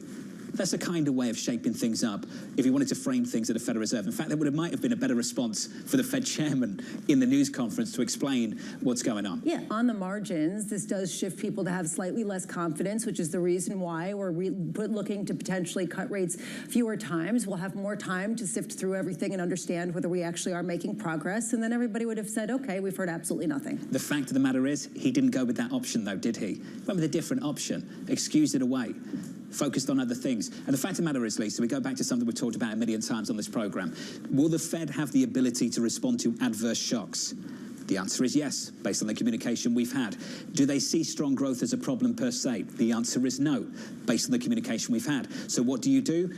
Today, this afternoon, you buy stocks and you buy the front end of the curve because in the minds of capital economics this afternoon, based on their note, still on track for a rate cut in June. Which is really the market's view, too. You're seeing that probability increase. Constance Hunter's point is well taken, that what they're looking at is the hope of productivity and the hope of supply-side demand for the labor market to offset some of the growth that would have come with inflation in sort of disinflationary nirvana. We'll see if we get it. Let's continue this conversation. Jeff Rosenberg of BlackRock is joining us now. Jeff, I just want to know what you've been doing the last hour. Were you running around the trading floor at BlackRock screaming, buy stocks? How did you respond to this one? No, I think the main reaction is what you've been talking about in terms of the 2 cuts versus the 3 cuts. I mean, I think that's the headline for the bond market and why you're seeing such a big steepening. And as you point out, it was really much closer to a 2-cut scenario, but they didn't go with that at all, and neither did the market narrative. And most of what you got from Chair Powell was kind of dismissive in terms of the uptick in the inflation forecast for 2024. He didn't even mention it in the opening statement. When he got the question on it, it was just a mark-to-market issue. So really trying to kind of hand-wave around the dissonance between stronger growth, higher inflation, and no changes to cuts. But I think that issue is going to be in front of us as we watch the data, play out. They gave the forecast for the inflation. They don't see any changes. But he also said we don't really know.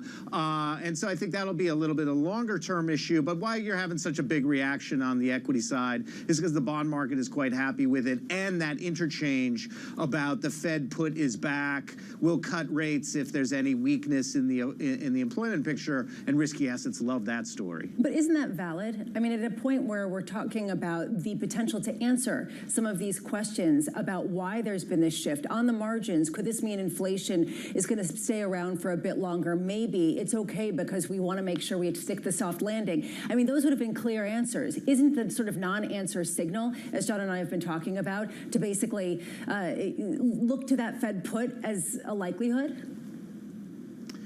Well, it is, but there's a real problem with that. And the risk is that the Fed has just got the read on their degree of restrictiveness fundamentally wrong. Look at the answer to the question that he gave on, how do you know that you're restrictive? It's all looking at the labor market. How do you know that financial conditions don't matter and you can not look at them? He pointed to the labor market. Well, most of the repair in the labor market has nothing to do with the Fed's policy. It's all supply side. And so when you look at the implications of the Fed's policy and financial conditions, and Mike McKee, you talked about this a little bit, I just want to amplify that it does affect the real economy because the transmissionism from financial conditions is through confidence, and confidence translates into demand. And so it's absolutely acting in opposite to what the Fed is intending here. And that's a tension that the Fed is ignoring right now, but they ignore it at their own peril. The market is following the Fed narrative, so everybody's happy with it. But the risk is that they're off, and so that inflation doesn't fall as far as everyone's expecting to, and you end up having to do the opposite of what we got today, which is, actually things are stronger, we can't cut as much as everybody expects, and you get the opposite reaction. That's a risk for the future time, but that's why some of this matters. So, Jeff, this is refreshing, let's put it that way. Once you've identified an inconsistency like that as a market participant, how do you position accordingly? What do you do? What are you doing differently? So the thing that it highlights is just the asymmetry in terms of market performance. Now, you're not going to see it realized until it shows up in the data, but it highlights that the Fed's actions and its narrative kind of conspire to push people into the same types of trades. And so when you get the surprise on the other side that that might be brewing here. I'm not saying that it is, but it creates a much larger opposite reaction. I don't think you can position for that today because you got to position with the momentum, which is, hey, they're gonna cut 3 times. They're pretty sanguine, and as you've seen in the equity market today, it's everybody back in the pool. It seems as though there aren't that many people worried about inflation getting unmoored. Everyone seems to say that doesn't seem to be the risk that we're currently facing. The Fed doesn't seem particularly worried about inflation expectations really getting out of their control. All things being equal, does that give you enough confidence to buy longer-term treasuries, 10-year treasuries, 30-year treasuries, with the conviction that the Fed will truly get inflation back down to 2%? So just a clarification, we're not talking about inflation going back up. We're talking about the failure of inflation to go down to 2% as fast as the Fed expects it to, and therefore they can cut interest rates as fast as they need to because they are more worried about being too restrictive. So it's more about not getting as much as what the market expects than some kind of big change in terms of the inflation trajectory. On the second part of your question, Lisa, super interesting development here, kind of more minor in terms of the headlines here, but that change to the longer run dot. And what you saw in the curve reaction is an attempt to try to steepen the curve. Most of the reaction is just in the front end, but you look at the back end and it was flirting with higher rates, positive yield movements to the back end. And it is this longer run story that perhaps the landing point isn't as low as what we think it is today, isn't as low as what it was pre-COVID, that the neutral rate ends up being much higher, and that the path of aggregate cuts is much lower. And then you add on top of that a lot of the fiscal considerations in terms of the amount of debt that's being pushed into the private side and the QT that he talked about, the balance sheet slowing, less support for absorbing that. That challenges the back end of the curve. So I think it's still a much more challenging environment for longer dated maturity interest rates coming out of this meeting. You put this all together, Jeff. Do you feel as though this Federal Reserve is tacitly acknowledging that they will tolerate a higher inflation rate for a longer period of time if it's going down, even if very gradually, to that 2% level? Yeah, you know, I think he got that question explicitly, and he said it explicitly. As explicit as the Fed is going to be within the ambiguity of language, he said over time, he stressed over time, and I think the interpretation of that is they're not going to be so worried about hitting 2% immediately. Now, there's a lot of gap and room for interpretation about what is the difference in calendar dates and time between immediate and over time. But I think it's pretty clear that the Fed is not going to press on economic growth and recession for the benefit of going from 3 to 2%. And I think that's pretty clear where this Fed is leaning. Hey, Jeff, this was awesome. Really thoughtful stuff. Thank you, sir. Jeff Rosenberg there over at BlackRock. You want 2 moves in this equity market right now. Stocks, all-time highs. Take another guess at what hit a record high just moments ago, a fresh all-time high. Gold. Not just stocks, but gold as well, Bramo, breaking out and getting back up there. So there's one way to interpret this, which is potentially fear of inflation, and then you go into gold. Then there's another version of this, which is if interest rates go down, interest-bearing assets are not as attractive, and you can go into hard assets. So these are 2 of the potential explanations people might have for gold. Either way, both of them take an effect. Exactly. So how about both? The fact of the matter is they're still entertaining interest rate cuts, and maybe even inflation isn't going to re-accelerate in a profound way. That's not what Jeff Rosenberg is saying over at BlackRock. Perhaps it hangs around above target. Sticky. Tomorrow, a special from Jonathan Farrow on being a gold bug, the one and only. I think there's some gold bugs out there who are quite happy with that news conference. Let's put it that way. And it's been an incredible rally, and so maybe they've got it just turbocharged. We'll continue this conversation tomorrow morning. Thank you very much for tuning in to Bloomberg TV and Bloomberg Radio. For our audience worldwide, what a Fed news conference, a green light for so many of you to carry on buying equities. Your stock market at all-time highs. From New York, this is Bloomberg. From Bloomberg World Headquarters, I'm Charlie Pella. 3:45 on Wall Street. We have got 15 minutes to go ahead of the closing bell. Stocks rose, bond yields fell, gold at a record as the Fed kept its forecast for 3 rate cuts in 2024, with Chair Jay Powell saying it is appropriate to start easing at some point this year. Here's Powell from his statement at the news conference, which you heard live on Bloomberg Radio.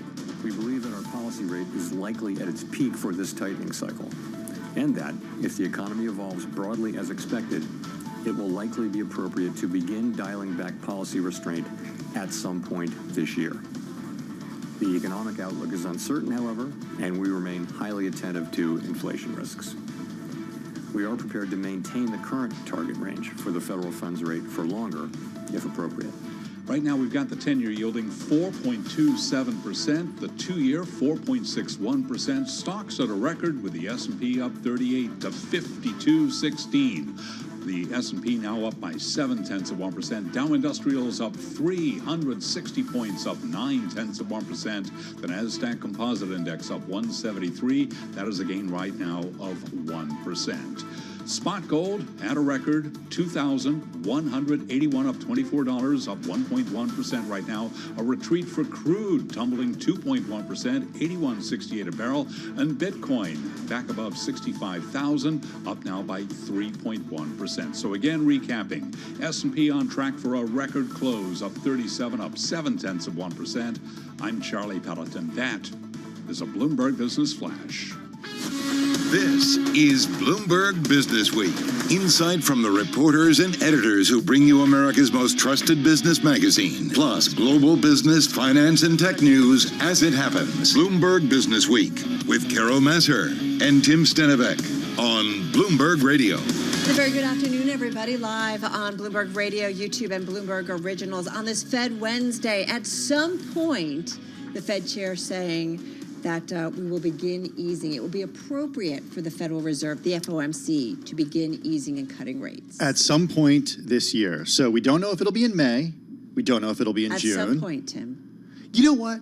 It doesn't have to be during a meeting. That would be kind of a shock. It would be, but I'm just saying it doesn't have to be. No, it doesn't have to be. So they're data dependent. Does let's the data, just, yeah. Just want to make sure we're. But at some point. At some point. We're going to get to it. At some point, we're going to get this show started.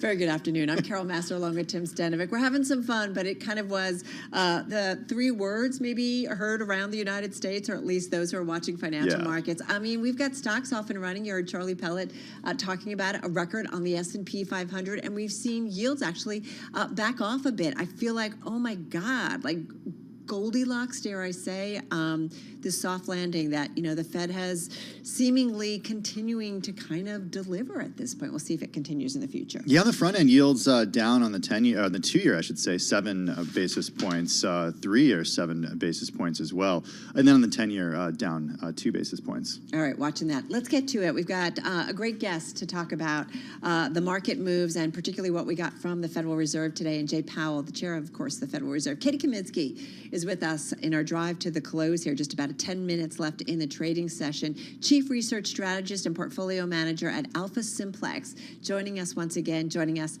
from Boston. Katie, great to have you here with us. So excited. Tell us about the Fed and what we got from Jay Powell and from the FOMC. How do you interpret at some point just kind of the nuances, upping growth estimates, also upping inflation estimates? So how do you make sense of it? Well, I think the commentary was definitely leaving a lot of room for wiggle room. And I think if you look at the voting as well, if there are 10 votes on 3 and 9 votes for 2 or less, that isn't a slam dunk for 3.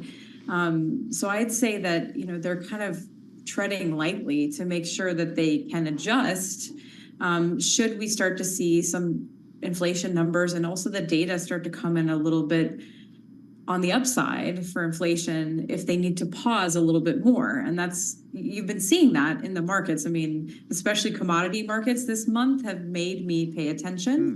They were talking about gold earlier.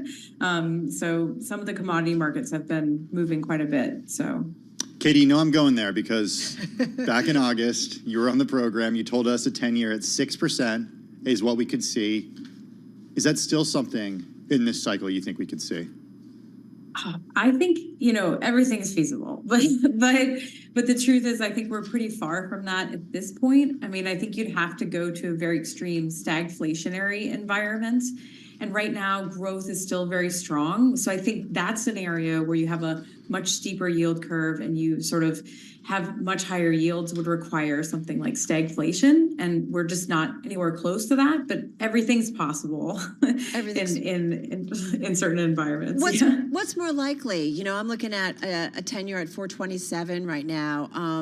Is it more likely that we see maybe 5%, or is that something that you kind of rule out at this point?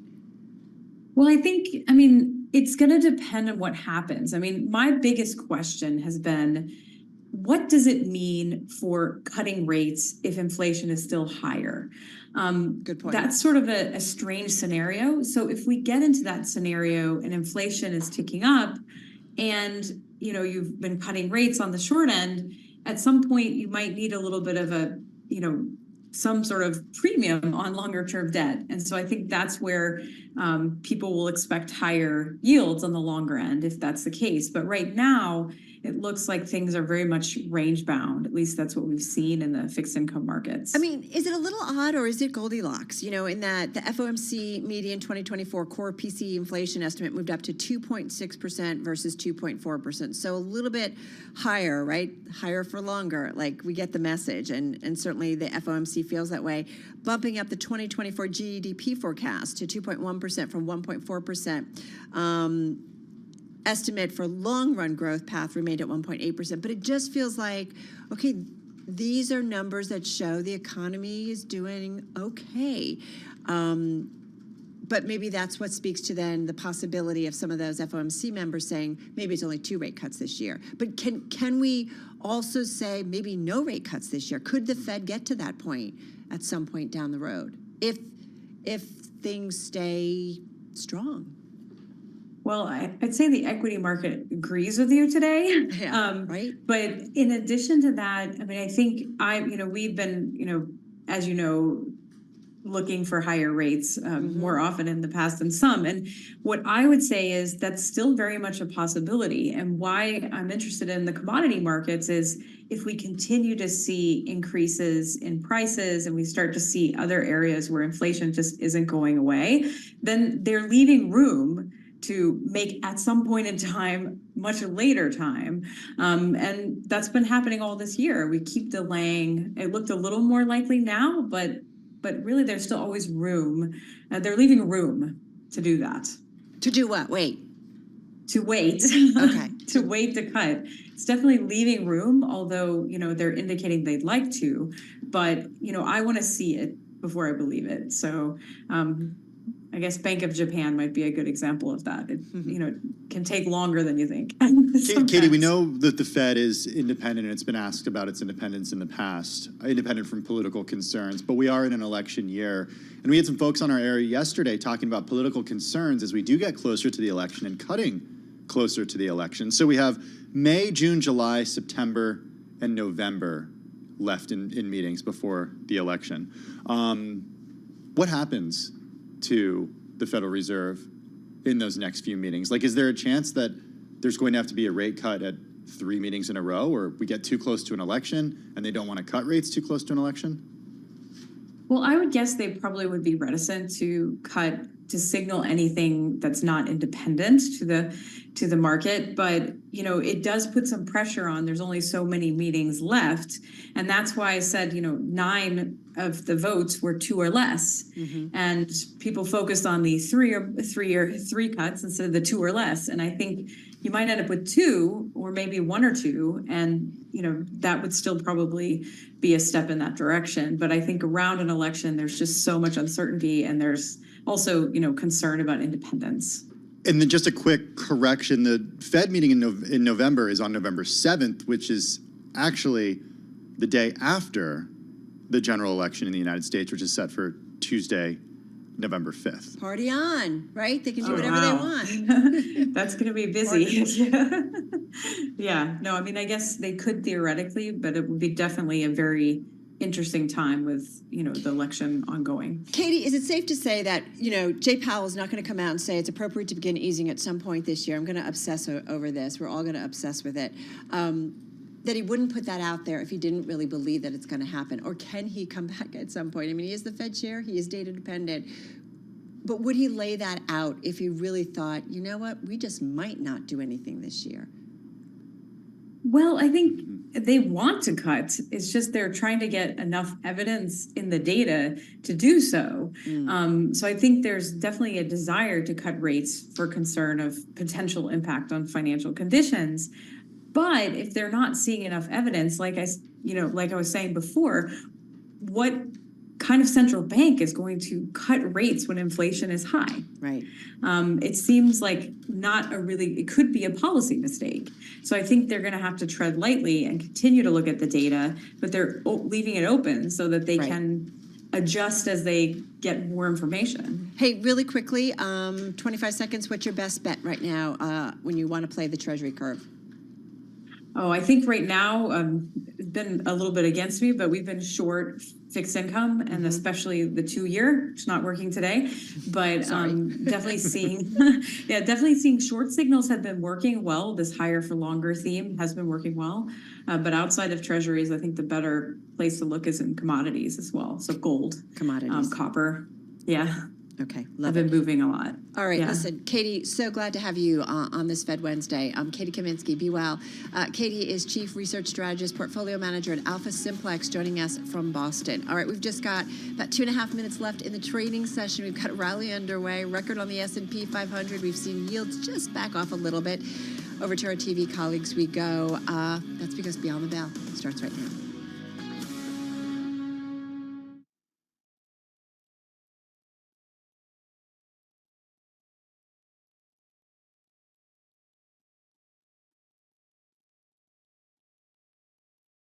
Beyond the Bell, Bloomberg's comprehensive cross-platform coverage of the U.S. market close starts right now. We're about 2 minutes away from the end of the trading day on this Fed Day. Scarlett Fu and Alex Steele here with you, counting you down to the closing bell. And here to help us take you beyond the bell with the global simulcast, Carol Massar and Tim Stanovic. Welcome to everyone across Bloomberg Television, radio, and YouTube. Carol, were you confused by what Jay Powell said? And there were various forecasts where they did not move the dots in terms of how many rate cuts there'll be this year? I'm a little bit confused. I'm also a little bit confused at this market reaction because they bumped up growth estimates, good, but I also bumped up a little bit, right, inflation expectations for this year. And I just, here we are, a record on the S&P 500 again. It does feel like, all right, maybe the Fed is doing really well at this soft landing, but it's just, I have a lot of questions, and I feel like I don't quite get it all. But they were ever so close to moving the median number of cuts this year, Alex. I mean, they were ever so close to moving that from 3 to 2, and that's what participants noted in the summary of economic projections. So I think we have to keep that in mind that, okay, expectations for rate cuts from the Fed members actually went down a little bit for the year. Yeah, exactly. And also, if you look at, say, the overall rate, the end rate, right, 2.6%, yeah, okay, it got up 10 basis points, but it is higher, and that just feeds that narrative of what is neutral higher, and that higher for longer, which again makes the equity rally a little perplexing, Scar. Well, it's hard to forecast out what's going to happen in 2026 when no one knows what's going to happen in 2 months' time in 2024. Yeah. As Mike McKee was reminding us, for the dots, it's not a collective forecast, it's a collection of individual forecasts. So it's just what individual Fed policymakers were thinking at the time. At some point. At some point. Oh, yes. Thank you. At some point this year. All right, there are the closing bells. We did it. We got through Fed Day. Volume relatively okay, holding up a little bit here, and it is definitely green on the screen. You're looking at a record for the S&P, a record for the equal weighted index. NASDAQ 100 up over 1%. Really big moves on solid volume, Carol. Yeah, pretty impressive, right? Like, who'd have thunk in terms of this Fed meeting and what we got. But there you have it, folks. If I look at the S&P 500, guys, most names in the index actually gaining ground today. 377 to the upside, 123 losing ground. Scarlett, 3 unchanged. And that is reflected in the sectors as well. You look at the IMAP, a lot of green on that screen, 11 sectors, 2 of them in the red, healthcare and energy, the rest in the green. In fact, you've got 5 groups gaining at least 1%. Consumer discretionary, communication services, financials, industrials, and tech. All right, guys, let me get to some of the individual gainers. Chipotle Mexican Grill, man, definitely on my list. At its highs today, up 8%, finishing the day with about a 3.5% gain. Among some of the biggest movers to the upside in the S&P 500, I do believe that is at a record high close. Company proposed a 50-to-1 stock split to broaden the company's investor base after a 13,000 4% run up in the stock since its IPO. The split would be the first in the company's 30-year history. Went public back in January of 2006 at $22 a share. The stock is now $2,895 a share. So, yeah, that's kind of some big news. Also, to a name that was among still more expensive than a burrito. It is a share of Chipotle. You could buy several burritos. Yeah, even if you divide by 50 right now, it's still more expensive than a burrito. Yeah, exactly. Okay. All right, good to know. Sorry. Hey, one of the biggest gainers in the NASDAQ 100 today, ticker is TTD, Trade Desk, $40 billion market cap. Advertising technology company. I don't talk about it a lot, but thank you, Disney. They said it would sell ads through Google and the Trade Desk, and so that got that stock popping in today's session, up about 4.5%. We do have some earnings, though. We do. Micron, the chip maker, has come out with results, and it feels a little bit off cycle given most of tech has reported. But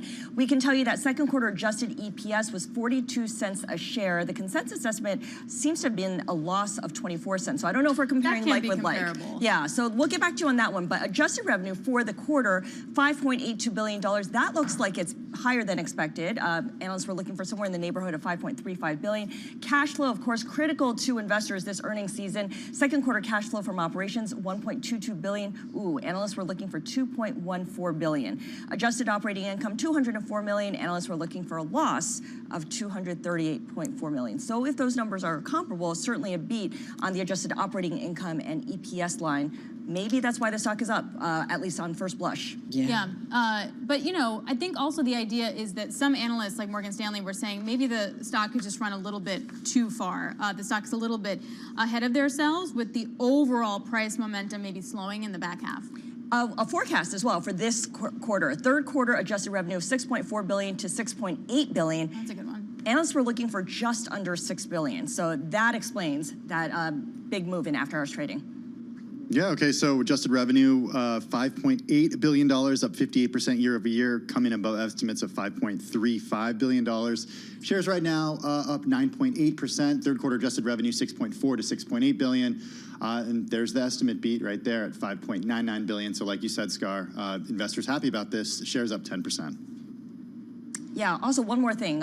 Adjusted margins, wow. yeah, for the third quarter, 25 to 28%, and the consensus estimate was just under 21%. Wow, that's pretty good. Yeah, pretty remarkable, right, in terms of what we continue to see from a lot of players in the chip sector. I mean, you've got the stocks certainly, up about 14, 15% so far this year, so you continue to see a lot of momentum among those individual players. Hey, guys, I got one more gainer as we continue to watch Micron up about 11, 12% here in the aftermarket. Topgolf Callaway. Ticker is MODG. This one certainly caught my attention, rallying up about almost 9% here in today's session. The Chosun Daily said a South Korean strategic investor is, quote, in the running to acquire the company. The major shareholders will reportedly spin off Topgolf, a subsidiary of Topgolf Callaway brands, and sell only Callaway Golf, according to this report. Raymond James weighing in, telling clients not to put too much credence in a deal, but investors said, hey, this sounds interesting. And so, again, the stock up almost 9% today's session. Okay, let's get to some of the decliners, which are actually tough to find on a day like today when so many stocks moved higher. Do you want to go with Supermicro Computer, down for a third day in a row, 1.6% to the downside today, bringing its three-day decline to about 16%. We talked yesterday about the back and forth with the share sale that was announced yesterday before the bell. Now the company is guiding potential investors in a sale of those 2 million shares to a price of $875 each. So that's lower than the range that was reported yesterday. That's according to people familiar with the matter. And then Equinix, the data center REIT, falling as much as 5.7% earlier in the session, down 2.3%. This after Hindenburg came out and said it's short. Hindenburg Research is alleging that the company manipulates its accounting and is selling an AI pipe dream. That's a quote from Hindenburg Research. We should note that a media representative for Equinix did not respond to a request for comment from Bloomberg News. And Signet Jewelers, this one is super interesting. Did you guys see this news today? Down 12% on the day. It was down as much as 16% earlier in the session, the most going all the way back to June of 2020. It turns out people aren't getting engaged at the rate that they used to. So Signet owns... Are they living in sin instead? Is that I don't know what they're doing. Okay. They own Kay, Zales, Jared, Blue Nile, and more. They issued a disappointing first quarter sales forecast. They blamed fewer than expected engagements in the U.S. The company does expect in U.S., they call this U.S. engagement incidents, in the first quarter to be down. That's the least romantic time I was I've just going to ever say, heard. had an incident over the weekend. I got engaged.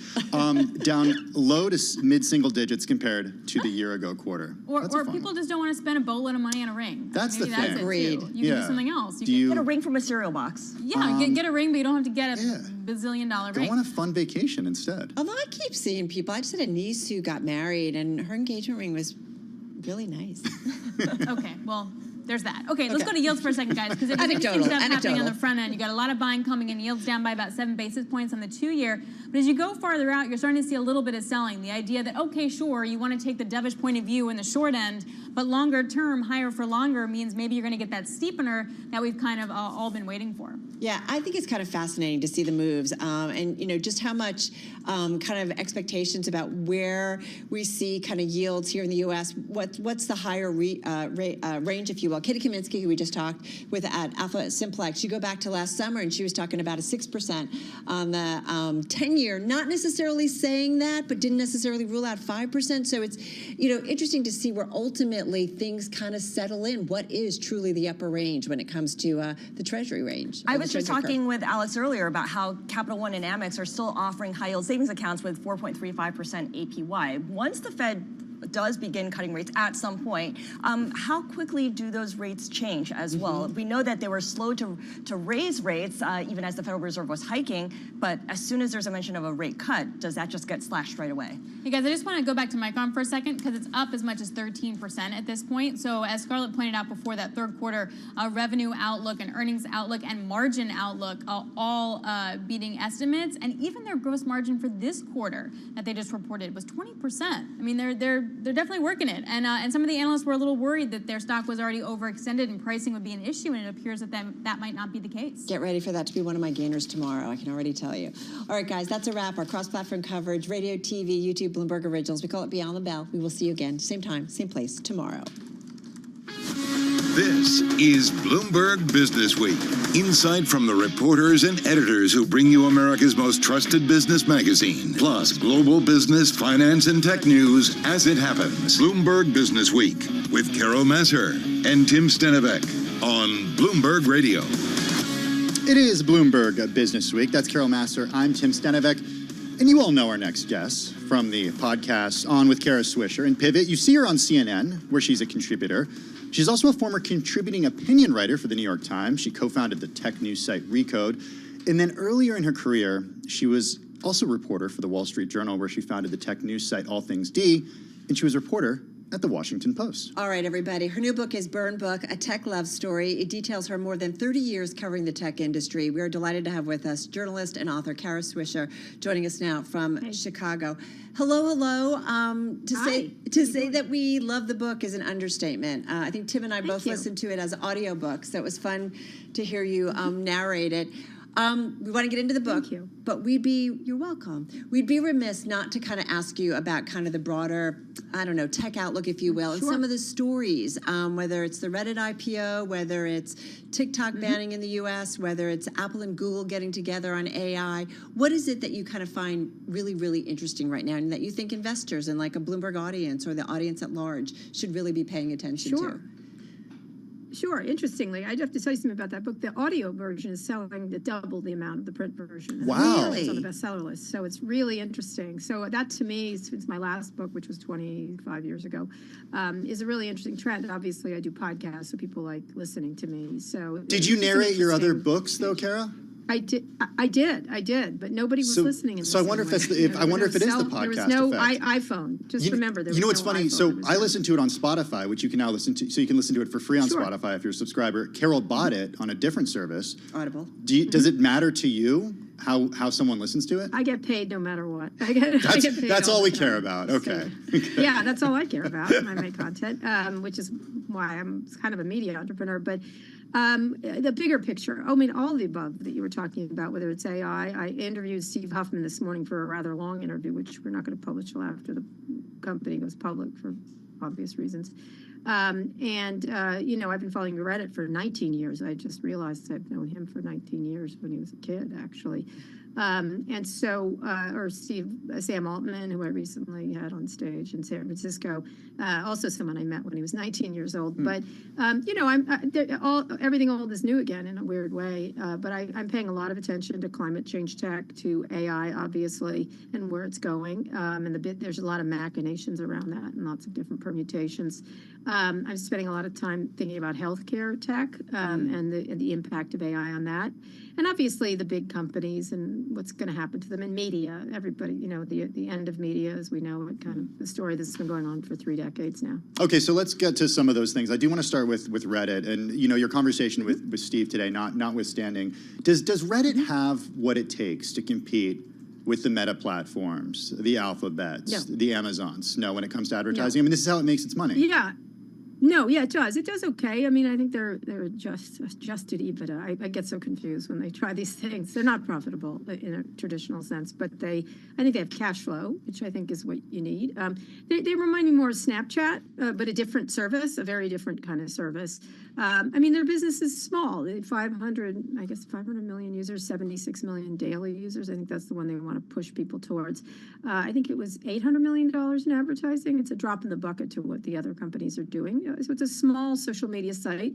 Its strength is the decentralization of the content moderation and the decentralization of the service. It makes it a stronger and more enjoyable service. A lot more young people are on it. I have lots of kids, but my older kids who are 18, 19, and 21 use Reddit all the time. And YouTube. That's pretty much it. They don't use any of those other sites. That's how they consume video because they like the decentralized part of it, and they don't like where everyone's dumped in the same stew and have to yell at each other and point fingers. They're not interested. So I think it's an interesting business. I don't know if it's a huge business. They're starting to try to license data. That was a slightly controversial, selling Google the data feeds. But everyone's going to do that, so I'm not sure why we pick on them particularly. It's interesting what you say, too, about your kids and a younger generation. I mean, as Twitter tries to find out what it wants to be when it... Don't call it Twitter, Carol. What X wants to be. You can call it whatever you want. That is true. Please. I mean, does that give Reddit an opening in your view? Like, I'm trying to figure out what's the role of Reddit. It's not the same service. Yeah. Twitter's now become a toxic waste dump, really, pretty much, and a place where a billionaire works out all his childhood traumas in front of us in real time, and so they're very and his ugly character at this point. But no, I think it's different. It's a little more like TikTok if you think about it. It's interests, like you're interested in skiing or you're interested in video games. It's decentralized, and so that's a power. That's a very powerful thing to be in this time where again there's these central feeds of which you can't really pick and choose.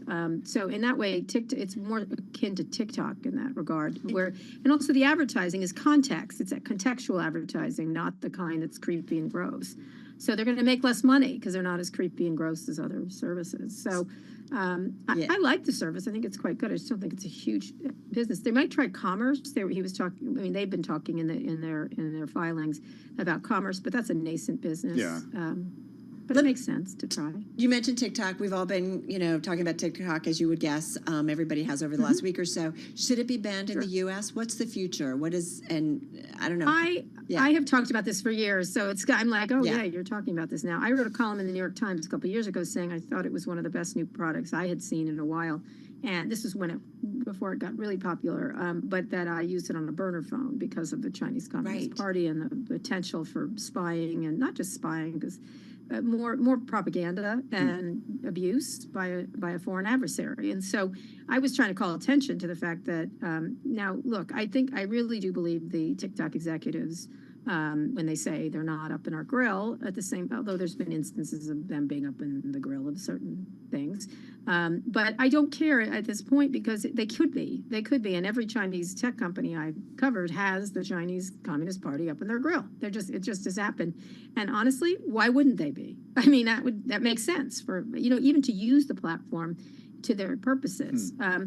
If we had reciprocity in China, I might have a different point of view. And by the way, they're not going to let us because guess what we do?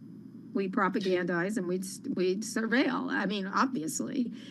So I'm not sure. I think it's a national security issue. I've seen enough proof of it. And I don't think you should necessarily trust the government saying it is, but there's no question that we would not allow China to buy CNN. Much smaller, considerably smaller.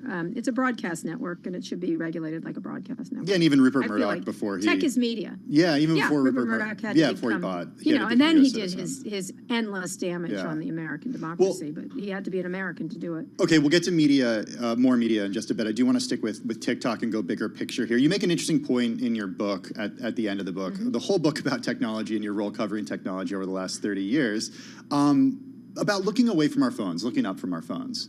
And spending less time on them. And it makes me think about the several issues that I talk to people that they have about TikTok. One is that, you know, of course, all the stuff that you brought up with national security concerns. But two, it's that, you know, they can't get their teenagers